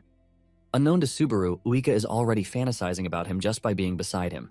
Uika manages to get down to the business of the day, and she tells Subaru that once he makes his way to the 4th floor, he is going to be ranked. She tells Subaru that she is going to do a quick rundown of how the ranking system works. Unknown to Uika, Subaru knows this more than anyone else because he even used to research ranking mechanics back when he was in the guild. The moment a player reaches the 4th floor, the system ranks every single player, and even though the exact calculator method hasn't been revealed, there are some general criteria. The first criterion is that the player's performance in trials carries the most weight. The impact the player also has on the world where they belong is also a criterion. In addition, the player's reputation among other players is a criterion. A player's battle results against ranked players also play a role. Basically, it is a messy combination of a bunch of different factors, which is what they have come up with so far. Uika tells Subaru that she is curious about what rank he is going to end up at because his reputation has been skyrocketing as of late. She mentions that viewer reactions are part of the criteria too, and talking about players who have grown as fast as Subaru, only one player comes to mind, and this is Subaru. Uika then asks Subaru if he can reconsider the collab that he promised his viewers that he would do with Subaru. Subaru asks Uika why she wants him to reconsider, and Uika mentions that Subaru has a nickname, which is the Destroyer King. Subaru is surprised by this and says Subaru doesn't even look like someone who would have such an intense title. Uika assures him that Subaru is incredible in so many ways. She mentions that Subaru has collaborated with over 20 streamers so far. However, every single one of them has fallen off. Uika says the collab streams themselves did great, but for some unknown reasons, the streamers just disappear. Subaru asks her what she thinks might be the issue, and she replies that it might be some kind of jinx or curse. Basically, anyone who collabs with Subaru ends up falling straight into hell. Subaru asks Uika if she is sure that Subaru is not the problem, and Uika says there is a possibility that this is true, but Subaru has been with the company for a long time. Instead of backing off in fear, Subaru tells Uika to organize a collab with Subaru.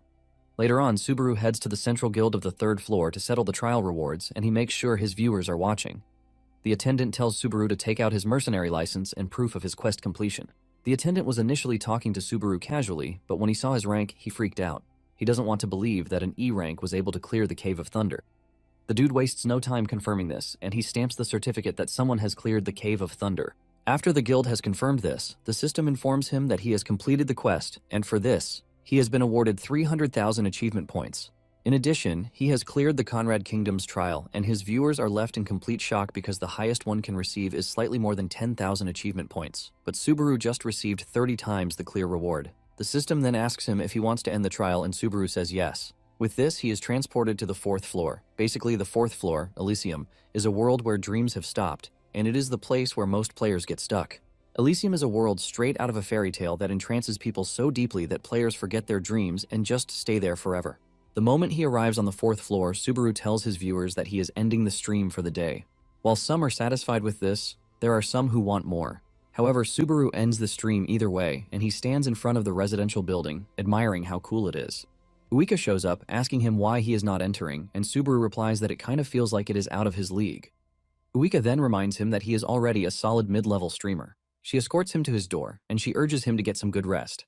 Subaru asks her what they are going to do about the streaming schedule, like the trial date and the upcoming content. Wika assures him that she is going to compile everything and let him know pretty soon. However, there is somewhere she has to stop by first. Moments later, she meets with Kiyoharu, who has been waiting for her. She apologizes for coming late, but he tells her to stop apologizing because it doesn't suit her, since it is not her style to apologize. Since they are beside a stream, he asks her if she remembers the stream in the forest behind Godforging. He talks about how being beside the stream reminds him of when they were kids. Basically, they would play around the stream till it was dusk, and Wika's bodyguards would show up out of nowhere to drag her home. Kiyoharu believed that they had grown up since then, but it recently dawned on him that nothing had changed since then. Kiyoharu then shocks her, telling her that Unten, her father, knows everything. He basically knows where she is, what she is doing, and those she is associated with.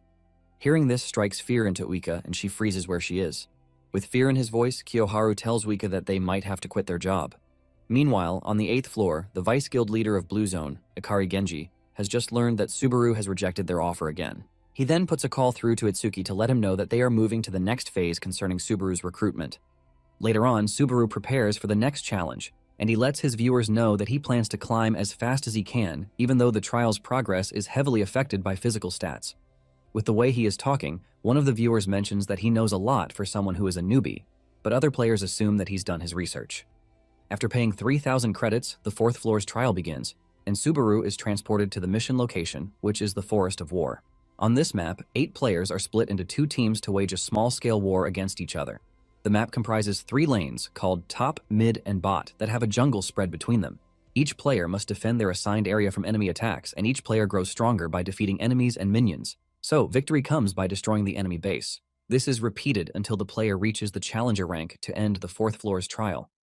Subaru is informed that he has been assigned the Bronze 3 rank, and all stats have been adjusted to 50% based on his rank. The system lets him know that he can gain points by defeating the opposing team. With Subaru's experience, he knows that this takes at least 6 months, since ranks progress from Bronze, Silver, Platinum, Diamond, then Challenger. For some players, this 4th floor's trial is impossible to clear in a lifetime. Moments later, his team members show up. There is Victor Roman, Neil Toole, and Rowan, who are all Platinum-ranked players. The moment they spot Subaru, Niall is the first to complain about the system giving them a Bronze-ranked player. Rowan lets the team know that it is the streamer Subaru, but this doesn't really concern Niall, who believes that being a streamer doesn't give Subaru a free pass. He mentions that the team is screwed as long as there is a bronze on the team. Subaru walks up to him, telling him to leave if he is not satisfied. Niall is about to lose it when Rowan comes in, urging the two not to fight since they are all on the same team. Rowan mentions that it might be a bit handicapped, but she still wants them to give it their best. Rowan tells Subaru that they are going to handle the lanes, so his job is to maintain the jungle. Basically, one player is required to take the jungle role to influence all lanes. Usually it is the most strategic position, but it appears that the team is too scared to trust Subaru with an entire lane. Niall turns to Rowan, asking her if she seriously thinks Subaru will be able to handle the timing. The viewers are not surprised that Subaru is getting treated like a dead weight, since they are all Platinum players and he is the only Bronze among them. Not long after this, they are informed that minions will spawn in 30 seconds, and the system wishes them luck. Niall still can't get over the fact that they were assigned a Bronze, and he keeps complaining instead of focusing on his lane. Suddenly, he spots the enemy in the distance, and since the enemy is an archer, he is confident that he has the advantage. Little does he know that he has been baited in, and before he knows it, another enemy player appears from behind. Niall is about to lose his head when a lightning-fast strike hits the dude, clearing him out of the way. Even the archer can't keep up, and before he knows it, he loses an arm too. Niall smiles as he sees the enemies get decimated while commending the insane player on their team. By the time the attacker shows his face, Niall cannot believe his eyes that it was Subaru, whom he was looking down on. The archer wants to retreat to a safe space, but Subaru finishes him off with thunder. In no time, Subaru defeats 2 members of the enemy team, and the viewers are completely blown away. Subaru turns to Niall and disgustingly asks him what he's been doing, since he has been useless. Niall finds it hard to even speak as he is still trying to understand what just went down in his presence. Subaru orders the dude to clear out the minions and secure the turret. He trashes him, telling him to stop moving slower than a Bronze. Niall can't even argue as he acknowledges Subaru's orders. Just then, Mission Villain gives Subaru a bounty to clear the 4th floor trial in a month for 20,000 credits. The other viewers are shocked when they see this, since 1 month is pretty short, and the fastest clear that has been recorded is 3 months. Just then, another viewer uploads the same mission for 20,000 credits, leaving the viewers in awe. One viewer mentions that Blue Zone wants Subaru in their guild, but another viewer replies saying Subaru has turned them down already. Before he knows it, the missions keep flowing in with a huge amount of credits tied to it. While Subaru is busy clearing out the enemy ranks, the viewers are spamming him with missions. Suddenly, a viewer, Safe Assets, uploads a mission telling Subaru to clear the trial in 2 weeks for 50,000 credits. The viewers start going after Safe Assets, telling him to screw off since this is basically impossible. Not long after this, Subaru's team clears out the enemies, and they win the match. After the match, Subaru had accumulated 147 points, and he also got a promotion from Bronze 3 to 2. The viewers are speechless, just as usual, since the most points they have seen someone get is 20 to 30 points. Safe Assets makes a 100 credit donation, suggesting that Subaru add an extra mission in the bonus round. Safe Assets then tells Subaru that the mission is for him to clear the trial without losing once. If he does, Subaru is going to return all the credits he sent so far. However, if he doesn't, Subaru is going to get 50,000 credits. Without hesitation, Subaru accepts the mission, while most of the viewers are urging him not to because money isn't everything in life. Safe Assets is glad that Subaru took the mission, and he even donates 100 credits for free. Meanwhile, there is a player named Daddle, but she streams with another name, Mizumega. She is basically what one would call a dead channel streamer because her view count doesn't even go past 50. Her viewers don't even rate her, as they always talk down on her for being trash. Daddle is broken on the inside because she knows that if she weren't streaming, she would currently be a challenger. However, she has no choice, since this is the only way she can make money, so she is stuck playing with her cruel viewers. She is on her usual role when Subaru and 3 other players join her team. Daddle is surprised when she spots Subaru on her stream, and she jumps up in excitement. However, her excitement reduces when she realizes that Subaru is still a silver player. Suddenly, Safe Assets shows up in Daddle's stream, telling her that they are going to give her 30,000 credits if she makes her team lose. Daddle is blown away when she sees this, and the viewers on her stream are left astounded. Daddle wastes no time accepting the mission while promising her viewers that she is not going to make it obvious. Just as the match begins, Daddle is the first to be defeated on the team, automatically leaving her team at a disadvantage. Subaru's viewers are frustrated about Daddle's death because she is basically exposing the team. Subaru then decides to go investigate, and when he finally runs into Daddle, he finds her acting all clumsy in front of the enemy. As she is defeated, she lets off a cold smile, which Subaru's viewers see. Subaru tells her viewers that Daddle is trolling, and it is not even easy to do, while sacrificing oneself. This makes him want to know who she is, and one of the viewers mentions that she is a streamer. They let Subaru know that Safe Assets gave her a mission to lose. The other viewers rush over to check, and they come back to tell Subaru the same thing. Subaru finally understands what is happening, and he decides to get really serious. Soon afterward, Subaru runs into the jacked diamond player who defeated Daddle over and over again, Gorimak. He is confident that there is no way a diamond player is going to lose to a silver player. He explains that silver players are stuck at 75% stat cap, but Subaru reminds him that if everything were decided by stats alone, they wouldn't have bothered calling it a trial. This pisses the dude off because he can't believe that a low-ranked player has the guts to talk back to him. The dude then unleashes his power, summoning golem arms from the ground. Subaru is actually impressed that the dude's power is body transformation, which is not something one sees quite often on the 4th floor. Subaru considers this the perfect timing because there is something he's been looking to test too. Subaru wonders if the dude can actually handle the new heart that he just got. Subaru then activates the thunder, generating an overwhelming amount of lightning that even darkens the surroundings. The air becomes thinner, making it harder to breathe, and Subaru confidently walks up to the enemy player. However, the player is confident that Subaru's tricks can't work on him, and he hurls golem arms at Subaru. Even though his skills are currently reacting to each other, Subaru still doesn't think it is going to be a hindrance. He dashes past the projectiles coming for him and then leaps toward the enemy player. The dude watches in shock as Subaru descends upon him with an overwhelming amount of lightning. The enemy player puts up his arms to block the attack, and he gets sent into the distance. The dude manages to regain his footing by using his several golem arms to grab onto the ground. Since he was able to block the attack, he trash-talks Subaru, telling him that the attack was quite underwhelming. He then amplifies his stats to 200%, while telling Subaru that with the buffs from the Forest of War, his arm's durability surpasses Diamond rank. Unknown to him, Subaru is also cooking up something for him, and everything has just been completed. Subaru runs through him with an incredible force of lightning, with a skill called Thunderflash, before he even knows what is happening. Lightning runs through his body insanely, and before he gets taken out, he expresses his disbelief that he was taken down by a mere silver player. Subaru then reminds him that stats are not everything in the trial. The lightning takes full effect, and he gets cut in half, leaving a bright explosion at the point of impact. The viewers are impressed as usual because Subaru basically rewrites history every damn day. When Daddle learns that Subaru has killed the enemy player who has the best chance of winning the game for his side, she almost loses her mind. She basically let herself be killed by Gorimak over and over again just to raise his stats, but he ended up losing to Subaru. Before she knows it, Subaru wipes out the enemy players, and her viewers urge her to take the L and rest. They even suggest that she quit streaming because it is not for her, and this is the point where she loses it. She yells at her annoying viewers, telling them to shut the hell up because they were also egging her on. She lets them know that they would have done the same if someone offered them 30,000 credits. Seeing her crash out instead of the usual sweet self, the viewers lose it too. They believe that she is finally showing her true colors, and they tell her that there is no one who would care if her stream actually dies. Dettol continues yelling at her viewers, saying she is always the one getting the back end of the stick after everything else. Just then, Dettol gets a private DM from Subaru, telling her that he wouldn't have taken the mission if he struggled against weaklings like her. Just then, the enemy players surrender, and Dettol realizes that it is all over. Subaru then informs his viewers that he would be going off for the day, and the viewers are impressed that he actually hit Platinum 3 in a single day. With the rate at which he is going, they believe he is going to clear the trial in days, not even half a month. Subaru assures them that he will be streaming the next day, and he wants to continue this for a while.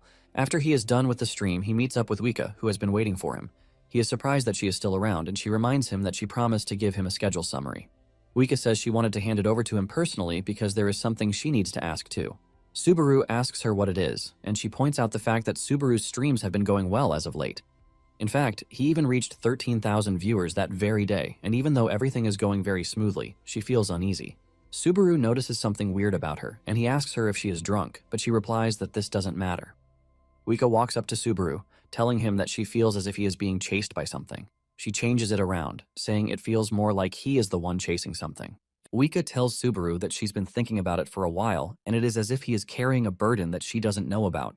Subaru then answers with a stern voice, telling her that he can't answer this for now. Wika is not surprised, and she ends up placing her hand on his shoulder while drawing closer to him. She suddenly mentions something embarrassing, causing her file to fall from her hand. She turns around in shame while telling Subaru to just pick up the document and go.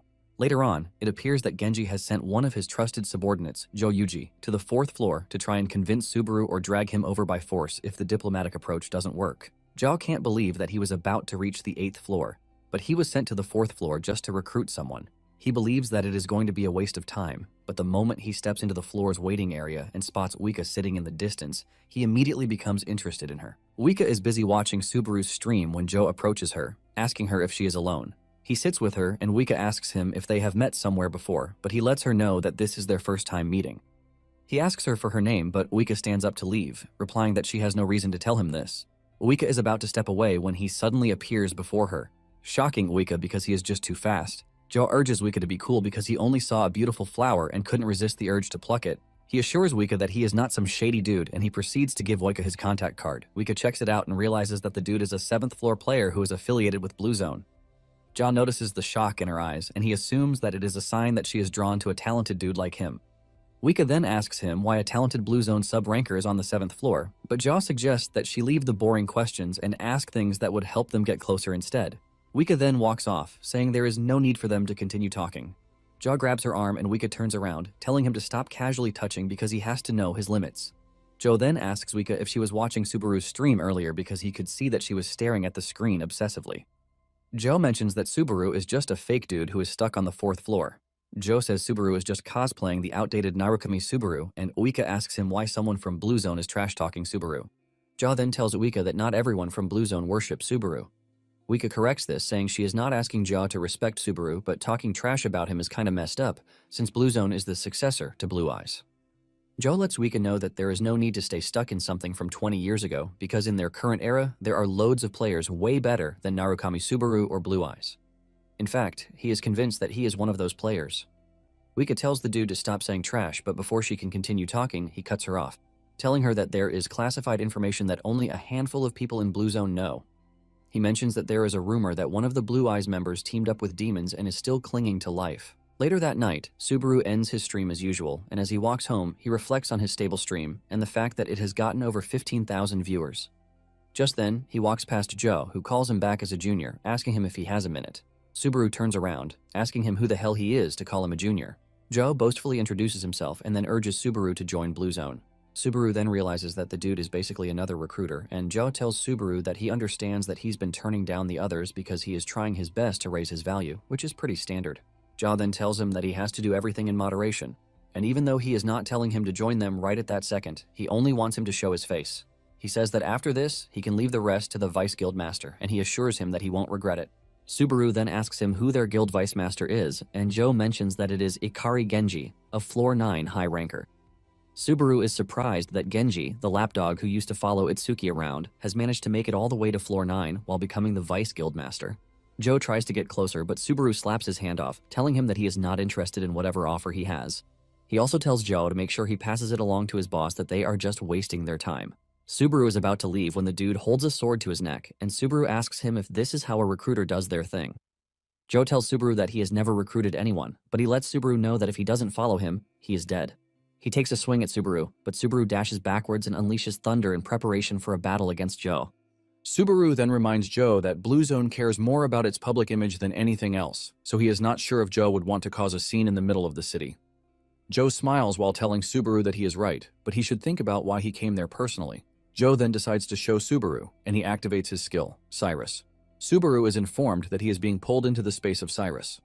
This is a space that decreases the external stimuli by 70%, the sense of balance by 40%, and reaction speeds go down by 30%. Subaru is not entirely shocked because he knows what Cyrus is. It is a field-type silent skill that blocks sound and vision, which basically means he can't even stream inside the field. Subaru analyzes the situation and figures out that Joe has already cleared 3 trials above him. In addition, he is already tired from the non-stop trials during the day. Subaru figures out that he has to end the fight pretty fast. He starts charging up his thunder while imbuing it into the demon blade. Subaru dashes toward Joe, but Joe lets him know that this isn't a smart move for him. Suddenly, Subaru is hit with a hallucination curse, which further diminishes his stats. Subaru suddenly finds himself surrounded by multiple jaws, and Joe lets him know that the moment he steps into his domain, there is no escape. Subaru realizes that focusing his power into a single point is not enough. Before he knows it, he is boxed in by multiple jaws who are acting just the same. Meanwhile, Wika is waiting for Subaru by the guild seating area. She wonders why he is not back yet since the stream is already over. She wants to apologize for what happened the night before, and at the same time, she can't stop thinking about Joe, whom she met that morning. She is surprised that Blue Zone is willing to move this aggressively, and at the same time, she believes that Subaru would actually learn a lot if he joined Blue Zone. To top it all off, she has no idea what is going to happen to her, thanks to the family she comes from. She starts thinking of letting Subaru go for the sake of his bright future. Suddenly, she spots a lightning effect in the distance, and she immediately figures out that it is Subaru. Meanwhile, she was already reading all there is to know about Joe because she had been uneasy since she met him in the morning. Talking about Joe's skill, Cyrus. It is a space that completely shuts out any outside interference, which basically means a player's chances of survival in there are 0. This is also a space where the player's physical abilities drop and the pain is amplified to the max. Joe believes that he is invincible inside the field, and Subaru's thunder is going to be useless inside. While cutting down the other jaws in his way, Subaru's fatigue keeps climbing like crazy, and he realizes that Blue Zone has analyzed him down to the last detail. He knows that any attempt to use thunder at that point will cause him to collapse afterward. He realizes that his only option is to hold back on thunder while relying on his instinct and items. Subaru activates Cloud Strike, and he takes the fight into the air, cutting down obstacles while dodging the ones he can. Jaw is surprised that Subaru has been able to hold out this long while he is inside Cyrus. However, he believes that this is just an act to buy time. Moments later, Subaru exceeds his expectations by clearing out most of the obstacles without even applying thunder. Subaru is able to find the real Joe among the other fake ones, and he hurls the thunder spear at him. Joe manages to block the attack while expressing his surprise that Subaru is able to move the way he is. Subaru mentions that thanks to the handicap that thunder gives him, he is used to fighting under pressure. Subaru then generates the Mark of Thunder and he hits Joe with it. Joe is informed that he has been struck with the Mark of Thunder and his movements are being read. Joe is pissed at the fact that Subaru just learned Thunder, but he is already acting all high and mighty. Joe tries to get rid of the mark, but it won't even come off. Nonetheless, he is not worried, since Subaru is already under the curse of hallucination. Joe then starts pulling the rest of his fakes in an attempt to do something even more drastic. The curse of hallucination takes further effect, and Joe starts to transform into a bigger presence. Basically, dulling Subaru's senses was just the beginning of it all because the real horror of the curse of hallucination is making the target believe that they are fighting what they fear the most. No matter the enemy standing in front of the player, they would believe that they are fighting an enemy that they are going to lose to. Without surprise, the enemy that appears before Subaru is Itsuki. Joe stretches his giant hand at Subaru, grabbing him and urging him to surrender. However, seeing Itsuki's face only reminded Subaru of why he would never join Blue Zone because this would mean he is betraying his former teammates. It then dawns on Subaru that he actually has a reason why he has to survive. His fatigue level is currently at 90, but he believes that if he can push his fatigue above the normal limit, he would be able to endure the Lord of Thunder skill for about 10 seconds. Even though it is a gamble, Subaru decides to go ahead with it because at this point he actually has no choice. He plans to stay afloat with the Lord of Thunder with the remaining time that he has. Just as the countdown reaches 10 seconds, the output of the skill cuts off. Joe is surprised that Subaru is not pushing for a last-minute struggle, but just as he is about to finish off the job, he gets struck by a surprise attack. He turns around to see Uika inside the Cyrus, shocking him at how she managed to get in there. Uika is armed with a katana, and she tells Joe to unhand Subaru at that very moment. Joe immediately realizes that Uika is the girl he met earlier that day. Since she is able to perceive Cyrus, which is something no normal player can, it is safe to tell him that Uika is not her random rookie that can be messed with.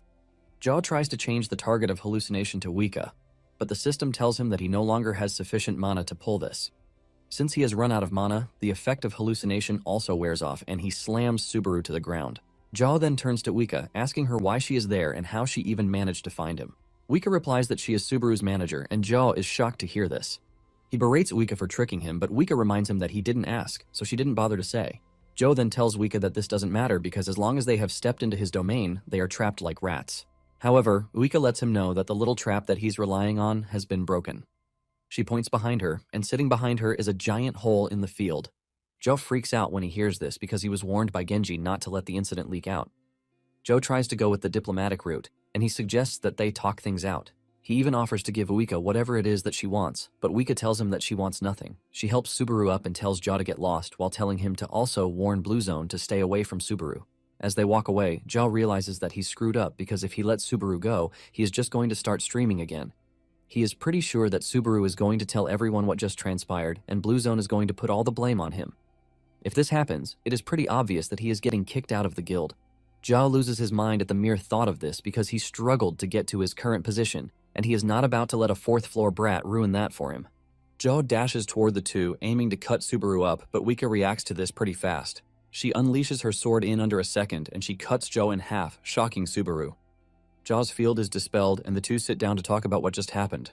Uika explains that she is a former ranker who dropped the exam on the 8th floor. Subaru finally realizes why Joe, who is a 7th floor player, didn't stand a chance against her. Uika mentions that she has no choice but to step in since she saw that Subaru was in trouble. She urges Subaru not to look at her like she is some kind of monster, and Subaru assures her that he is only blown away by her strength. He asks her where she learned how to draw her sword so fast, because it was so fast that he even assumed she was using thunder. Uika manages to switch the conversation, and Subaru asks her how she knows Joe. Joe's split half is lying down in the pool of his own blood while the two talk about him. Uika mentions that Joe suddenly came up to her that morning, and he was acting overly familiar that she almost punched him, but she held back because she didn't want to cause trouble.